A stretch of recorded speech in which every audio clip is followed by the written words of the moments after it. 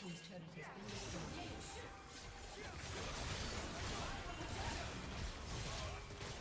Hello, hello, folks. That took a bit of doing. My days. We're here as 1xN is attempting to pop off until Henna managed to get atop of him there with a little bit of help from Grizzly. Herald being summoned to the middle of the play there. We are partway through game one. I only apologize on the delay there, getting things rolling, but we're here now. We'll take that win as it should be intended.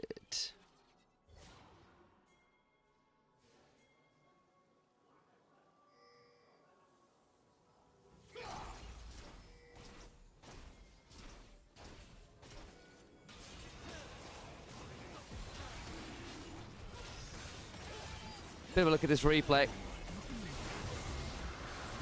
Dragon secured there. Interestingly, by the Nymaera, they all got a bit messy from that, to say the least. Red team's turret has been destroyed.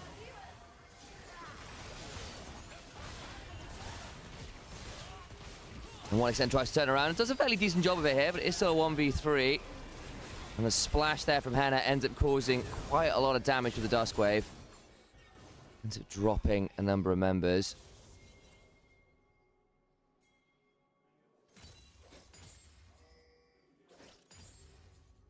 Here, just split pushing away. He's up a lot of CS actually into Lianchen, who's not had a great time of it here. Again, Ultra Prime were 0-4, finally got their series win the other day, but again are well and truly out of playoffs contention here.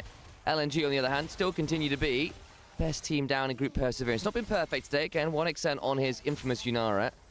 All the stories about how it became a permaban world because of how ridiculous this guy was in off-season scrims.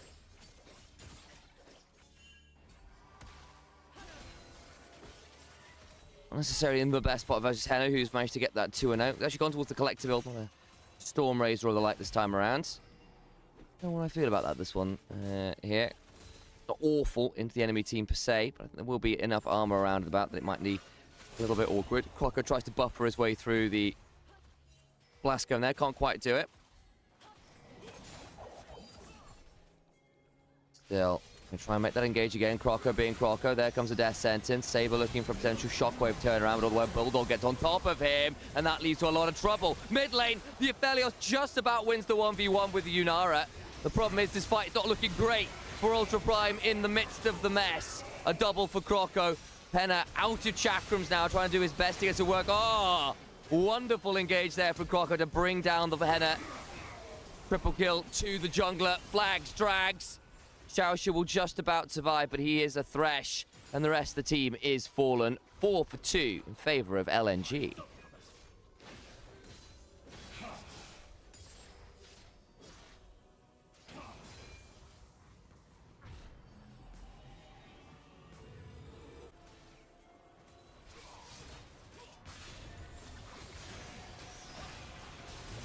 Have a look at the play again as Bulldog slides on top of Saber. 1xN trading with Henna, but Henna had the barrier and a lot of damn chakrams. It's one of the reasons you do see the Aphelios into the Nymaera is it's just a DPS check. Yep, you can actually win.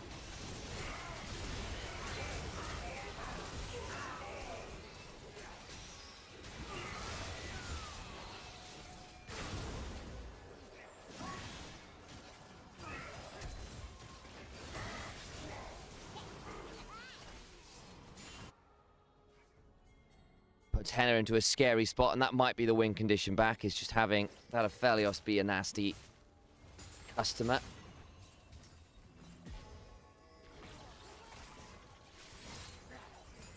Look in there, doesn't quite work out. Looking with that death sentence. The Affinity Edge is done, by the by, for that Aphelios. Keep your eyes on that. Xiaoxia, though, not enjoying the experience of the rest of the DPS coming on forwards. Nah, split pushing away as somewhat expected. Ganchen's not really able to deal with that at all right now. Yeah, always been a bit of a Nah, enjoy it. I don't want to cast forever, I'll need a break.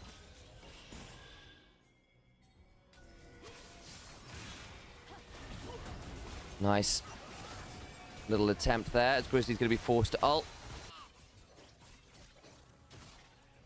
6,500 gold in the lead now. There's soul point to claim should they wish it. Oh, missed his crunch. Wallop, rather. Crunch is the hop in Mega Gnar form. Finding Eclipse. Death Sentence just wide. Missing will burn the barrier. Courtesy of the spellbook.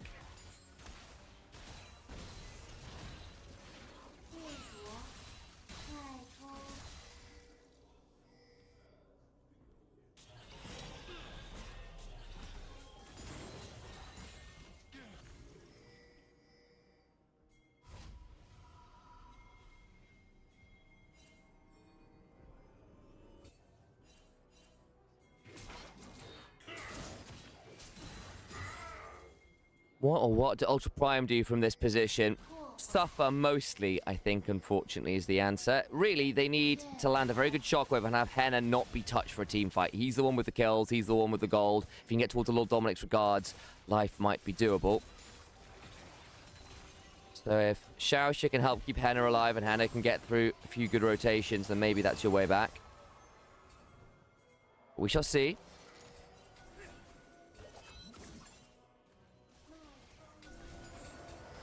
Change the volume in game a little there.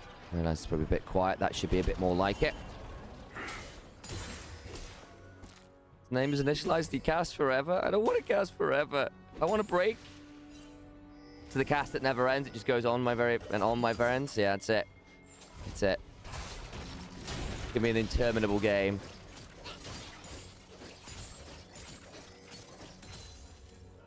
Why is Cast Forever suddenly to the tune of SpongeBob SquarePants in my head? I can't hear you!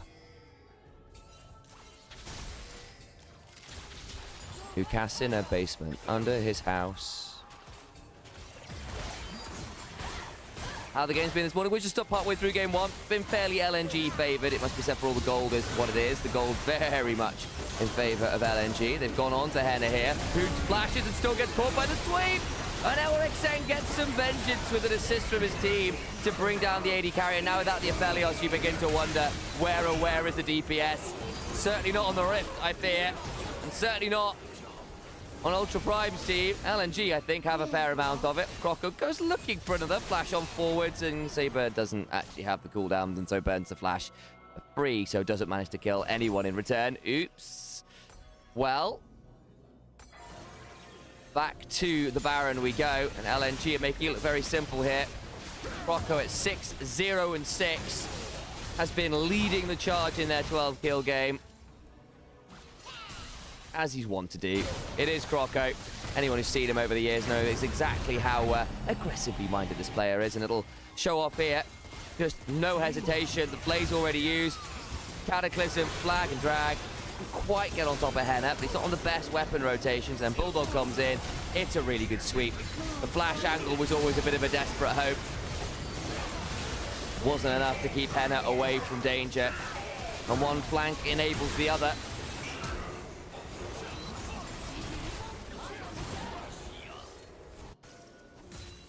Lively look.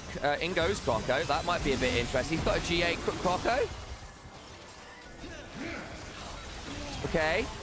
Missing now at the back end of the play. Xiaoxia's not having fun. Pulled out of his headbutt there by the play. We'll still end up finding something. Back there's the Unbreakable Well, the Mega Gnar into the wall. Saber and Grizzly, unfortunately, are not having a great time as Croco keeps going. Does finally fall. That was a bit deep. It will still lead to the death of Henna, though. He's not allowed to retreat. Lianchen also is murdered. Two members remain, the solo lanes of LNG, and they'll be able to walk into this base and end the game here in convincing fashion. The trigger is pulled, and sure, Ultra Prime finally get a couple more kills in this game, but it will not change meaningfully the game state. That state is death. Xiaoxia under this turret, just trying to find anything, something, buy some time. They don't care. They're going to try and jump for him. Ruin Croco's 100% KP. How could they? Either way, the game ends, and LNG firmly in charge in game number one.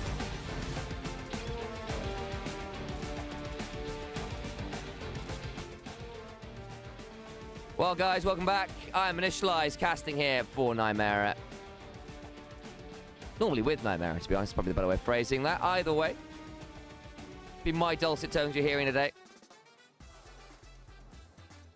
as we get ourselves locked in for more and more of the action today. Invictus Gaming versus JDG coming up after the series we got in front of our screens today, but LNG Ultra Prime feels a bit of a Beauty and the Beast competition. LNG, for all they've been down in Nirvana, have been putting up some beautiful games. Not necessarily be said for Ultra Prime, unfortunately. Who have, I think it is fair to say, struggled. Is LNG better than JD? Difficult to say, Scubs Games. Unlikely. JDG are part of the top group with the best teams in the league. LNG are a good team that has started the year down in the bottom group because their roster was built over the offseason. The decision where the groups were was kind of already predetermined, which basically means that actually we don't know what LNG are going to be like. They're certainly better than the other teams down here, but we haven't seen them against persevering teams. We certainly haven't seen them against Ascend teams.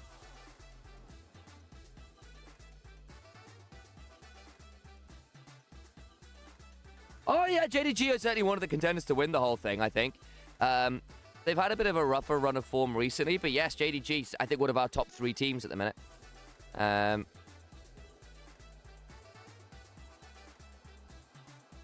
But yes, they definitely have got the capacity. I think they have been good this split. It's JDG, BLG, and AL are probably your front runners, I think.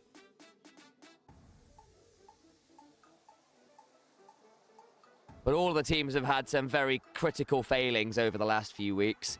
And fumbled some good positions in the league that have led to everyone being a little bit of a mush at the top of the table.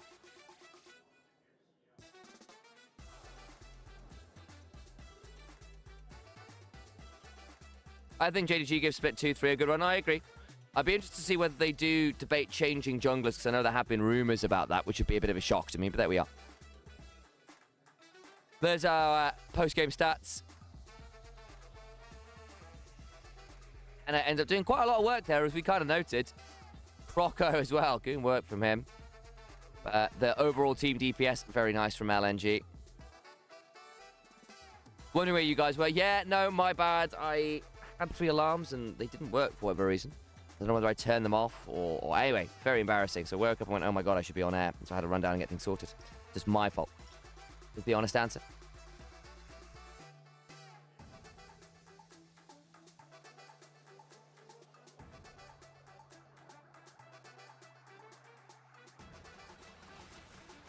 Classic, yeah, literally. I had 3 alarms as well, so I don't know what happened. With an hour and a half spare. Expecting at least the wake-ups to get me, but they were all off. I was like, did I turn them off? What did I do? I don't remember doing that. Anyway, damage done. Here we are now. Give me a moment, guys, while I get Spotify up. And we run some ads. Remember to have a look at Opera GX. If you haven't already. And Ko-fi. 2 great ways to support us. The Opera GX doesn't even cost you any money, just a couple minutes of your time. Download the browser, make it a account. All's good in the world. Why didn't Ultra Prime focus on her in the last game? Well, hi, Initialise here, but I will stand in for Nymaera just fine. Realistically, I think they tried, but I don't think Grizzly had a great time frontlining, and Xiaoxia didn't really have the best lantern angles. But yes, I agree. I think it wasn't fantastic from jungle mid, actually, to help keep the AD carry alive. We're looking for their own plays, and it didn't really work out very well.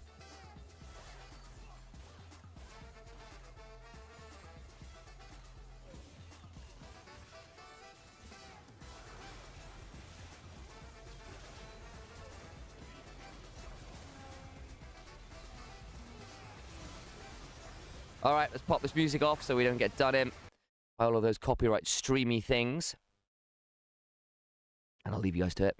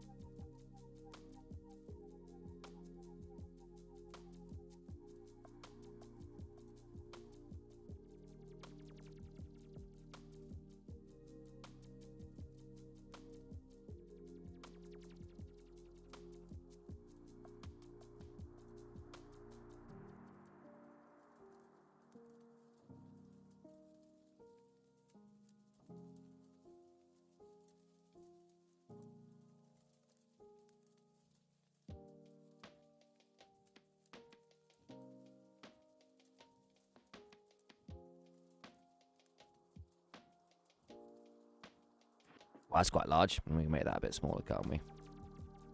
Wait, can we? Hey, good player of the game. As expected, somewhat.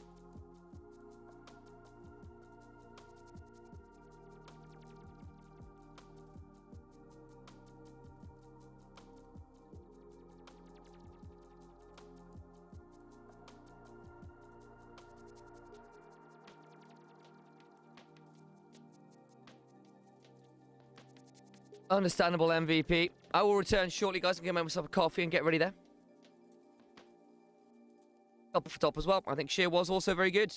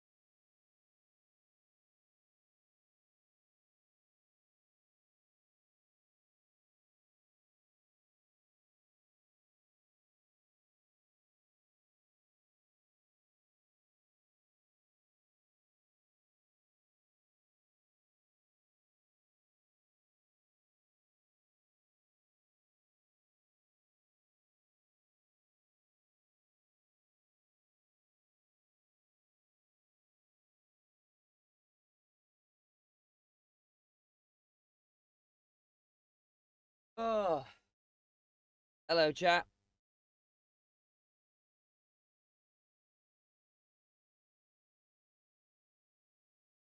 Ah, these haven't turned on. Right, need to return these on. Oh, no.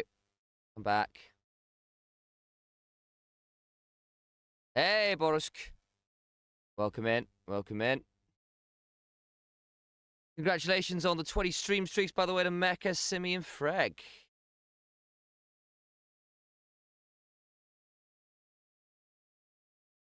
Did I leave you without sound? That's really weird. Why? Do you not play properly? Okay, well, that's resolved it. That was weird. Okay, apologies, guys. I did leave you without sound. I was like, that's the reason I thought my headphones were off. Without the sound, the demons will speak to me. That's fair. Sorry, apologies for that one. Spotify had a moment there. Anyway, it has been resolved. I think it got a bit weird being connected to my phone, probably. Anyway, no longer an issue. I do apologize for that.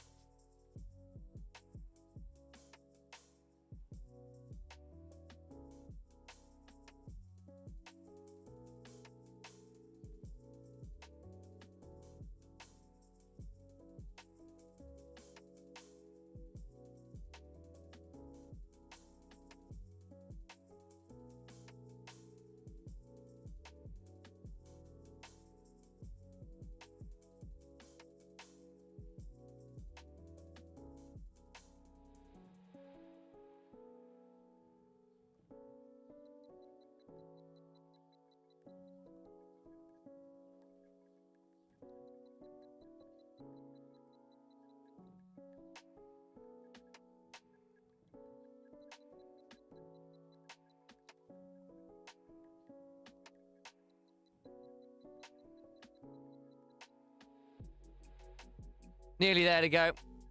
Game number 2 on the horizon. Bit of a grin there from Sheer. Players on stream there. Let's maybe get ready to switch our volumes over, eh? There we go. See you around, Corey. Thanks for being in here as ever.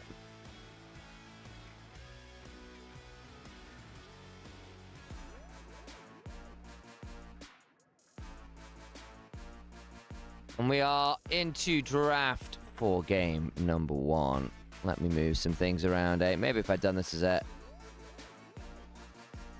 separate thing, it would have been better. But hey, that's fine. Ultra Prime over on red side again. Going to get that.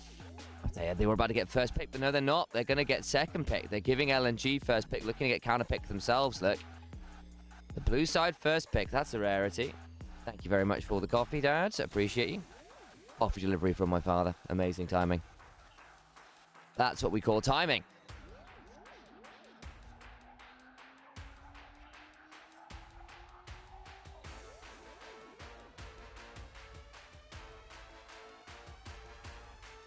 Besser, the first pick there. Theoretically, of course, can go to Croco. We've seen a lot more of it go...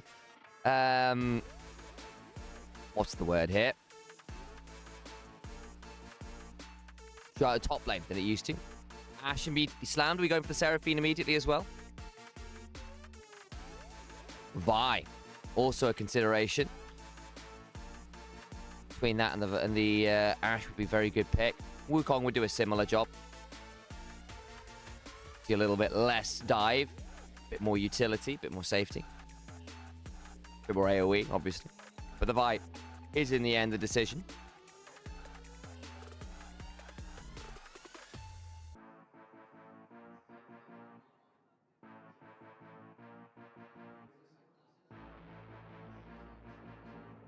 Ezreal Karma slammed by LNG.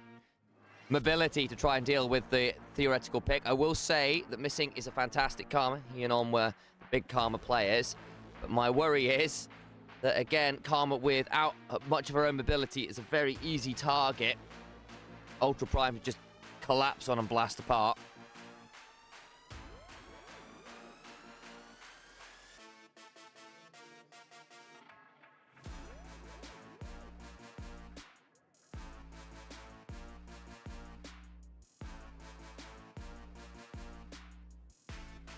What are we doing here, then?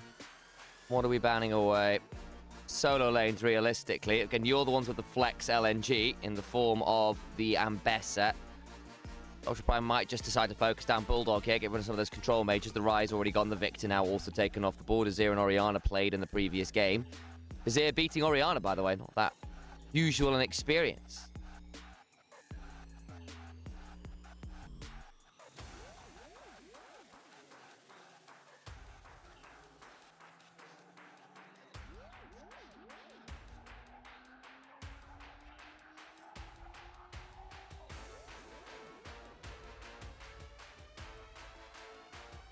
When banned by LNG, they're holding their sweet time here in terms of picking up other bans.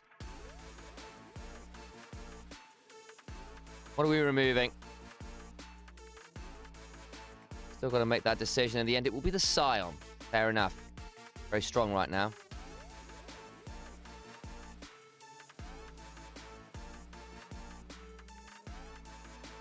Kali away from Saber. Makes sense. Again, Saber is a big enjoyer of that champion. He's had some tough games, but, you know, historically always enjoyed those melee assassins. You're going to feel obligated to go for one here. Could maybe do a Yone. Be a bit rough to do blind. But hey, we'll see. Is Ezreal rising in priority? Yeah, a little bit. A lot of good players are good at it. I wouldn't necessarily first game it, but it's not bad in games 2, 3.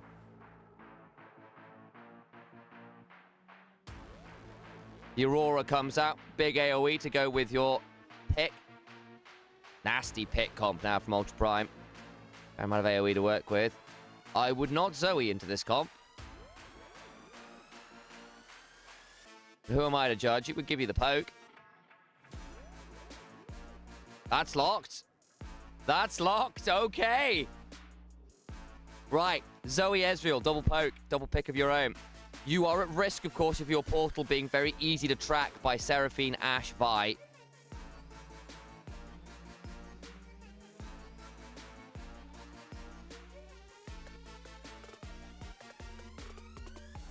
Neferi being hovered.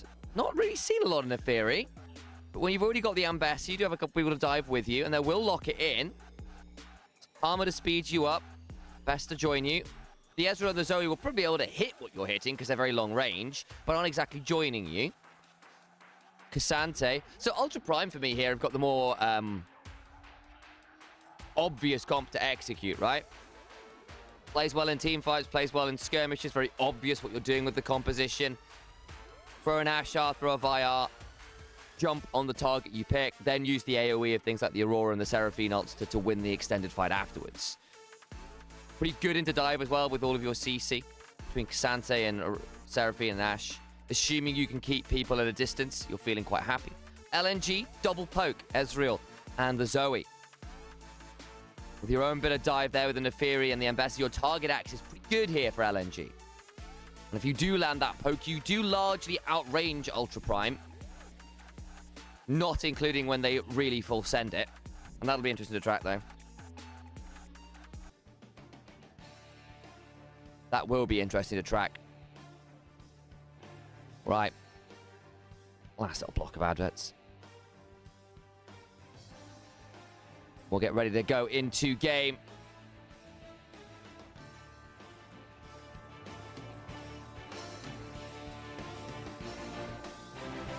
And move things around. About there.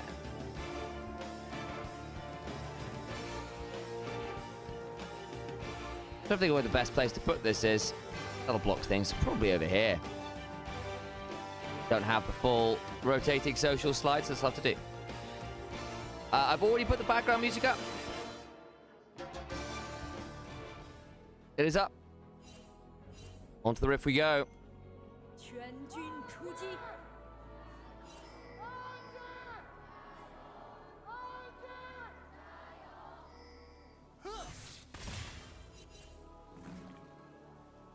But thank you for that tip, Alex.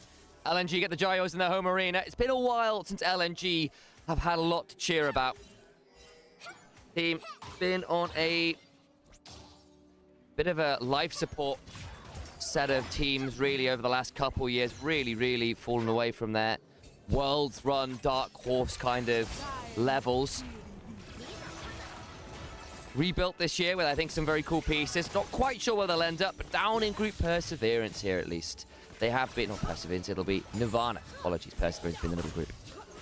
They have been really good. We've been very much enjoying watching them. I had some hope seeing the names on there. It's largely been delivered. There's the barrier. The level 1 there by 1xN and missing. Run at the Seraphine. Run at by the Seraphine and the Ashe, which are very impressive in the early game. Not a surprise there. LNG has to snowball through mid game statistically here. I think that makes some sense with the comps they've got. If it does get towards late game, I think the raw consistency and front line will make a bigger difference. Missing now throwing down the heal has got the inner resolve to force some damage. Xiaoxia in danger. 1xN gets the kill. Beautiful from the bot lane. They get the level 2 as well. Henna throwing out the Ranger's focus, trading back well. Again, we'll have to worry about missing having a soul flare up and available. Very nicely done from missing. 1xN follows up with extreme precision. Heal allows him to stay on top of the Seraphine with the focused resolve. The root comes on forwards. Nothing to be done there, even with the flash. Man, I love this bot lane.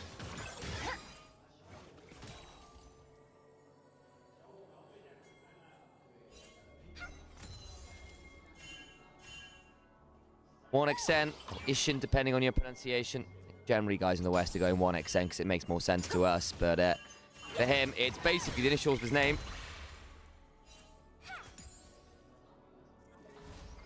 It's Li Shen. Makes sense.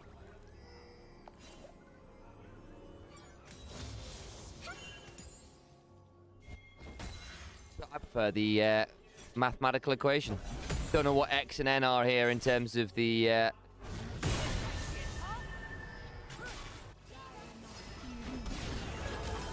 variables, but here we are. Another root. Good chunk onto Xiaoxia. Kept away from this wave. Overcomes the Vi. Will be asked to help deal with this. Remember, 1xN has got the flash. Also, let's do the easiest target. Missing run out a little bit there. Doesn't get hit by the beat drop. Again, one of the terrors of an Ashe Seraphine lane is basically because Ashe provides a slow with her autos intrinsically. That means that Seraphine's beat drop will always root, even if it's not doubled up. 1xN hit, rooted. He's probably dead here. I think he should have flashed that. Got very greedy. Needed to flash there. Thought he was out of range and wasn't. Unfortunate. And that's a kill back to Henna. And that wave is coming on in, so that's going to be a lost wave as well. Tough. Missing will try and hold the bunch of the wave as they can. Wonder whether he's trying to hold there to stop the Vi flash following. Either way, good wraparound gank there.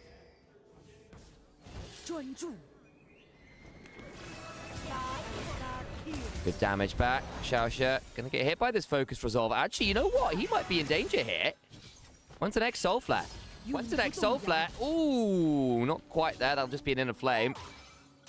5 seconds. It would have been a bit too soon. Either way, very much delayed reset. So the Seraphine won't be in lane as the waves come crashing in. Boots now done for Henna. Very nice for the Ashe. Attack speed is good for her. More autos means more slows. Means more Rage's focuses.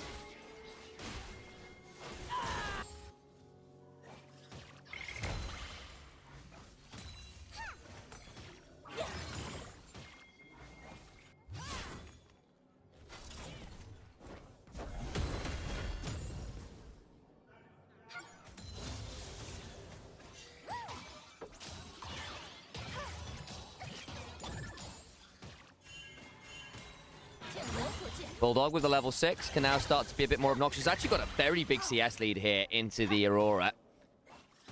And that is something to track, actually. Again, Aurora doesn't really like being outranged. And one thing Zoe does is she outranges you. Has also gone for the Ignite, by the way, has Bulldog. No teleport to be seen here. Of course, Zoe does get to steal a lot of summoners. Quite mobile on the map anyway, with some of her ability to nab summoners with spell thieves and a few other bits.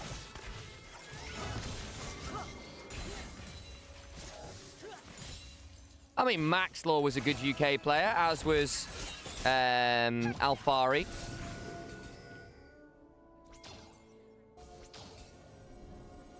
So I'll not have that, Mabby. Maxlaw on the Camille jungle. Oh, 1xn does still have the doesn't have the flash anymore. Arcane shifts away. Missing will likely die here, I suspect.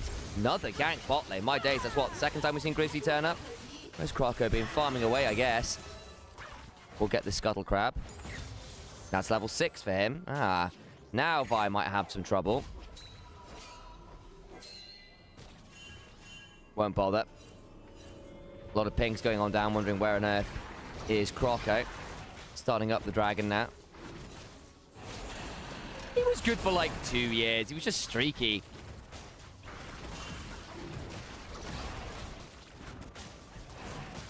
He was pretty good in 16 as well. As the reason he got picked up for that roster. Don't get me wrong, he was streaky. Ooh, Saber eats the Trouble Bubble empowered paddle start. That's a paddling.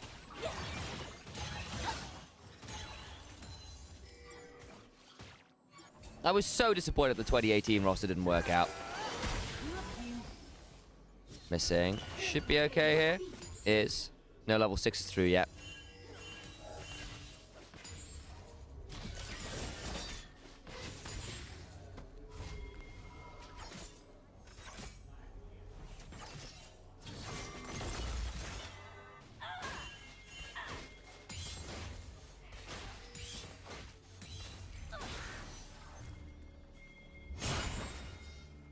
Bunning swipe. Some lacerates. Not really looked top lane. Been a bit of a standard matchup as expected. Nothing super exciting to see there.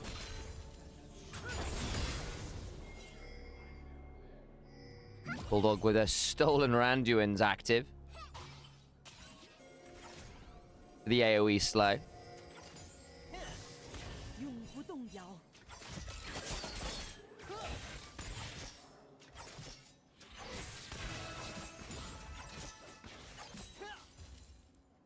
Interesting, we have seen this Ashe Seraphine just sort of turn up generally out of nowhere.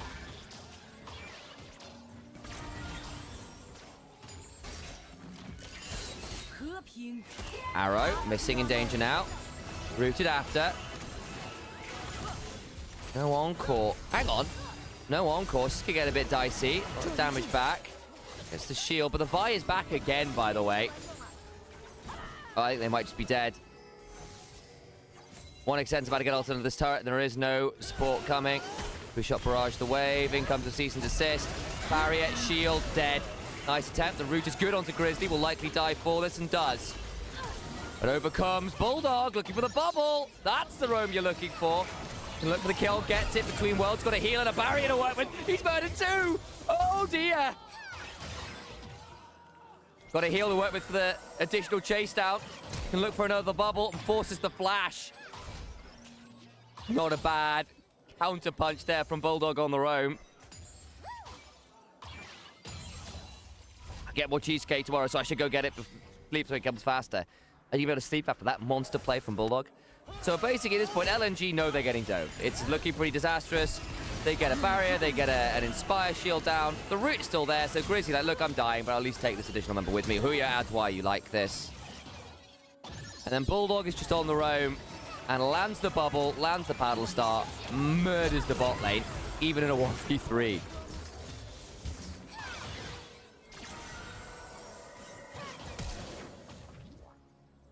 Gets the flash after all. There's not a lot the Saber gets to say about that. He's there like, I've got my ult, I've got my flash. Oh dear, no, never mind, don't want to be hit. And now Zoe's got a lot of stacks of the Dark Seal.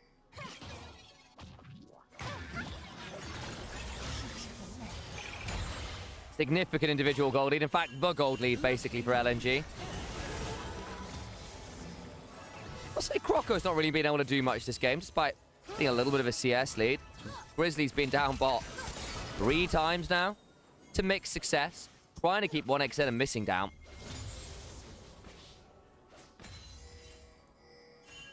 Really blame them again. Henna was a bit of a win condition last game. Not been simple for them, to say the least. Even with all that attention, 1xn still up a couple hundred gold, which is a bit frustrating. Still, the combo is what you've drafted for, so you may as well keep trying to play towards it. Does become a little more problematic now that the Zoe is incredibly strong. No one really outside of the Cassante that's happy to tank up a bubble and a paddle start.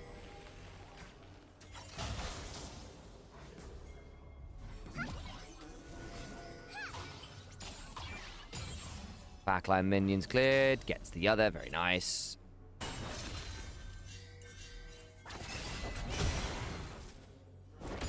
I do miss seeing Zoe regularly. She likes a Showmaker pop off on her. Was kind of cool. Out comes the arrow. Doesn't land. And now Grizzly might be in a dangerous spot. Won't be. Henna. Focus resolves. Into the Soul Flare. Good damage back onto him. Ow. 2/3 of his health bar disappears. Barriers as well. Croco can now go jumping over the wall. The True Shot Barrage. The Hound's Pursuit. The Encore dodged away from. Very nice. And a second Hound's Pursuit. Shaosha follows as well. Eviscerate away. The call of the pack delays a lot there. The bubble just wide. Grizzly now can think about going forwards with Saber, maybe. Croco shielded there by some Defiance. If this game goes late, Cassante going to be unkillable? Yes, that will be the issue.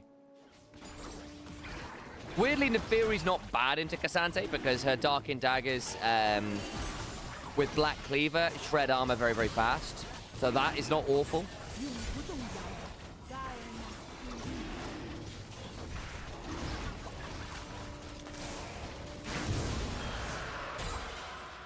There's the bot lane roll quest done for LNG. In fact, their roll quests are all done. Jungle, mid, and bot not done for Ultra Prime's kind of rough for them. Bubble lands.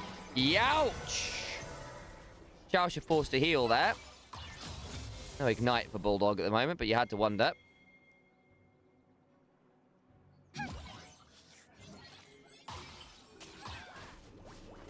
And if this mid lane turret falls in good order, a Zoe with vision advantage and no mid turret in her way is a very different beast to one where she's lost her own mid turret.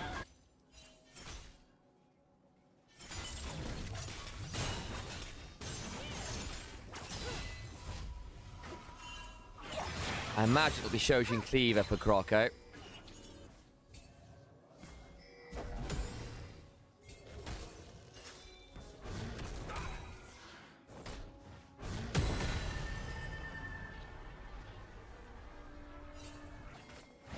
Little skull crab fight. Some hot Neferis. Didn't listen to hot dogs, see how funny I was there.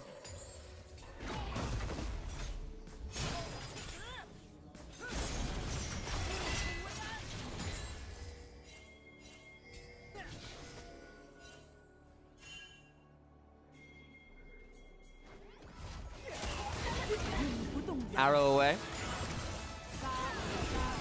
In a resolve. Shaosha, remember, doesn't have the flash or the heal. This could get really dicey. Out comes the Encore. 1XM forced to be a little bit charmed by Seraphine until Ezreal goes, wait, what am I doing? Let me shoot you in the head. And does that. They pick off the Seraphine.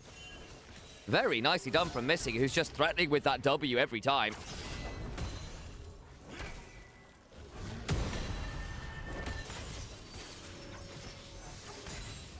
Might be in danger here. There's the Vi, flash Q, hops away, flashed away himself, misses the twofold Hex, gets a barrier, gets the blast shield, finally falls. 3 ults and a flash. They do kill off 1XN. Not really sure what more he could do there. That's why he didn't flash the first time with the bot side gank, by the by, is because there was that possibility of a Q flash.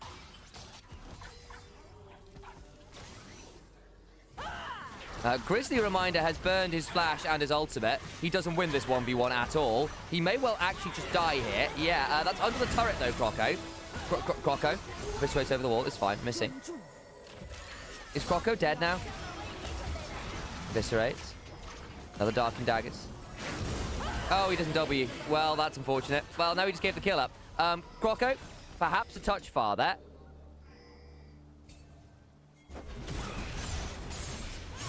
The APA yapping at LCS has been excellent. I agree. You freak.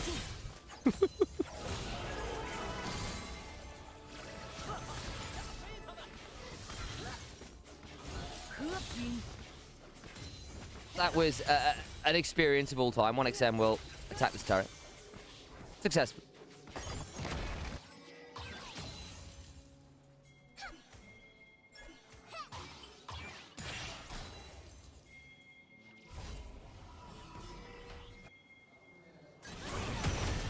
Here, trading well into Ancient. And again, Ambessa's a weird one into tanks.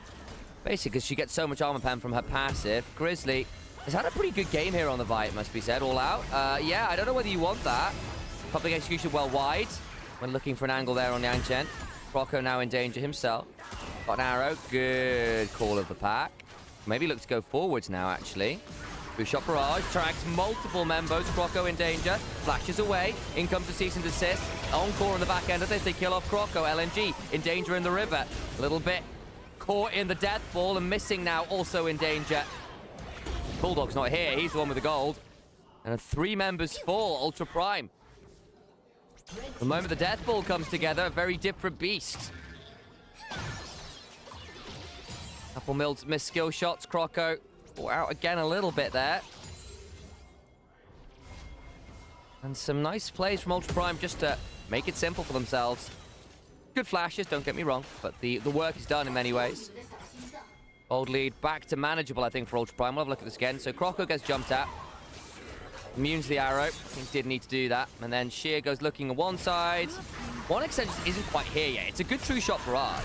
But they just don't quite time it right. And then Sheer goes flashing in, looking for the angle. Saber's here, though, and makes this a 5v4. The encore means that Sheer is kind of unable to keep up his oppression, while Saber and Grizzly jump on the other side. Cause a bit of strife. Still going to lose soul point, though, for Ultra Prime. But a little bit too much in that play, I guess. For all that Bulldog wasn't there, he did end up getting first turret as a result. In fact, they've got 3 turrets of LNG. I kind of blanked on the fact they managed to pick up the other side turrets. I think there's a lot of standing gold still for Ultra Prime, but again, being into a poke hop with no turrets can be a bit miserable. Couple unfortunate overforce from LNG, though, giving Ultra Prime very much a window into this game. Saber with his own very high burst build here. Luden, Stork Shoes. Spellslinger's upgraded to Dark Seal, looking like a Shadow Flame second. Into a very squishy composition. Bubble, just wide, arrow. Oh, to the encore. And that's the pick. Saber is, oh sorry, Sheer is gone down to the hands of Saber. We sat on a ward and didn't know it. Oh! Yeah, that's poke. Bulldog says, yeah, you might have killed my top laner, but enjoy this.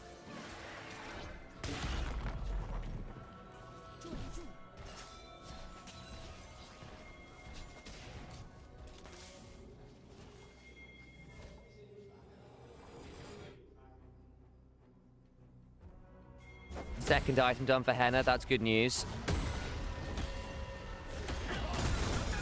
Yeah, unfortunate ward control issues there. Was sat on a ward, didn't know it, gets hit by an Ash Arrow, blasted. It happens.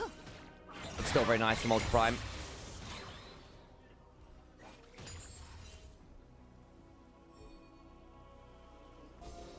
Second item done for Bulldog. Shadow Flame. Always been very good on Zoe for obvious reasons. Namely that she loves threatening people with basic abilities, and giving her spells crit at low HP sounds real nasty to me. For Henna. Henna needs to be really careful. True shot barrage. Tries to read the flash, doesn't get it, but that's still the arrow out. And again, for all Ultra Prime have had some good fights, they haven't got any neutral objectives really. Still no turrets, still no dragons. They get the Herald at least? Didn't see, actually. Doesn't look like it. I don't think anyone got Herald. So that part of the game has still been problematic for them. Mountain Soul would make this a lot harder again for Ultra Prime. That'll be a fight in 2.5 minutes.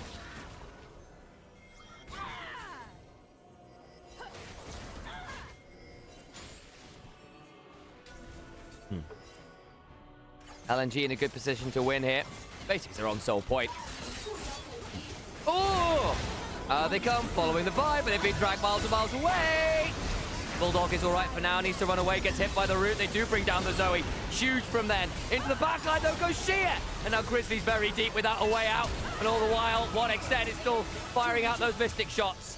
Chausha with a good amount of healing there. The Echoes of Helia doing some good work. Grizzly forced onto the blue buff to try and heal. Pretty damn deep here, though. They can go hunting for him. They see this going down. They found Grizzly. And he's in danger now as a Dark and Dagger stack. Call of the pack, good damage back, but there's a shield courtesy of missing, and Grizzly dies. And all the while, one extended sheer claim to tier 2. Finally brought Bulldog down, and that's great news, but they went very deep to make that happen.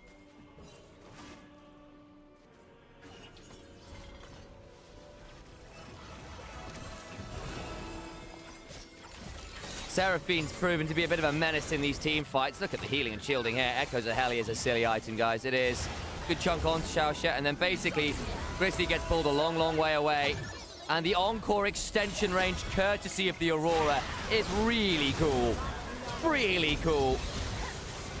Still, leads to a lot of damage back to them, and it's a really good public execution onto Henna, who gets blasted. Your AD carries down. And Sheer's just bloody scary. Grizzly has to flash. He was caught in a 1v3.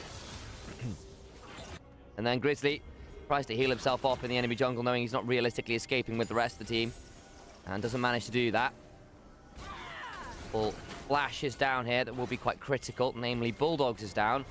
So, unfortunately, is Grizzlies and Henna for Ultra Prime. Here, maybe getting jumped on here. Gets hit by the weirding.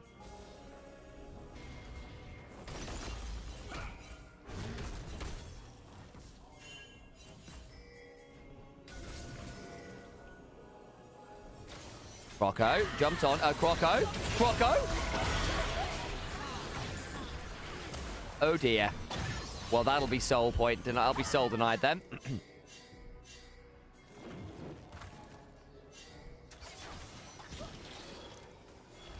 Walked all over Vision there. Kung comes on through. Sheer looking for the angle, is on a ward. Poke tries to come on through, but again, the vision control means it's a lot easier to dodge these skill shots. 4v5, LNG still wanting to play this. Risky stuff. Sheer, trapped to the front line, not that tanky. As we can see, the root comes on forward to Sheer, forced to flash. Allowed to cleanse by Mikhails. Turnaround poke is still pretty good there. Lian Chen eats about half his HP bar. Hey, Virion. Grizzly. Not a threat from Bulldog there. Blue team's turret has been destroyed. I need to see how Croco ended up face checking there, because he walked across so many wards to get that.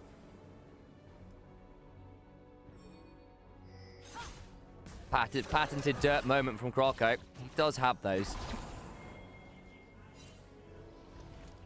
All out aggression and swagger at all times of the game. For better or worse. And the gold leaf for LNG shrinks again. Bubble. Two-shot barrage. Tags, though. Ow! Yeah, that stings.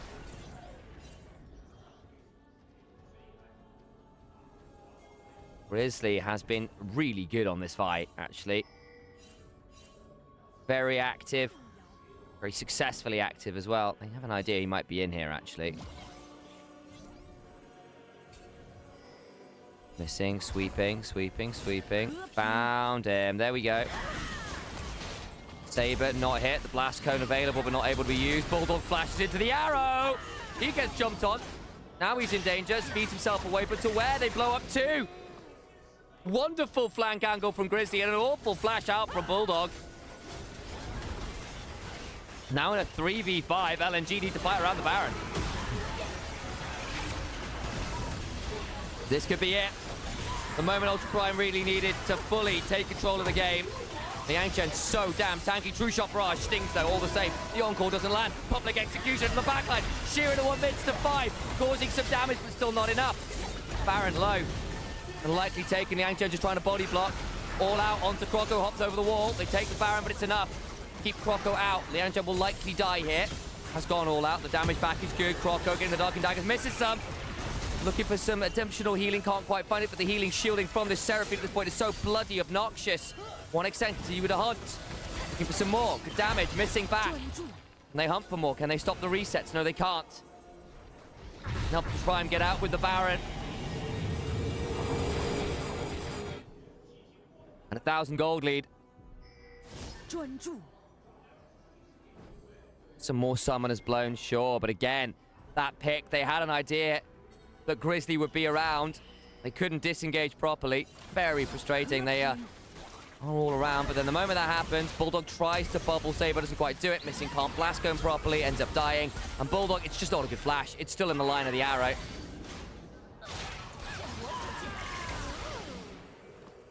You probably have to hold it a little later. Or your flash there ends up causing some trouble. Has now got the arm guard. A minute or so until we'll start seeing setup for the soul again. Maybe that's enough. A lot of standing gold for LNG. It's for Ultra Prime to pick up here. They've only gotten one turret. And that could be problematic for LNG, as the gold lead will surely balloon as all of this standing gold is picked up.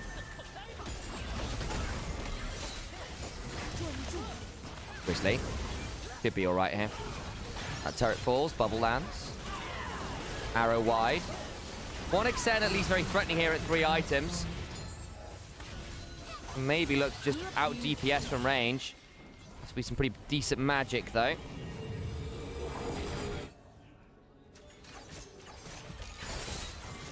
Dragon 50 seconds away. And again, we're getting to that point of the game where the Death Ball from Ultra Prime with the Cassante, with the pick, with the Seraphine heals and shields with this Echoes of Hellier. Becomes very, very challenging. Burn 3. Poke comp being mitigated well by all these shields. Of course, Xiaoxia themselves, very squishy on the Seraphine. She's not exactly known for being a tank. Without the flash, maybe they can look to bring her down.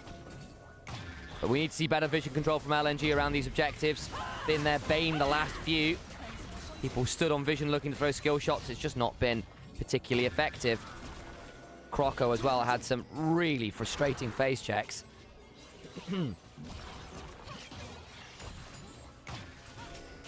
Don't have to fight this dragon, to be fair to LNG. Beat drop is wide. Dragon started. Out comes another bubble. Forced a slightly awkward backstep. 5,000 HP. Sheer can look for the ult. Looking for public execution angle. It's on a wall. Bulldog still throwing up paddle stars. Not really landing with them yet. The bubble blocking off part of this. They go in and take it! Oh, Croco! Wonderful moment. Steals away the soul. Will die for it. Mounted soul secured by LNG. Baron's still 2 minutes away, so can't even turn for that. Oh, just sidle in. Bubble. Half make it. Beat drop wide. Can maybe look for this tier 2 on the other side. Croco, you fool, you've given them a faster elder. Bulldog looking. Nice chunk there from Sheer.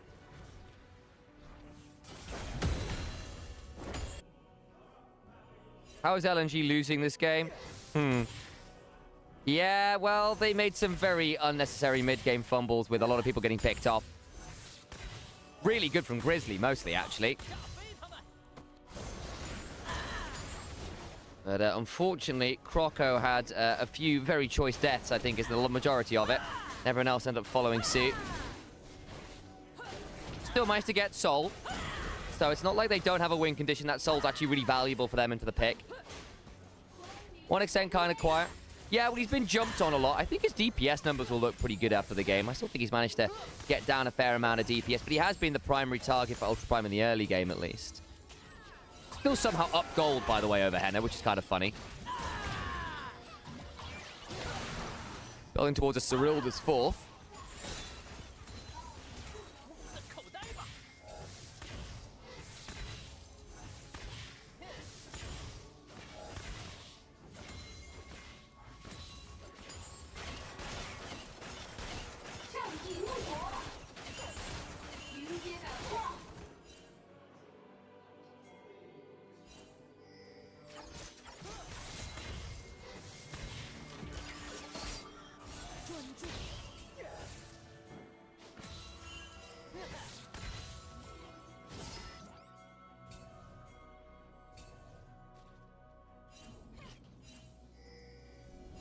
Grizzly. Off vision, missing, maybe being jumped on. They had an idea. Standing away. If anyone does get MVP this game from Ultra Prime, it will be Grizzly. There's a death cap done for Saber. Bloodthirster for Henna to help deal with some of the poke. These shields are proving very frustrating to cut through. I think a Serpent's Fang's a requirement here, actually. In fact, there you go. You can see it on Croco. Death Dance done for Sheer.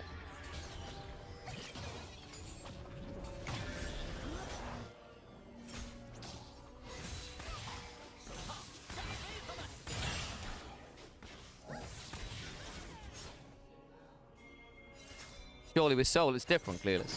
I mean, it helps, don't get me wrong. It's certainly a big deal for Sheer and Croco.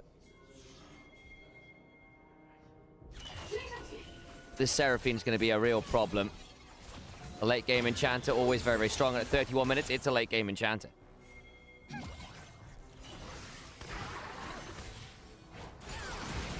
Raps being fought over, smote away by Grizzly, looking for the bubble. Lands it. Uh-oh. Dark and Dagger, True Shot Barrage. Not that much damage there, of course. Still pretty damn tanky on this Vi build. Merc Tread's helping quite significant. Also at level 17, it's just higher level than basically everyone on LNG's team.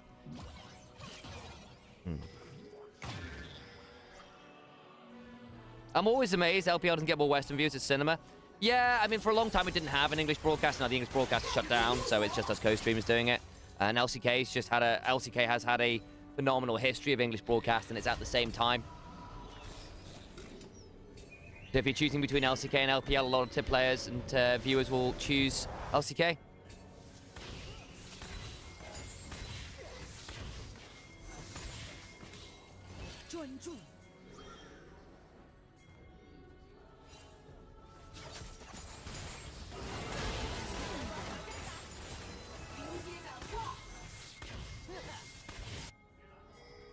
Grizzly behind. TP behind. They really want this play. Bubble. They've got an idea. They see the TP. Saber is all right. Minute till Elder. We are probably just going to fighting over this Elder at this point, which is kind of crazy.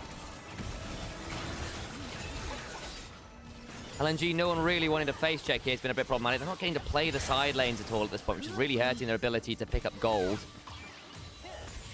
Still. Been a bit of a stalling point since that Baron and Soul steal. No one really able to make the aggressive moves. Dark and Daggers lands. Gaucha chunks. Croco jumped at. Bubble out again. The bubbles haven't really been leading to picks, have they? Not anymore.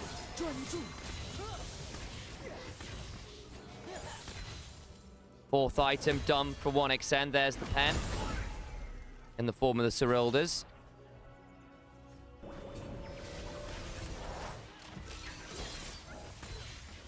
He's got 3,000 HP now, is what I said, actually, which is kind of wild. A lot of HP.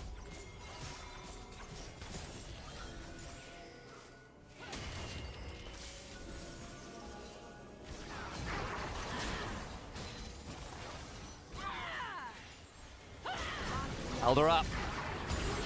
Vision control in the river, very much Ultra Primes.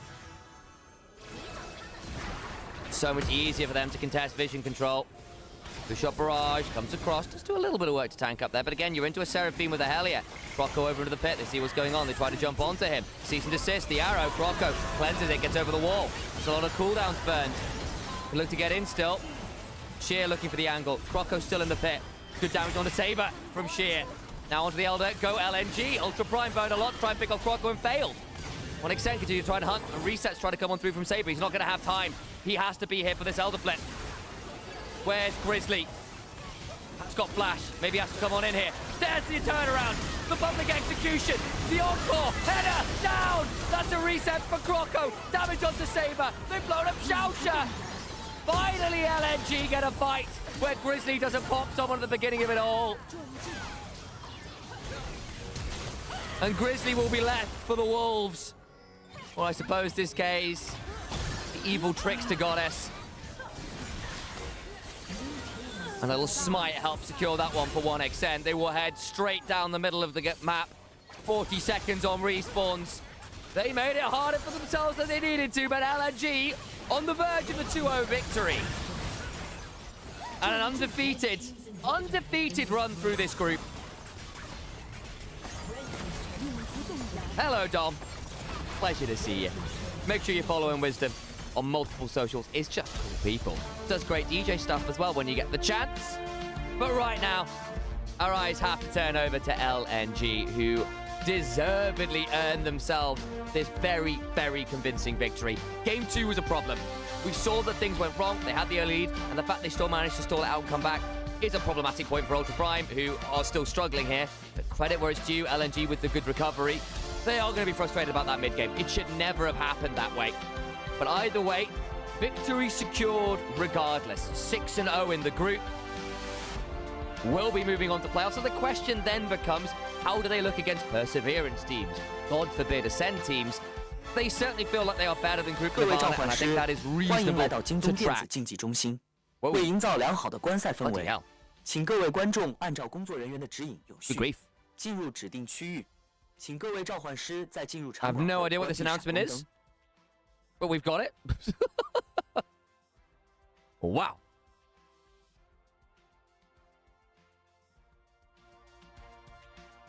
Anyone know what the announcement was?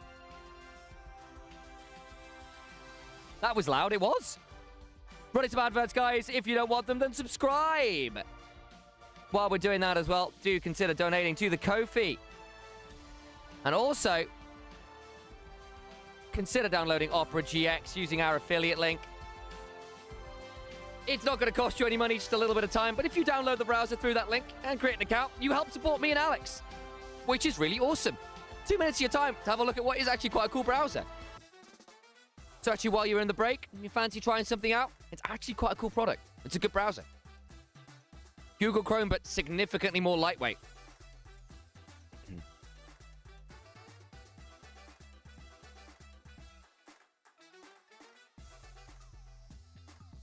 Thank you for those who do help out.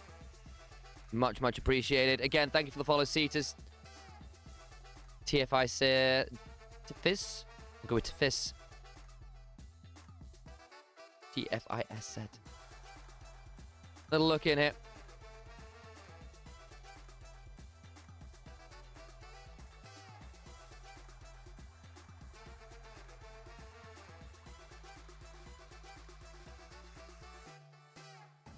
Where did I put my... Oh, there it is. Opera GX.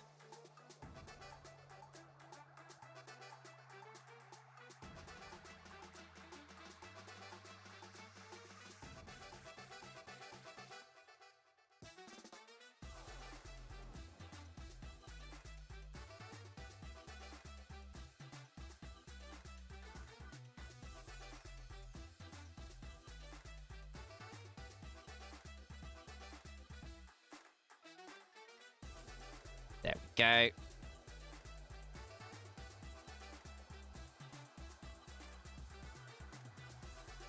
Nice. Oh. I'm likely going to need some more coffee at some point. Let's mute this briefly until we see the interview, and then we'll switch it back on. Won't leave you guys with no audio this time. That was slightly embarrassing last time, wasn't it?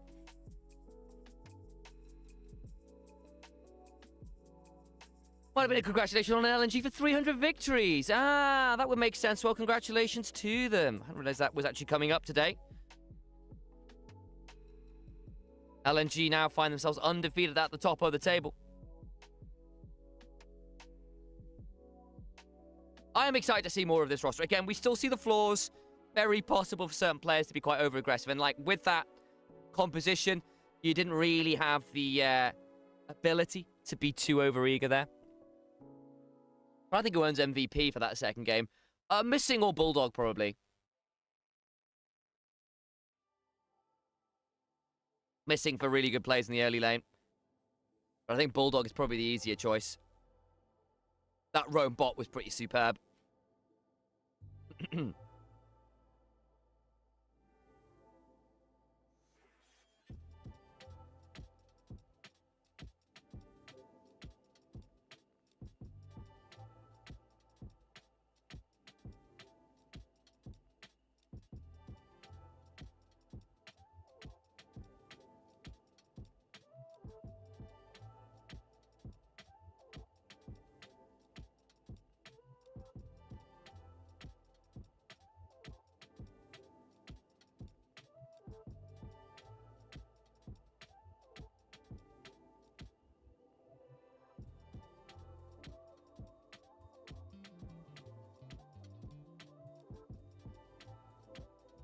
Good DPS there. Oh, what extent, actually. That's some numbers. Yes, that's what we talk about. Yep, the Ezreal. I thought the Ezreal was doing some fairly good poke there. The fact that Bulldog didn't end up actually converting well in the mid-game to doing damage, partly because the vision control disappeared, right? The moment they lost vision control, Bulldog's job became a lot harder.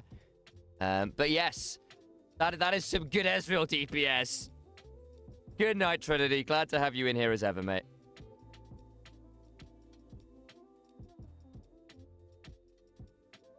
Appreciate you as ever.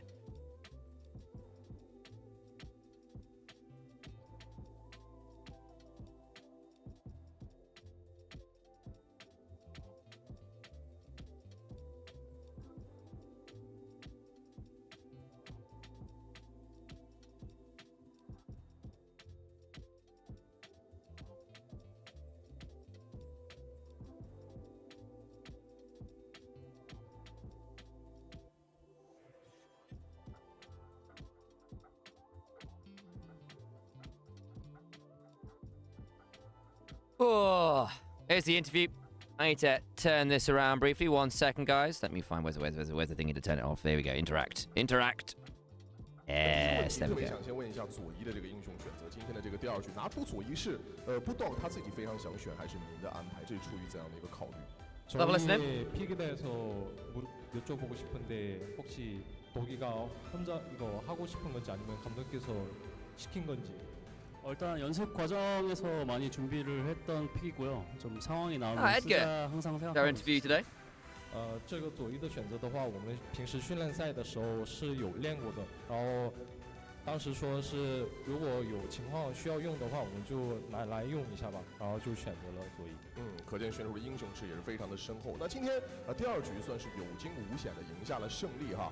在中期可能选手们会有一些没有那么严谨的操作。我想知道是平时如果发生这样的情况，教练处理这样问题的方式大概会是什么？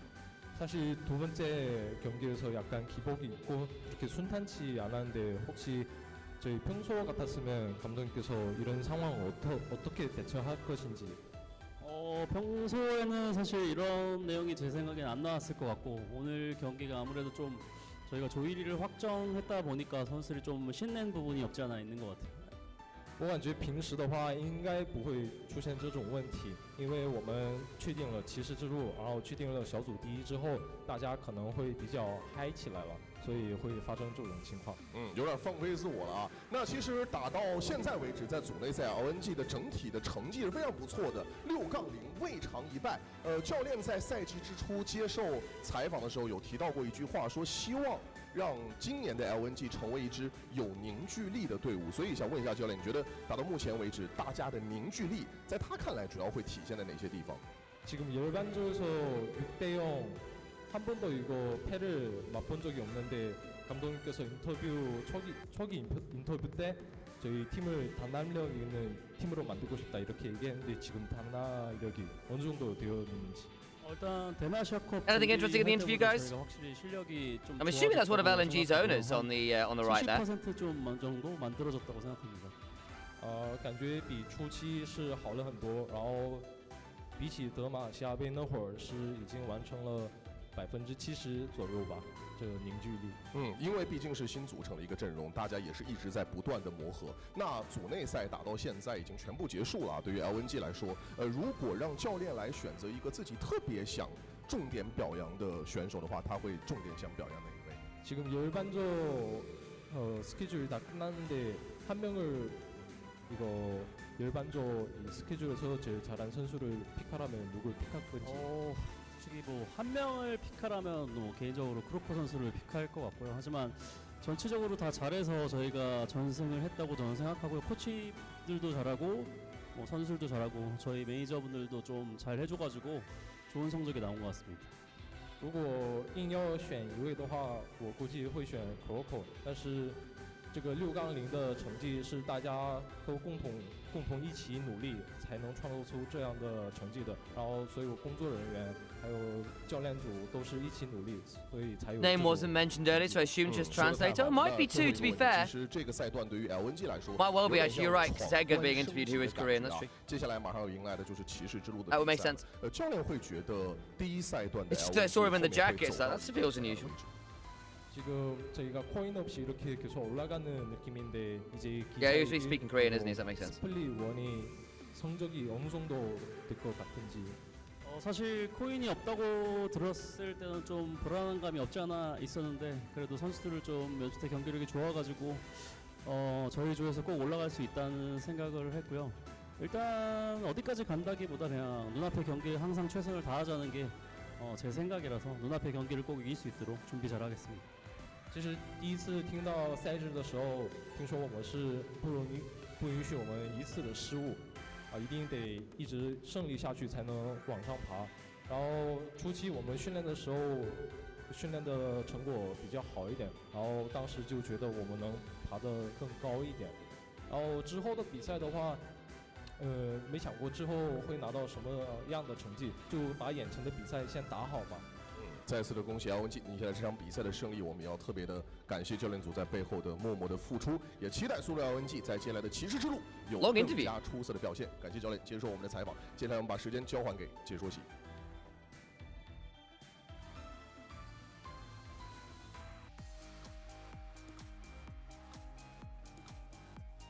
There we go.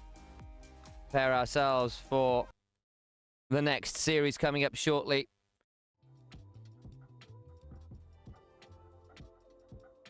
Which will, of course, be Invictus Gaming versus JDG. Should be a great matchup, guys, so do make sure you're around for that one. I'm going to make sure I'm all armed and dangerous with some coffee ahead of time on that one. And we will see shortly how that one looks.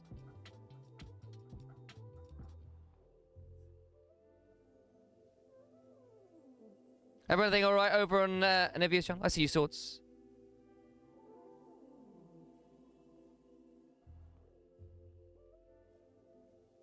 I think we're all right there. Not seeing anything super crazy here. Frames seem fine. Oh, it's looking good.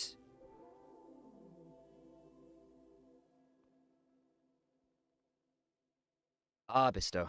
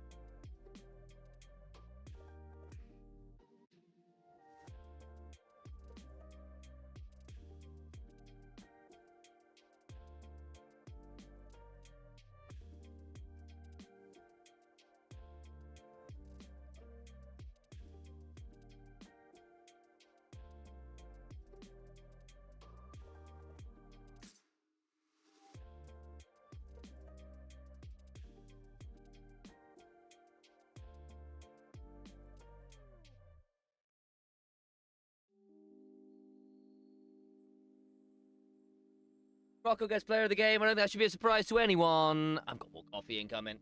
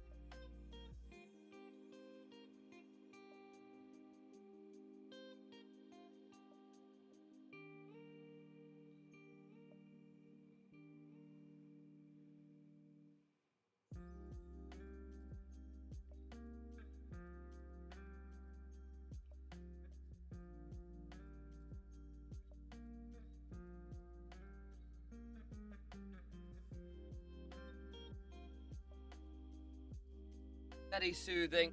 Rocco gets player of the match as we kind of expected. Think JDG should 2-0 IG like LNG did to up? Hey, Slayer, good to see you as well. I have no clue how this one's going to play out. I agree. Like, on paper, JDG are the better team.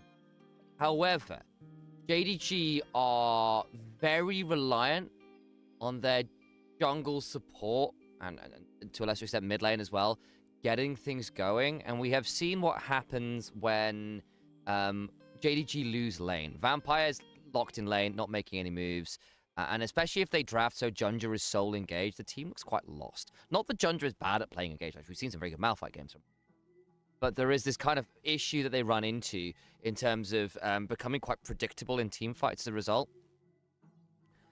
So, yeah, I think IG are a bit of a weird one because sometimes they can just out-muscle you in lane and then you go, oh, God, what happened here? Because, again, they ran into the issue versus... They ran into some... like they kind of managed to do the opposite to BLG, right? Like, actually, Honku kept Knight accountable, which is crazy. I managed to play from there. But if for whatever reason JDG draft themselves into a position where, like, Vampire is not able to join Junger on the map, I don't know how good they are. I think JDG are also prone to panic. That is such a good way of putting it. Yes, I agree, Slayer. Also, good to see you, mate.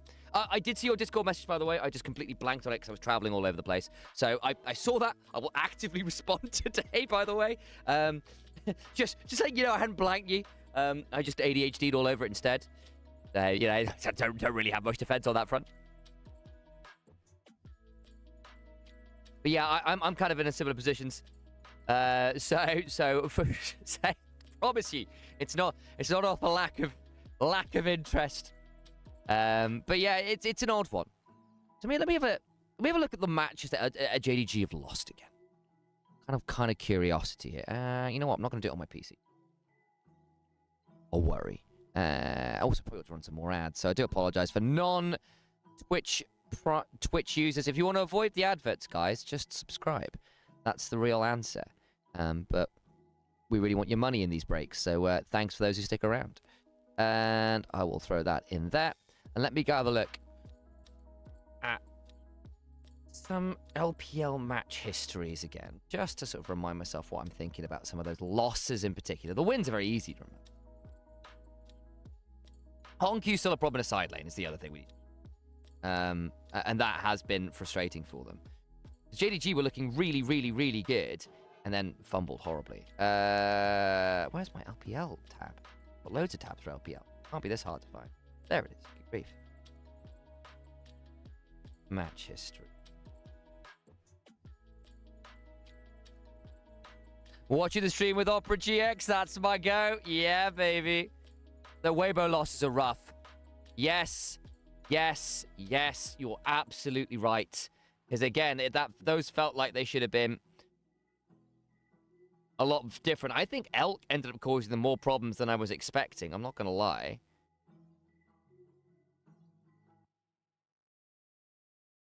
Yes, I completely agree.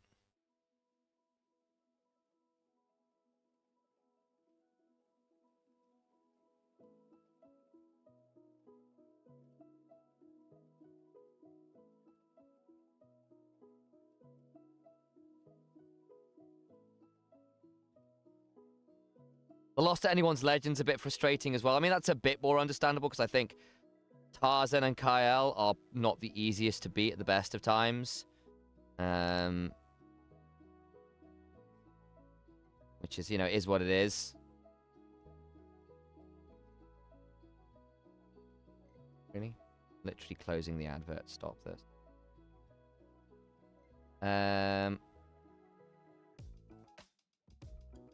That's right, and they had the Jace Ziggs game. That's right, I remember that one. Yeah, the Swain didn't quite work out the way they were hoping. The Vampire on Enchanters just isn't quite the same, you know?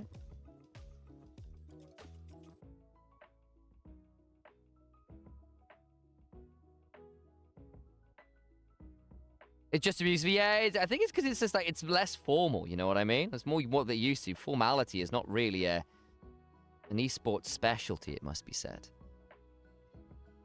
Where am I at here with JDG? Here's the way. Yeah. Yeah, I think in the end, basically, Elk and Ura outdoing Gala and Vampire in that series was really problematic. And I think JJ also just kind of had Junja's number once they kind of got Vampire off the board. And that's not something I was expecting. I was expecting Vampire and Junja to be more of a dangerous duo. And when that isn't happening, for whatever reason they're locked in lane, it looks a lot more vulnerable for them. And of course, they're then with the turnaround 10-0-8. Oh my god, every time the knock wave combos up, we're blowing someone up. Wasn't a lot to be done then. Then we have the Caitlyn Elise game. Right, yeah, that one was weird, where they were in a position to win that game. And then they had multiple flank angles later where Gala got rammed into the wall by JJ or Junja got slightly caught out. Onq really struggled to leverage the stuff. And I think what we're seeing from JD Gaming is like between plays, that sometimes they're just not dotting their I's, crossing their T's in terms of being aware of where potential flanks come on through. I mean, I can, because again, it happened multiple times where Ura and JJ just threatened them with a flank angle. Is JDG playing now? They will be, versus Invictus Gaming. In fact, sorry, you can't see that, can you, underneath the Opera GX logo? There we go. We can do that there. Indeed, they are. Like, so, and they still win. Yeah, I mean, to be honest, I think Ura's actually played pretty well this split. I've been quite happy to see him on task here. Elk has obviously had some very, very hard carry games. I think he's probably been the hardest carrying AD carry. Like, when he's gotten a lead, he's been such a problem. He finally lost on Kai'Sa the other day, just about. But God, my God, was he trying. Jue's been good, just not perfect. He's been Jue. Yeah, that Lucian game I was a little surprised by, especially because they've done so much work to keep Elk and Ura out of the game. But then basically, turns out team fighting at least is a thing. Yeah, his Alistair against Toppy Sport. I think, honestly, like, we're still seeing that Ura, when the game goes wrong, is still a bit of a liability, as are many of our supports. But I am glad to see that the strength of Ura is still there, and he's becoming a little less volatile. I really want to see Honku do good at least. He's been so Honku's two big strengths are laning and team fighting, which is a pretty good pair of strengths to have as a mid lane carry. However, his rotations, his map movements, and his side laning are a lot more suspect and a lot more punishable, especially on weak side. The man cannot play a weak side lane to save his life. And he's been known to face check a few things that he really shouldn't.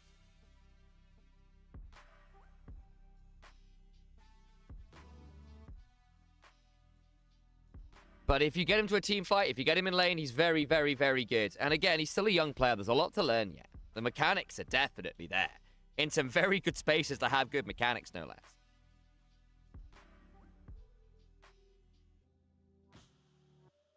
Yeah, Honku is he's basically a year into pro play, guys. He won Rookie of the Year globally last year. He was superb.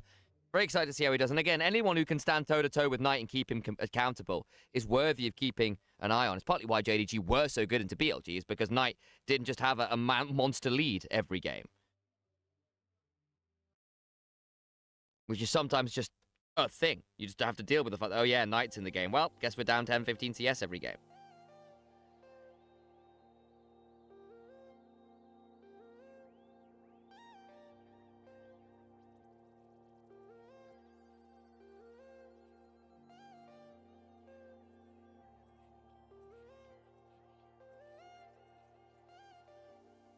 IG though, Sobero has basically been the shy son, doing all the silliness.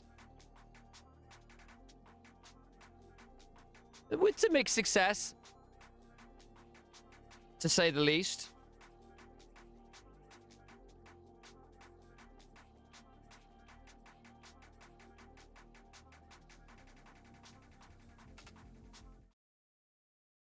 Recent matches played, again, IG with some important wins there.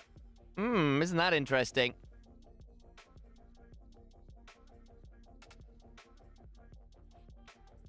Yeah, I agree. Knight with more competition is good for Knight. Jace, Nico, Malphite, Ori, Varus. Yeah, that makes a lot of sense to me in terms of bans. Surprised Rumble's not up there, actually. But I guess he's been allowed through a bit more.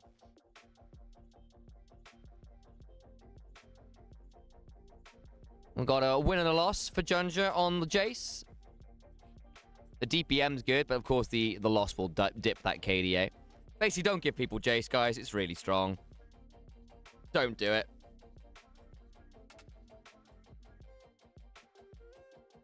That way lies lost games.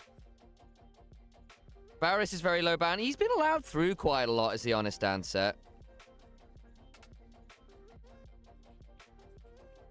So he's very high presence. He's basically picked in the games that he's not banned.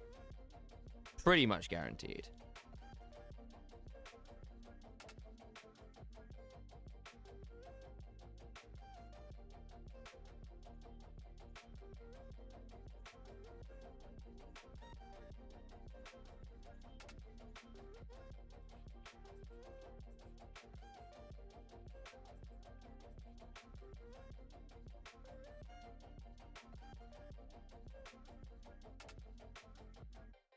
That way lies lost games, yeah. Boo, boo, boo. Oh, bit of an interview. 1 second. No, I need to go to here and interact. That's what I need to do. There we go. No, wrong thing to interact with. It's this I need to interact with. Apologies, guys. There we go. 최근 세 경기 IG가 쉽게 패배했습니다. 팀원들이 See what they say. 적극적으로 변화하는 모습을 보이고 있는데 팀이 어떤 부분을 더 잘하면 경기의 승리에 도움이 될 것 같나요? 일단 감독님이 저번 패배 인터뷰에서 말했던 것처럼 저희가 지속적이고 기본적인 실수들이 나오는데 그런 부분들을 잘 보완해 나가고 있고 오늘 좋은 결과 가져올 수 있다고 생각합니다. 首先，就像上次败者采访组我们监督说的，队伍会出现一些基础的失误，那这些失误我们正在改进了很多。我相信今天会呈现更好的一面给到大家。明白，那减少失误就是关键之处啊。那第二点也是想问到，其实今天呢再次面对北京 JDG 对位对方的上单小徐，他其实也是一个非常爱打线的选手，所以自己有什么想法呢？ 오늘 다시 JDG 상대하게 되었는데 상대팀 탑 라이너 셔슈 선수가 또 라인전 좋아하는 편입니다. 그에 대해 어떤 생각이 드나요? 일단 샤우스 선수 잘하는 선수라고 생각하고 근데 저희 팀이 아직 JDG한테 적은 적이 없어가지고 오늘 좋은 결과 가져올 수 있을 거라고 생각합니다. 首先，我一直觉得小徐选手是一个很厉害的一个选手，但是我们战队对阵 JDG 战队未尝一败，所以我相信今天也会有一个好的结果的。 好，那也感谢 Super 进行我们前赛，也希望你今天在赛场上有一个好的发挥。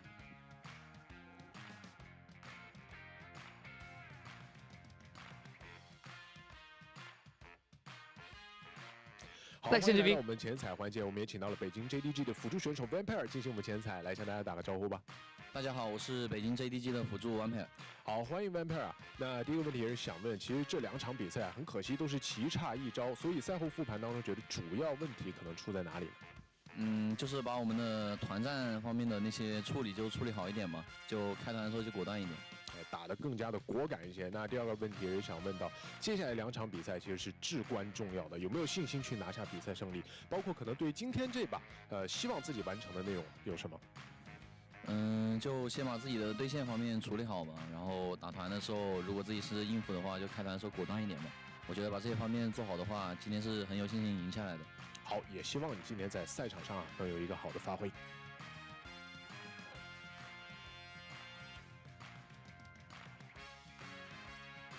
Bam, bam, bam, bam, bam.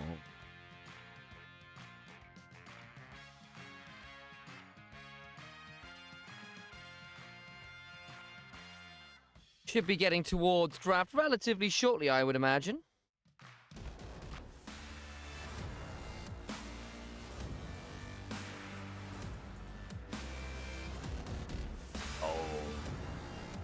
Of course, there is a world where we get Renard in mid. Unlikely with Rookie on the team, but you never know.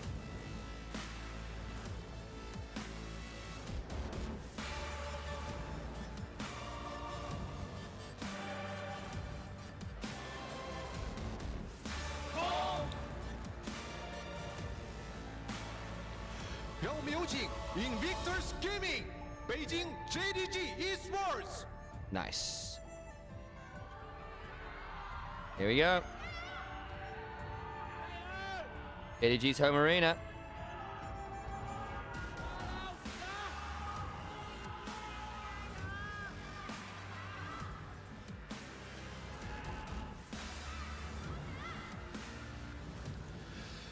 This 场比赛是在坚定你所相信的北京 JDG 主场进行。LPL 第一赛段组内赛第4周第2日比赛 ，IG 对阵北京 JDG 即将开始。LPL 无畏进巅峰。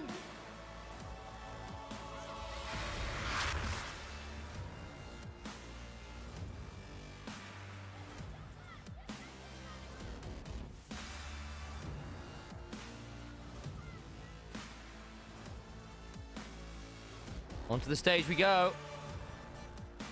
Look at that. Get ready for the very loud gyros in this particular environment as well. They are noisy in here.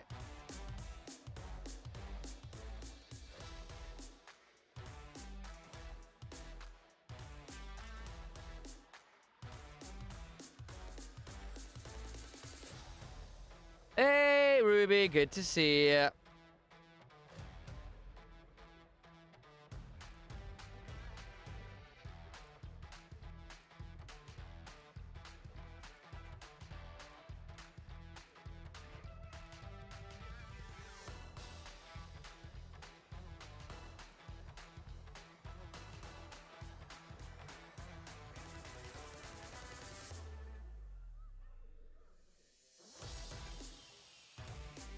Bum bum. Dum ba-dum. Oh, who you're at? Whoop, whoop, whoop, no. Come back. Stop this. Stop this. There we go. Nice. I need to move, actually. I need to move this up. Probably both of these. Budge these up a bit. There we go. That should be out of the way now. Okay, that'll do. So it's not in the way for draft.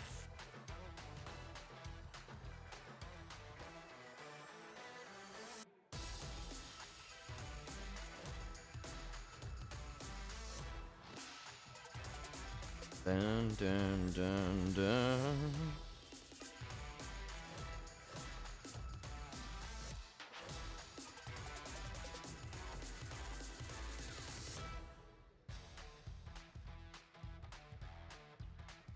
Do-do-do. But here we go.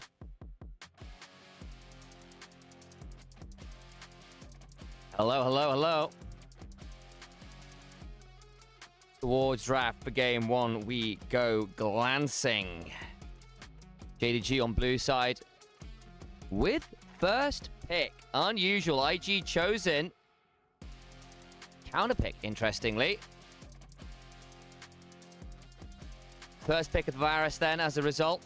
Really wanted to make sure they can set up some success here in terms of the wider map state. How was the first series? LNG smashed him largely.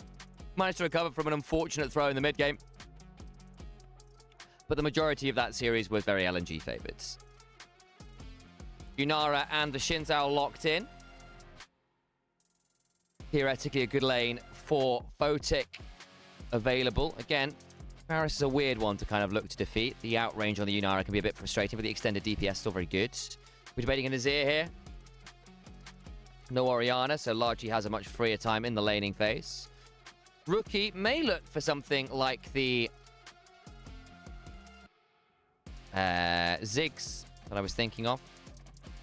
Gala has often been the one to play that, actually on the other side as well, as has Honky. Because Gala was playing from Victus Gaming just last year. A lot of former teammates in the form of Rookie and Way at the very least. In comes the Pantheon for Junja. And there's an immediate LeBlanc slam. Love to see it. Rookie deciding to go very aggressive here. That mid-jungle. Lots of very potent skirmishing. Spiking a lot earlier right now than JDG.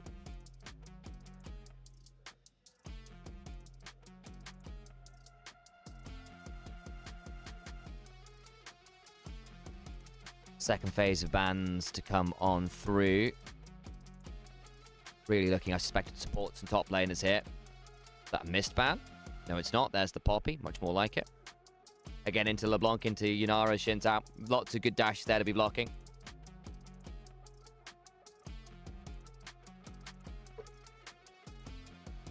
Tabe there in one of his iconic suits. How can they pick Shin's? I thought he died, Kappa. Yeah, well, no. Throwback to 2015 GP. I remember when he was basically enabled for pro with like no practice, so all the pros were basically first timing him on stage. It was hilarious. Soaz versus Huni, for those who remember. Very different era of League of Legends. Braum banned. Yeah, I think into some of these relatively short-range compositions and divers, that would have been quite a nice pick for the Varus. I can agree with that. Is it something like a Nami ban now? Something else that would be Bard might also be a good ban here. Nautilus away from Jue. Specialty pick of his, so I can see that.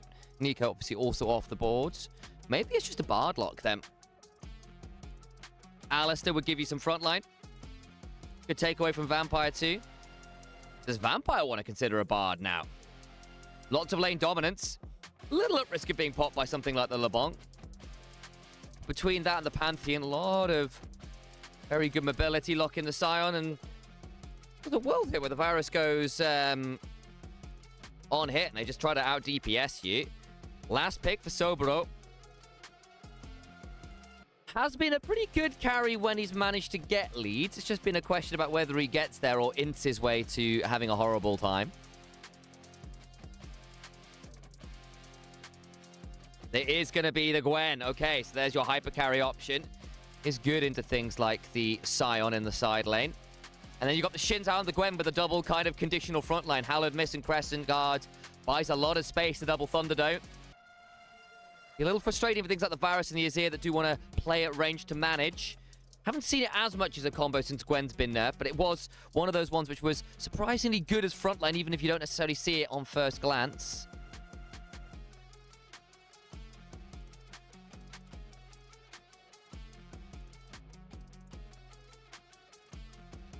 So, bit of a breakdown in terms of what we're expecting from these drafts. IG, early skirmishing. Xin Zhao LeBlanc need to make things happen. The Alistair will be helping with that one. Morning, Phobos. Good to see you. For the side of JDG, get to the mid-game. 5v5. Use your globals to potentially look for some picks before that between the Pantheon and to a lesser extent the Scion, the Bard. Your ability to collapse quickly on plays is going to be very, very strong. Vampire's Bard has had a mix of exceptional showings and less than exceptional showings. We shall see how it looks today.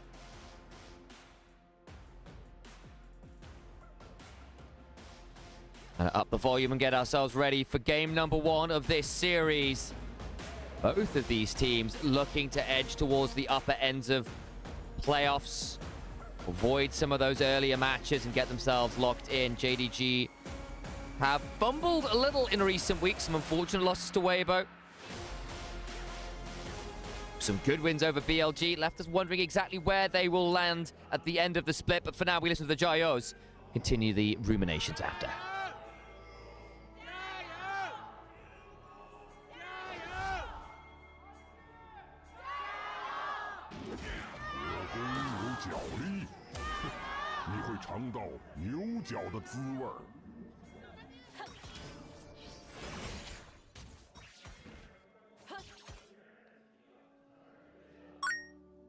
Hey, thank you very much for the support there.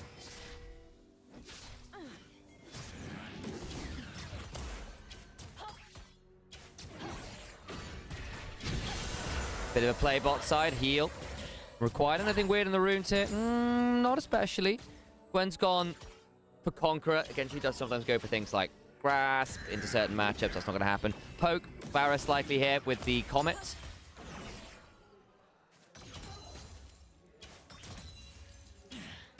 Aside from that, all of it looks relatively normal.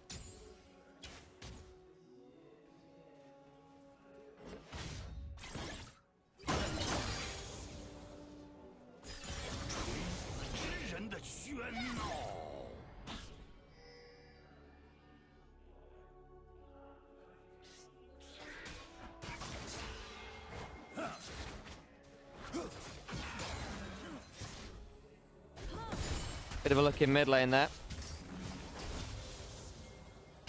Doesn't really lead to all that much, it must be said.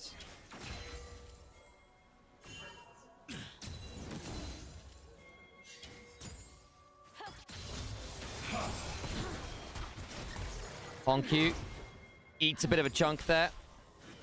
And agree, thank you Phobos for the sub. Appreciate you coming in and looking after us there.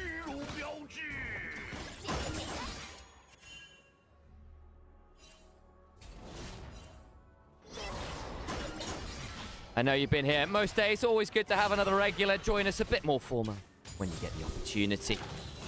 Photic and Dway. Just trying to get towards level 3 here. Interesting, Dway hit it before Photic. I wonder if there was a reset that I was not quite privy to there. No, yeah, it does look like they might have reset with that refill pot, so we'll see. Either way. Let's allow Wei here, actually the early invade. What am I talking about? That's his own blue buff. Not an invade, just finishing up the blue. Should pick up this Scuttle Crab just after, just fine.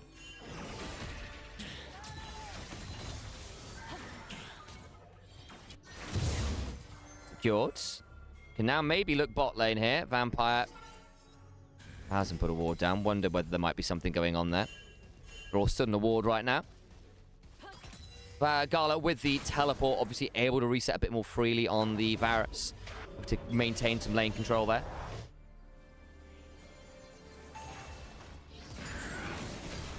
Happy to provide some workday entertainment. In goes way with the headbutt and the pulverize. Arc of Judgment.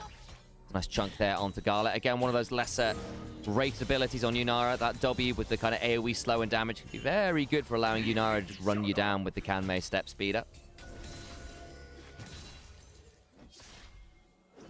Rookie hops forward.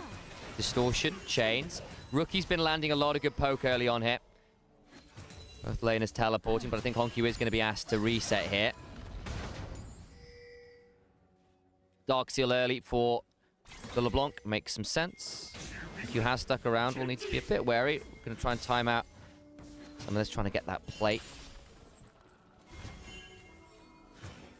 I was trying to say he was going to try and maybe time some of those turret shots to look to hop forwards, but probably a little bit risky. Can't find the interrupt. Does distort it. Looks, sees Junja here. He's going to try and hold this wave. Has got the ability to Aegis Assault if necessary. A bit wary with Wei being around. There's the shield vault in. The chain's back. Junja can end up in a bit of bother here. There's the Aegis Assault. Times that out. The 3 Talon Strike shouldn't take any more damage. Bot lane, though. Gala's in a lot of danger. Oh, dear. While Vampire was off on a roam, Gala's left out to dry. Nice all in from Dway and Photic. Couple summoners blown. Looks like we saw the flashes and the heals down. But Gala is a dead man with no teleport to rejoin the lane. Photic's the one who has donated the kill. Don't miss the cannon. Good, good. Headbutts Vampire away from the wave. Trying to body block him from stopping that play. We'll see what happens down here. No, so Vampire was around. But a flash over into the headbutt, into the wall, and the pulverize. Leads to a very dead Gala. He'll flash away, and Photic ends up flashing a follow to secure the kill.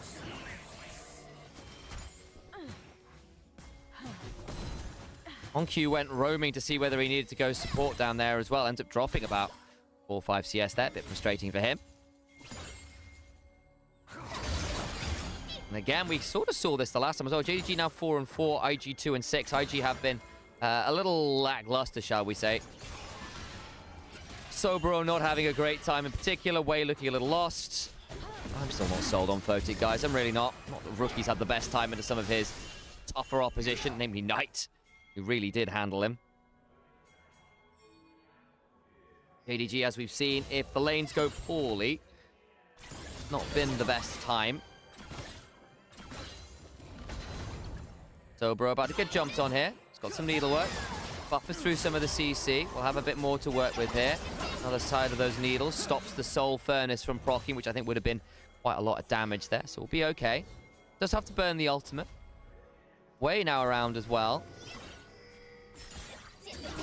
Snip, snip. Interrupt Xiaoshu's back. Hey, Kyro. Good to see you.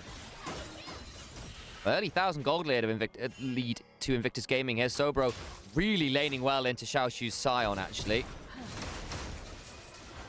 Forces a flash out of Junja. Oh, boy. JDG with low lane prio. Not always the most fun, it must be said.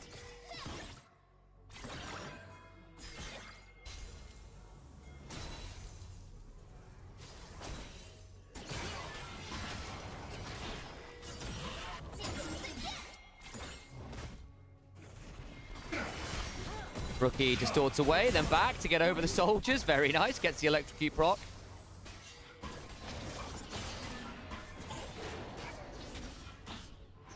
Way's going to try and steal away this blue buff. Should be able to do so because Junja was, of course, forced to flash out. So an easy invade target for Way. Way's been a bit of a character. When IG have one, he's been all over the place. He moves all left, right, and center. And it's gone wrong. Been particularly pretty, but again, we've just seen that about IG in general. Very scrappy team as it stands. Still, good early game from Invictus Gaming is a breath of fresh air.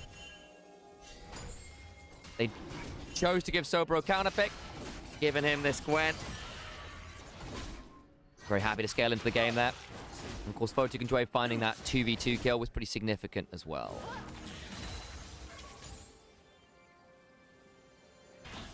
Way on the other side of the map means that the bot lane has to play it nice and reserved, and does so.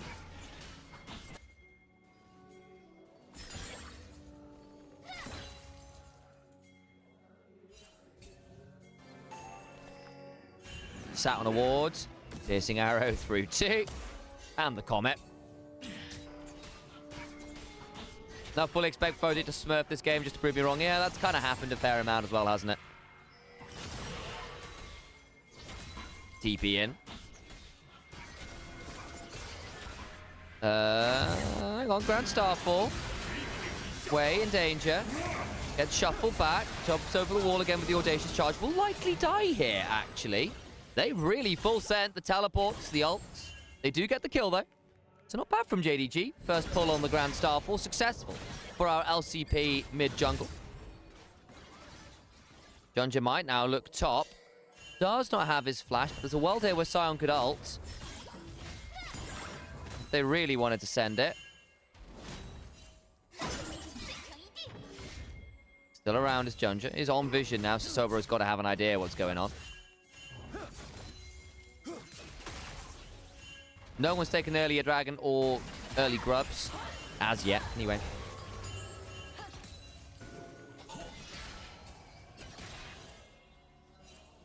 The dragon we look way back after that unfortunate pick on him in the river for IG. JDG, as we said, made some very good moves. Of course, will be down a couple of key ultimates, so I don't think it's going to be that simple for them to contest this.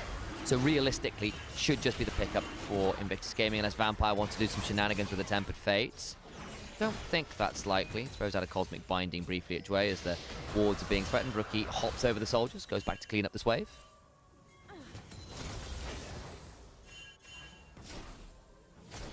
Plates for Hongqiu there, as a result of Rookie moving over to help with the drag. Let's get the electrocute proc down. Xiaoshu trying to return the favor, or rather Sobro trying to return the favor onto Xiaoshu in that top side. Snip, snip, snip it away. Gets to proxy farm for a little bit. Having an idea that the Pantheon's elsewhere. Chains of Corruption well wide. Gala being a little exploratory with that one.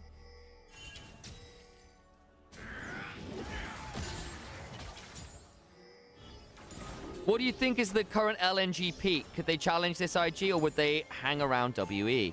I think realistically WE at this point. basically because I think they just need practice against better teams. And at the minute, they're not getting that. But we'll see where they're at the end of, say, split 2 rather than this split.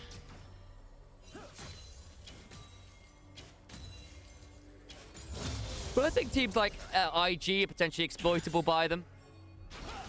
Enough weaknesses there to cause some strife.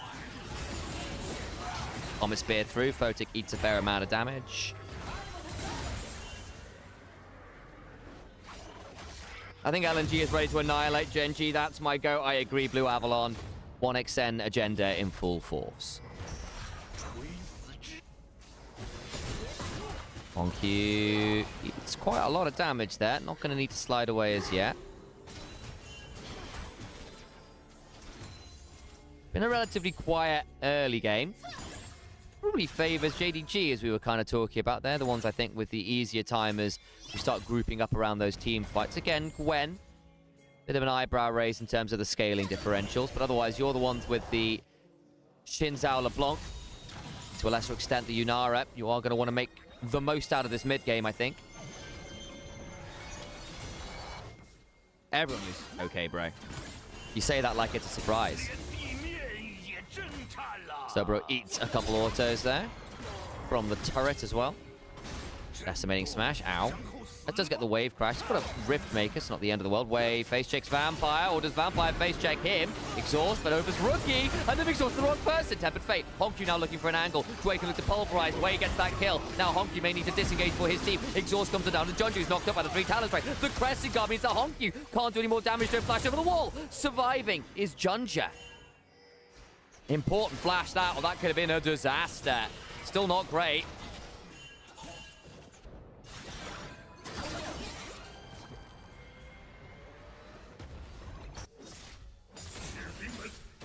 I think if Wei had gone over the wall there, he would have died in turn. Still, nice pickup from IG. Rookie eats quite a lot of damage there. Needs to try and pick up this wave best he can. Oh, just about gets it. We'll need to reset now, I imagine.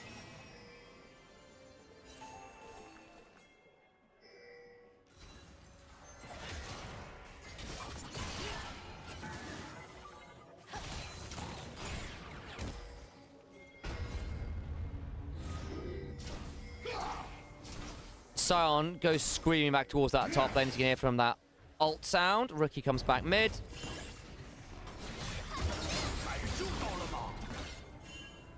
Dobro trying to chunk out Xiaoxu, who's got that Koenig Rooker shield.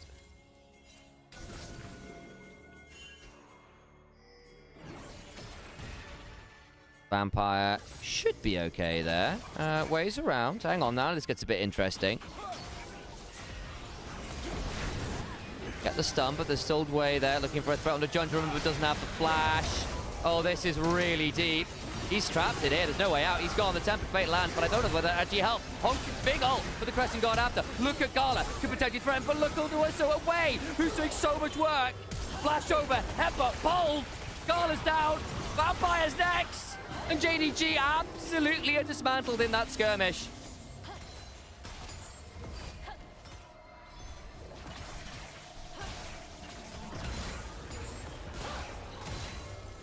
Bring down Rookie, I guess. The problem is Photic's largely untouched, uses the flash.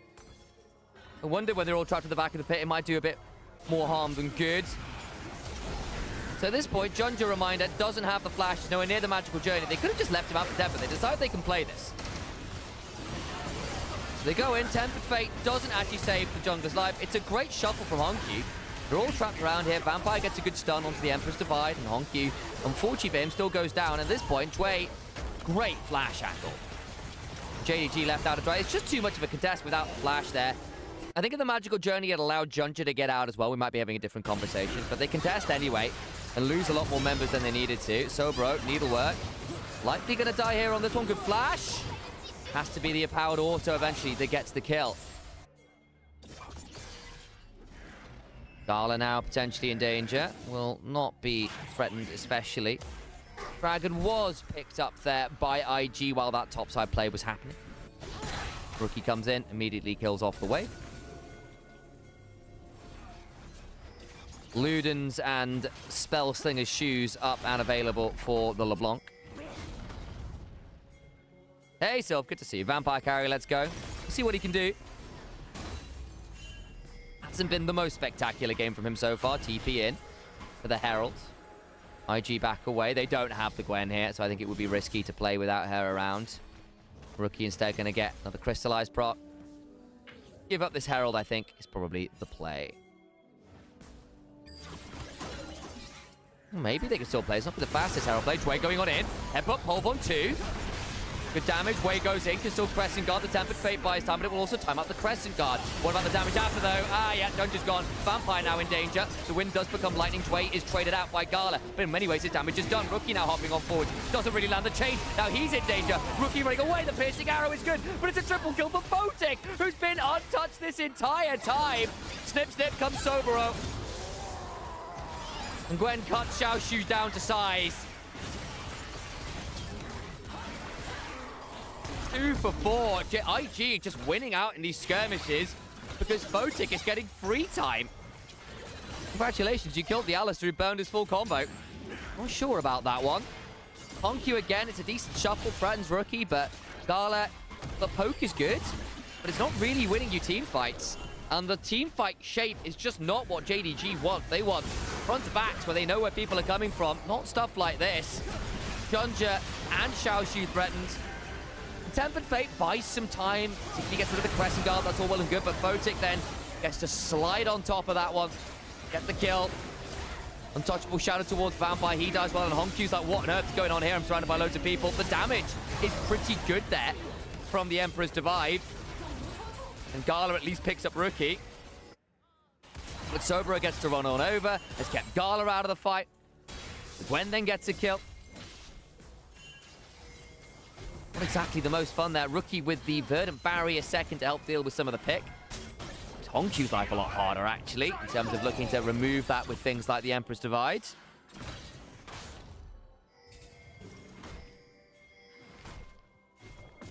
IG is going to win game 1 to give us false hope. Photic is going to carry to give us false hope. This is so IG. Very right. Enjoying, very right.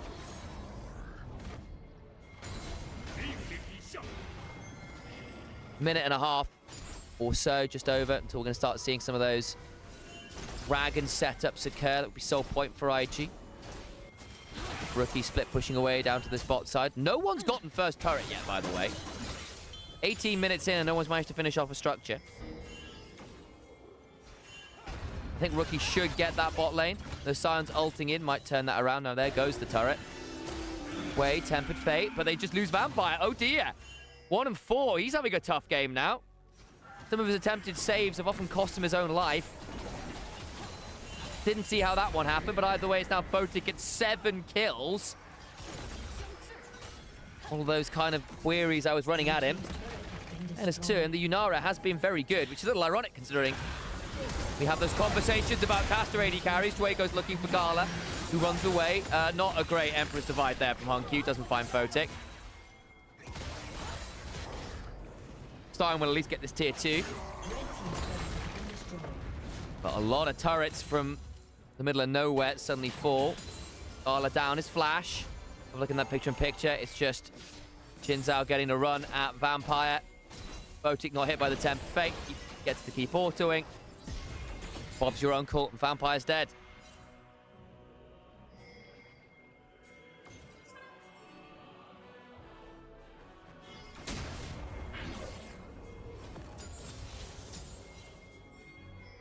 Vampire here with Gala, looking to help reset as we saw Dway come back out and TP with the spellbook.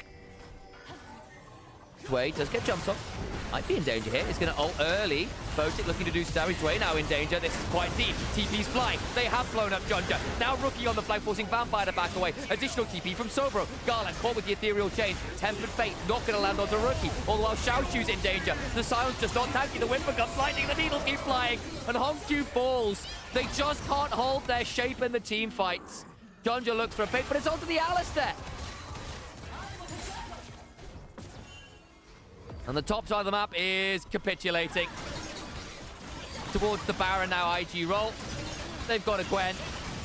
They can run through this pretty damn fast.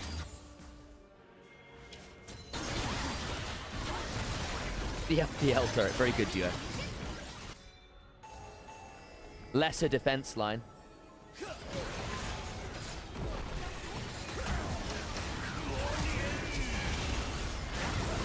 Yeah, I don't think Vampire's playing that poorly, though I think he... I don't know whether his choice of Tempered Fates have been that great, you know?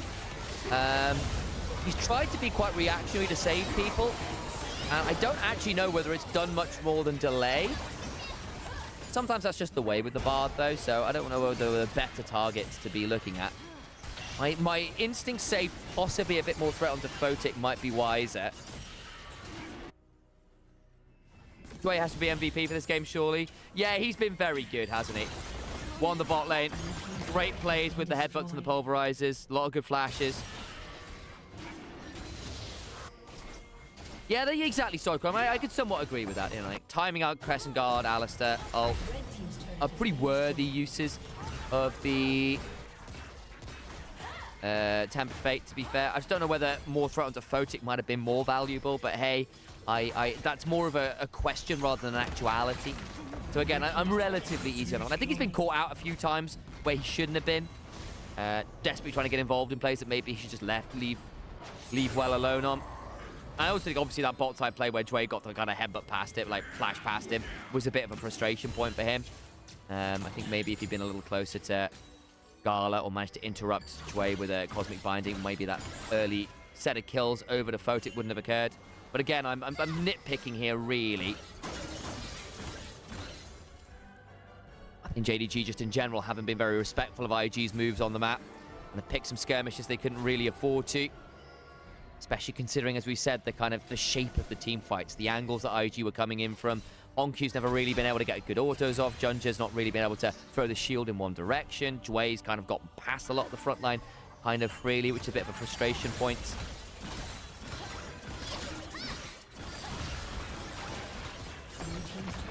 Yeah, anyway, I think the damage is somewhat done. JDG will have to look towards the next game. This one feels pretty over.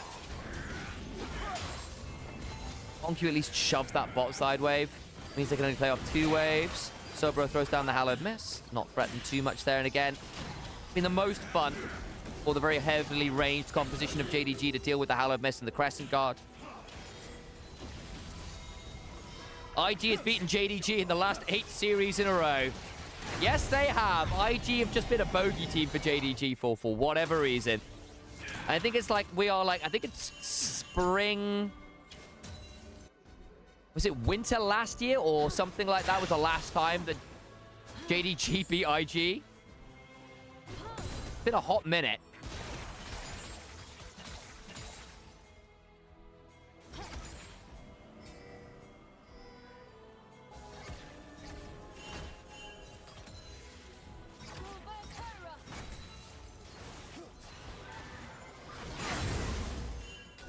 At least the Raptors are secured, I suppose, for Junja, who's just not had fun on this. We've seen one Grand Starfall really lead to anything. Outside of that, the theoretical quickness of the map moves from JDG haven't been good enough to respond, haven't been good enough to make proactive plays. Onq's really struggled to get stuck into the game himself.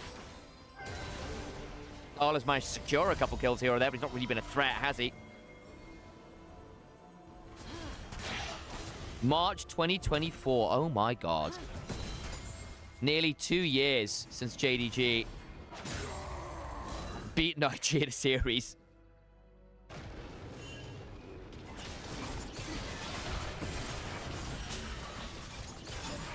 Red buff secured. Minute and a half until Sol. IG might wait on that one. Didn't break the base with the Baron. Just got a lot of gold from it. Minute and a half till Baron as well. Damned if you do, damned if you don't, I think, for JDG. Where do you contest? He hops forward. Doesn't land the chains he's looking for.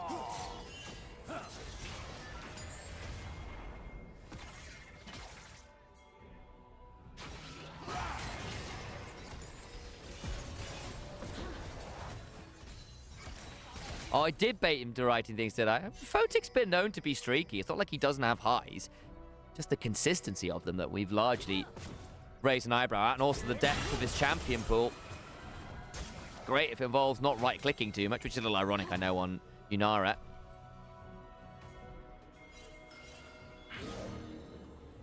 so far in this game. Photic having a great showing on this Inara, as we were saying. Other side, Gala. He's been bad on the Varus per se, but again, we've not really seen any proactive moves from JDG. Been very difficult to... Lost a lot of those lanes. Rookie now with the Void Staff.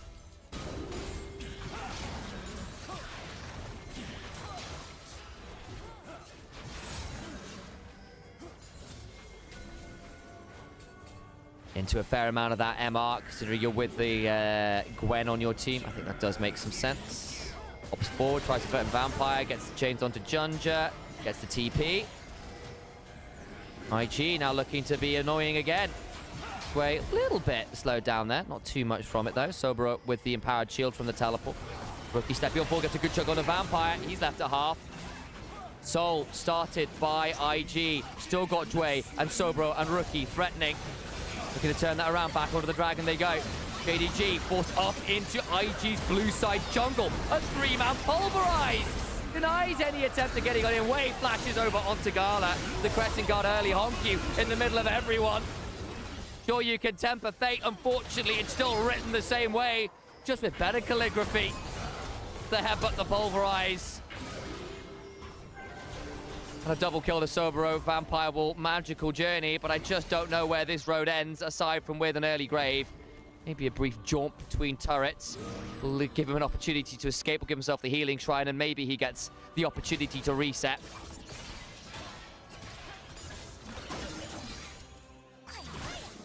Dway having a great game. Great game.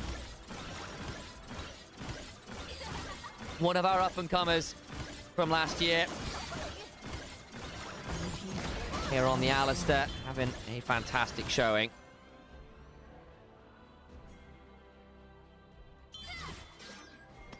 Gala might be able to catch Sobro here. Was afraid of a potential chains of corruption. Could still be, actually. Grand style full. Sobro skips and slashes away. Needlework to slow people down. Gets another skip and slash out. Enough ability haste at this point to just be able to run away. That's a grand starfall for his trouble.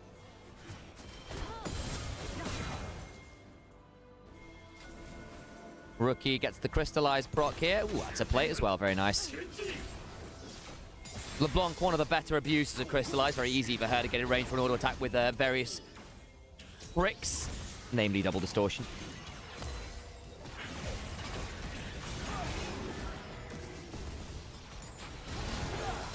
JDG tried to play for a strong mid to late stage, just never got the opportunity to. The counter pick for Sobero has worked out very well. Xiaoxu has been kept down the entire game. Wei, with the earlier power of the LeBlanc, the Yunara, the Alistair, able to get things rolling after a pretty slow early game. 1-1 for a very long time. Attempted look on him. The Tempered Fate does land on the Photic this time. Decimating Smash to follow. Will get that knock up on the Photic. But Sobro is still an additional threat. You can't forget the Gwen. The needles come flying on through. It's time for a vaccination or two. Nurse Gwen delivers. JDG left with an owie. Don't worry, you'll get a sticker.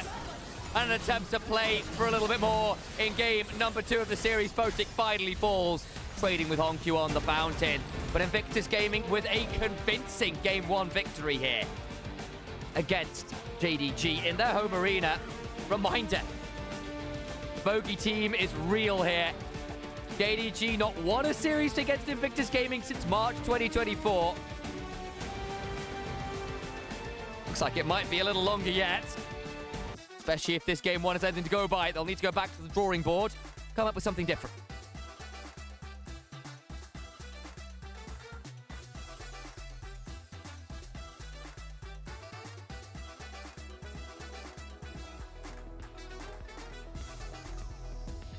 Switch the music around. There we go. I'll never forgive them if they replace Junji with Tien. Yeah, they broke up my Oyster Boys for this. Yeah, so the rumors are saying. So the rumors are saying. Guys, if you're not already, consider helping out by just clicking on the link, guys. Click on the link, download Opera GX. Got 4 people to do it yesterday. A couple hundred of you in here at the minute. Surely 2 or 3 want to have a look at a new browser. If you don't like it, you don't have to keep using it. Just give it a go. Help support myself and Alex as we do all of this LPL work. So if you're not thinking of subscribing, it's another way of helping us out. And speaking of helping us out, the Ko-fi link also there and available for all of you.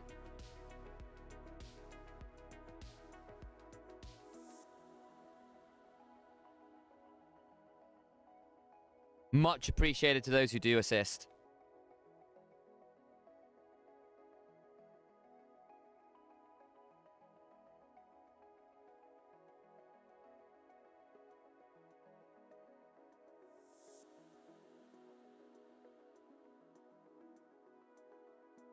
Joy probably gets MVP here. Should do, anyway. Be surprised if he doesn't. Very surprised if he doesn't. Little offended, too.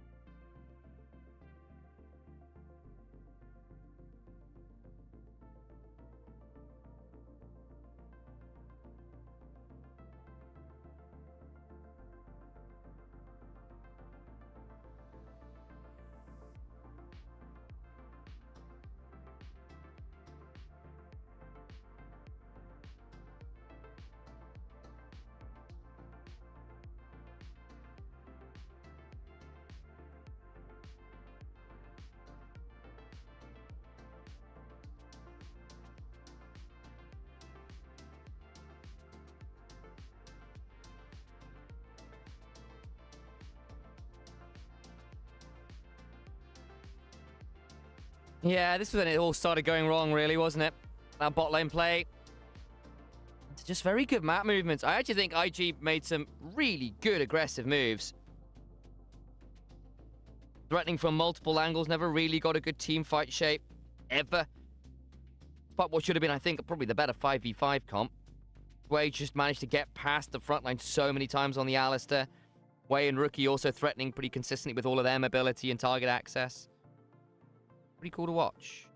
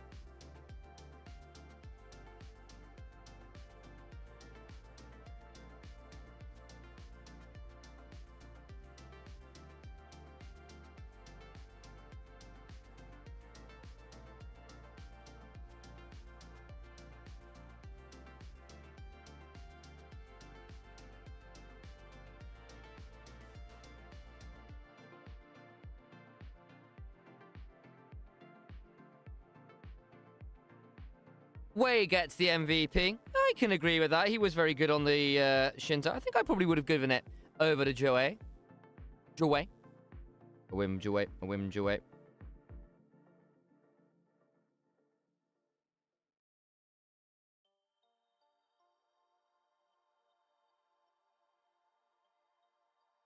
Towards the adverts we go. How are we doing on ability to run more ads? Need to wait a little bit longer, I think.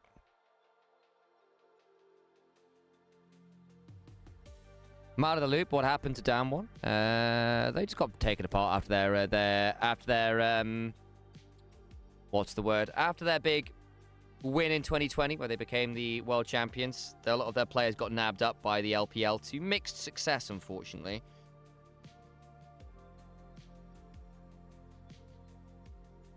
It was part of the frustration, right?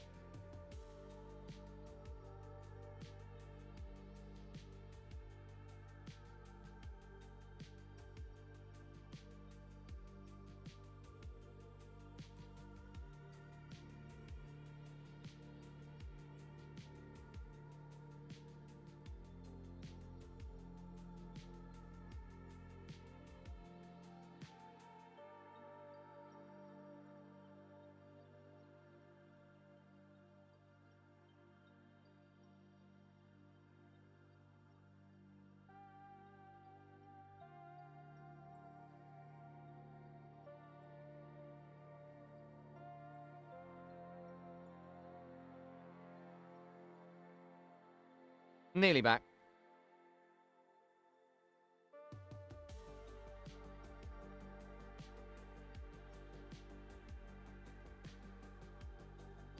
How is LCP looking to split anyway now that CFO got broken up? DCG looked quite good if memory serves. MVK not bad either.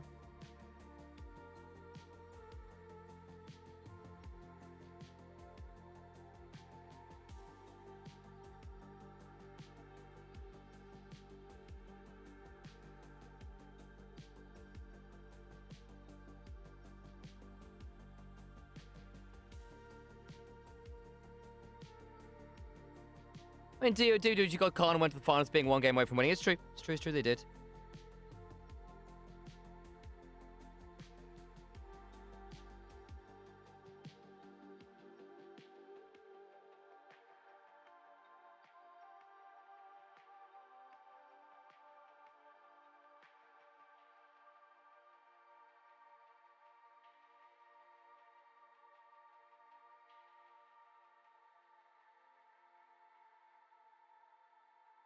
Wait, no, I'm thinking Power Spike. Yeah, quite possibly. What are you looking at? Oh, that's Evelyn and something combined.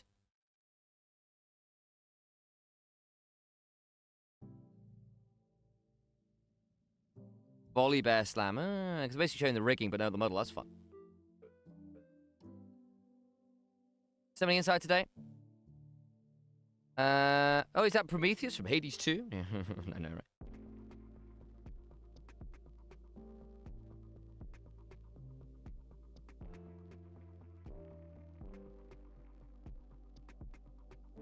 Keiko, oh my days. What a crap old model. Really hoping JDG gets 2-0'd. We'll see. And they have a very, very bad history against Invictus Gaming, it must be said. For whatever reason, IG just play very well against this team. I do think stylistically it's a bit of a crazy one, because I think IG are chaotic enough in the early game. JDG's early plans don't work, and once they don't, they get a little bit lost in the sauce. The sauce!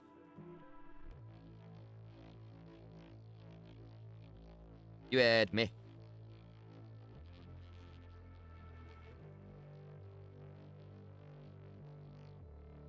Sound like one of the gnomes from Fable.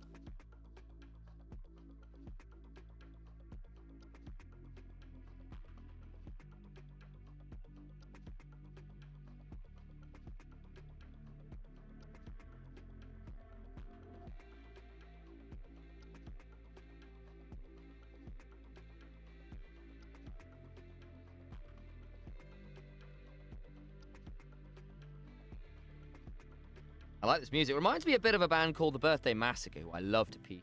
They're great fun. Don't listen to The Birthday Massacre, you should. They're great. Halfway between like gothic rock and synth pop. It's great.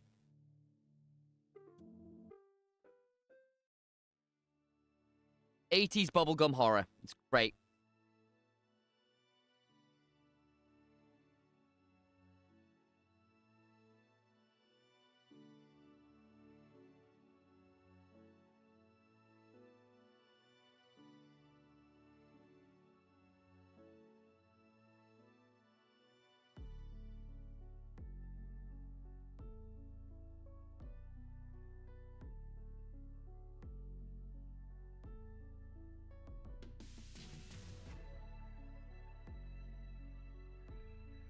Shouldn't be miles off our next game, guys.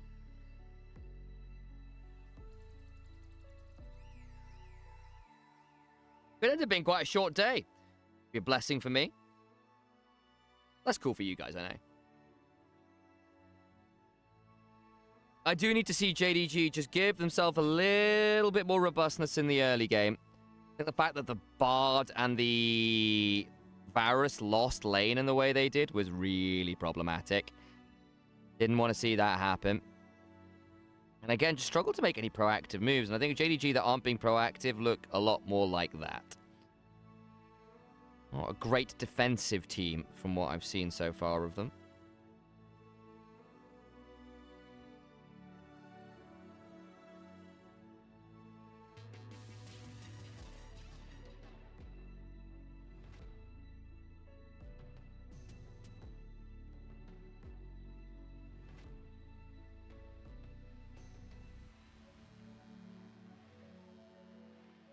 Vista. LPL has the most downtime between games. Can do. Much less than it was last year. That was a lot last year.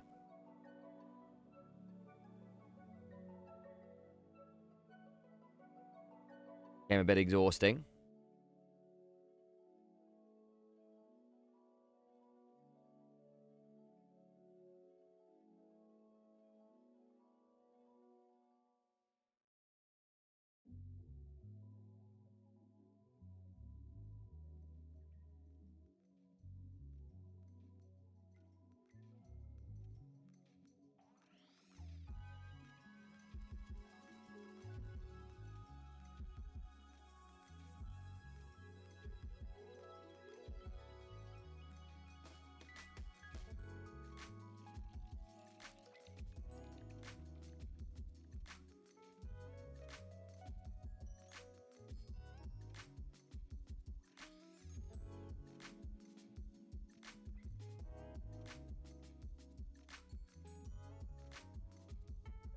Should be getting into game very shortly. Hey, we got to get an additional Opera GX sign up. Thank you very much, guys. I appreciate you.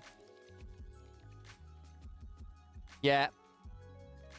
To be fair, Amber, completely reasonable. You're right, that is often the case. It's not here, right? We are locked in. I probably ought to think about just getting ready. Switch over our audio. There we go.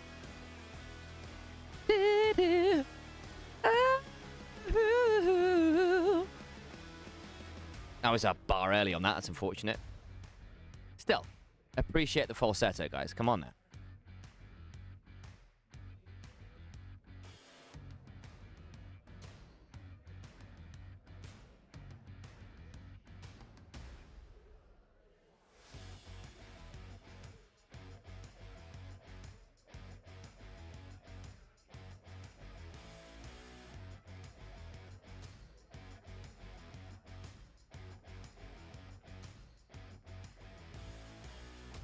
I heard some of the arenas, the restroom is very far from the stage. I could see that. Yeah, especially if it's like the other side of the arena or whatever. It's like, right, time to go.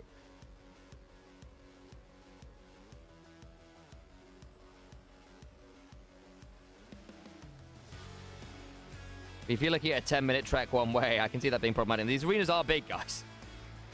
Very big. But that sounds like the draft music to me. Excellent news. Let me move the various... And... Oh, come on. There we go. That's more like it. Up there. That's fine. Rumble gets first picked. Again, IG. Gonna get second pick here, and red side. Interesting. They really value that counter pick last time. Worth noting, of course, the Ambessa is a flex. Way plays it jungle. The misfortune for Photic prevents any crazy Rumble MF combos. You don't have the Jarvan, which you could definitely put with that. Normally the combo. The Shot Glass can be pretty damn devastating. Malphite, Nico, Poppy. Big engage tools. And anti-mobility in the Poppy off the board. Junja debating the Vi. It's good with the Rumble. Rumble presses equalizer where you press cease and desist. And you make sure people spend a significant amount of time engaged with the paparazzi on the red carpet. And the Misfortune can have a pretty rough time into that. Again, Misfortune is always at her most potent when she's not obligated to be winning the team fight by pressing R. If it's just one way you can win the team fight, then great. But you do need additional threats, or it becomes far too easy for her to become the main target of every fight, and you run out of options to win the extended plays. Sivir locked in as well for Gala. He has been a great Sivir over the years. There's your DPS between the Rumble and the Sivir. Good AoE for sure. And good scaling options now through the later stages of the game. Can help match the Misfortune's normally very oppressive lane dominance as well by being able to ricochet and boomerang blade down the wave. Are we locking in here? Probably support or a jungle for Wei. Well. The Nocturne gets locked in. That will push the Ambessa into the matchup versus the Rumble.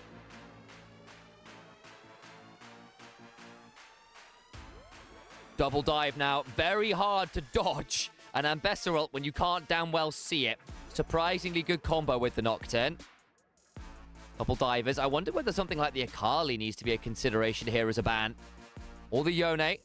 Rookie's tried that once or twice. Tried it into Night, had a horrible time in lane, had to come back later on, but it was a bit too late at that point, really, for all the CS recovered. The damage was already scarred into Invictus Gaming across that game. Lulu taken away from Vampire. Would be a decent game for it, I agree. Nocturne hates Polymorph, hates Wild Growth.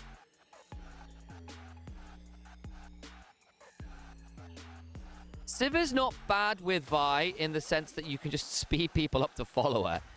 It's still a bit of a weird one, obviously, because you don't follow up that easily. What it does provide you is AoE to go with the Rumble. And it also helps you mitigate the Misfortune. And if you're playing then towards top and mid, the Sivir can look after herself, which can be quite valuable. There's the Akali ban. Did wonder about that one. Yeah, we were just discussing this in the last game. Hombre, just so you know, the last time JDG beat Invictus Gaming in a series was March 2024. They've lost 8 series on the trot. I see, just feels very bad when you look at IG's comp. I'm kind of there with you, honestly. I don't think Sivir enjoys Nocturne very much at all. You can theoretically speed away.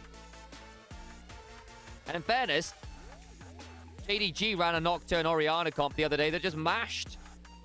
I want to say it was Weibo on repeat in game 2. The Galio instead, yeah, would have been a good Galio game to join the Ambessa and the Nocturne. So yeah, that's fine. Be the front line they're kind of missing as well. Rakan locked. Well, there's another diver. Again, one of the other ways you can make sure the Misfortune's being left alone is by having so many threats diving at you that the Misfortune just isn't realistically a great threat that you want to engage upon. The Nautilus, not bad into the Rakan. A lot of CC can keep the bird pinned to the ground. Can be a fairly good defensive option to stand next to the Sivir, try and CC out the Nocturne or the Ambessa as they go diving. Rookie being given last pick. The Incredible Evil. JDG already replacing Junja is crazy. Yeah, I'm not a fan either. I don't think Junja is necessarily the issue here. And I think giving him up after half a split feels like an eyebrow raise to me. But hey, so be it. Not like TN or whatever's a bad play. The Rise gets locked. Rookie immediately slams the Onivia. Sivir, Vi, Nautilus, Rise, Rumble, all of them hate Onivia. Anyone who saw Nemesis play this the other day against an immobile carry, you don't need... Junja, please go full AP Nunu. I see you guys. Hell yeah. Some Western fans coming along to say hello. Soytwom, it's only rumors, but allegedly so, yes. I quite like IG's draft here. I think the wall is disgusting for 3 immobile carries and a Nautilus. And I also think... as we'll slide the volume up here. That we are going to run into some issues here. The JDG in terms of managing the dive as well. I quite like this IG draft. I'm not going to lie to you all. Giving Rookie counter pick into Hongq, I think, could be quite valuable. Again, Rookie bad into Knight. But that's basically the only player that he really struggles against. Otherwise, he's still an elite level mid laner, and we know that JDG live and breathe through the mid jungle being alive and well. Thank you, Zerif, for the gift sub there. If you want to avoid the ads, please do consider donating. Again, there is a Ko-fi link. There is an Opera GX. I think we had someone else sign up today. Thank you very much for that. But again, it's 2 minutes of your time to help me and Alex out. It does mean a massive difference. If you are enjoying the show, please help out. We'll listen to the Gyos. Continue from there.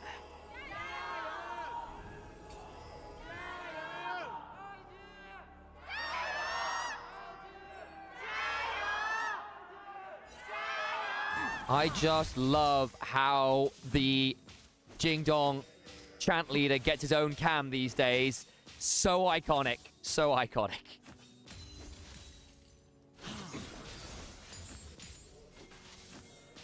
I think IG have had a really good read on JDG in these last couple drafts. Hongq's a great rise. He's a great rise. I won't take that away from him. However...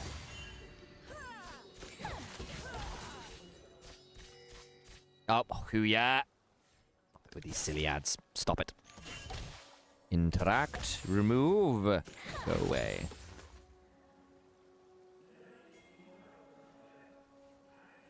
JDG haven't beaten IG since Vampire was on their roster. Last we checked, Alex, it was 2024 was the last time IG had apparently lost to JDG. March 2024, so they say. Such was the information given to me. 8 series in a row. 8 series since JDG have gotten a win against Invictus Gaming.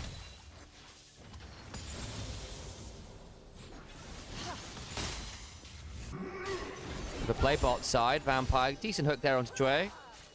Doesn't lead to too much.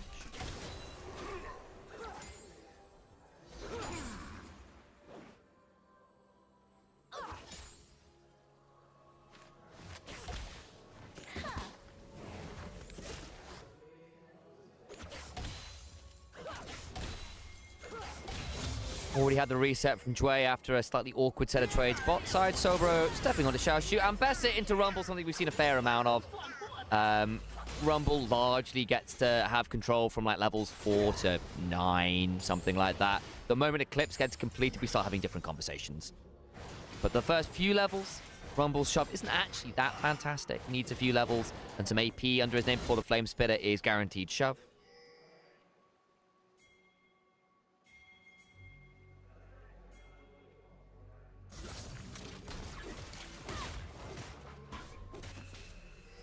Rookie trying to be obnoxious there. Gets slowed down by the Rune Prism because he wasn't affected by Spell Flux. Got to remember, you do need that on before you cause a lot of problems to occur. Wei will look to get this Skull Crab on the top side. Should do so. Then can head towards his Raptor respawn. Or maybe a Hongq here, actually. Yeah, don't need to learn anything. Was a possibility.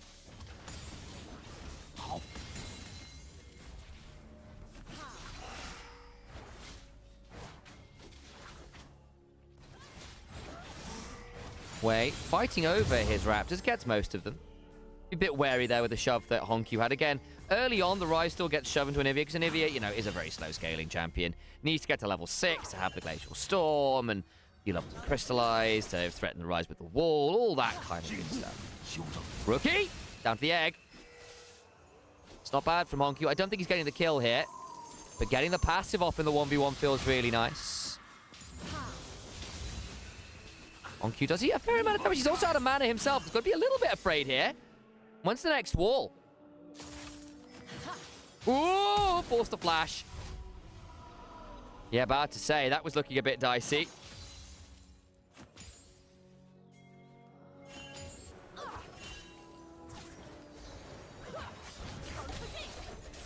Bot lane from Gala and Vampire's been pretty good here. Jway, I think, has been held relatively down by Vampire's good hooks we saw. And the Sivir being the Sivir does have just a lot of wave clear. Even someone like the Misfortune, who's normally very oppressive with the Make It Rains and the double ups poking you out.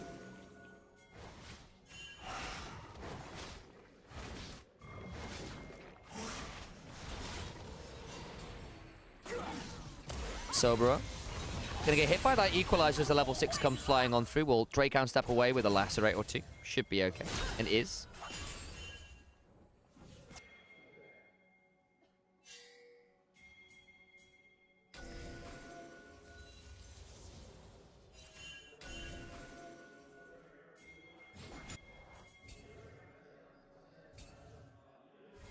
Been on the losing side of this matchup for years, so it's a Vampire diff. Oh, my days.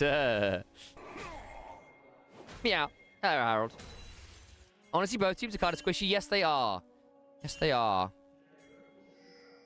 There's some bruises for IG, right? In the form of the Ambessa, the Nocturne.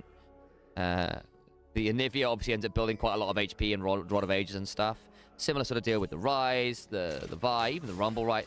Nautilus, similar spaces. There's a bit of HP building, but there's no Cassante or true tank, right?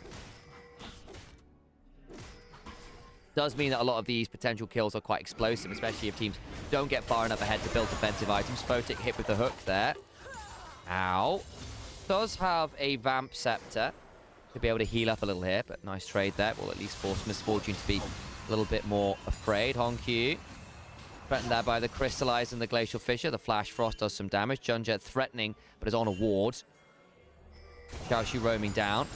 Wei has got 6. Some good wards here, potentially, to spot him out. Doesn't spot out that ward. Honkyu does need to be a bit afraid here of a potential Nocturne dive.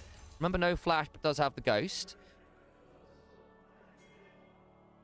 It is a miserable time into Onivia for Rise post a certain point. As you can see, the Glacial Storm means it's very hard to then avoid the Crystallize. The Crystallize keeps you trapped in the Glacial Storm. You're too short range, and if you want to attack the wave, then you do have to step up. So you're in front of these. It's tough. No mobility into the Crystallize, and you have a bad time. That'll be the reset from Rookie.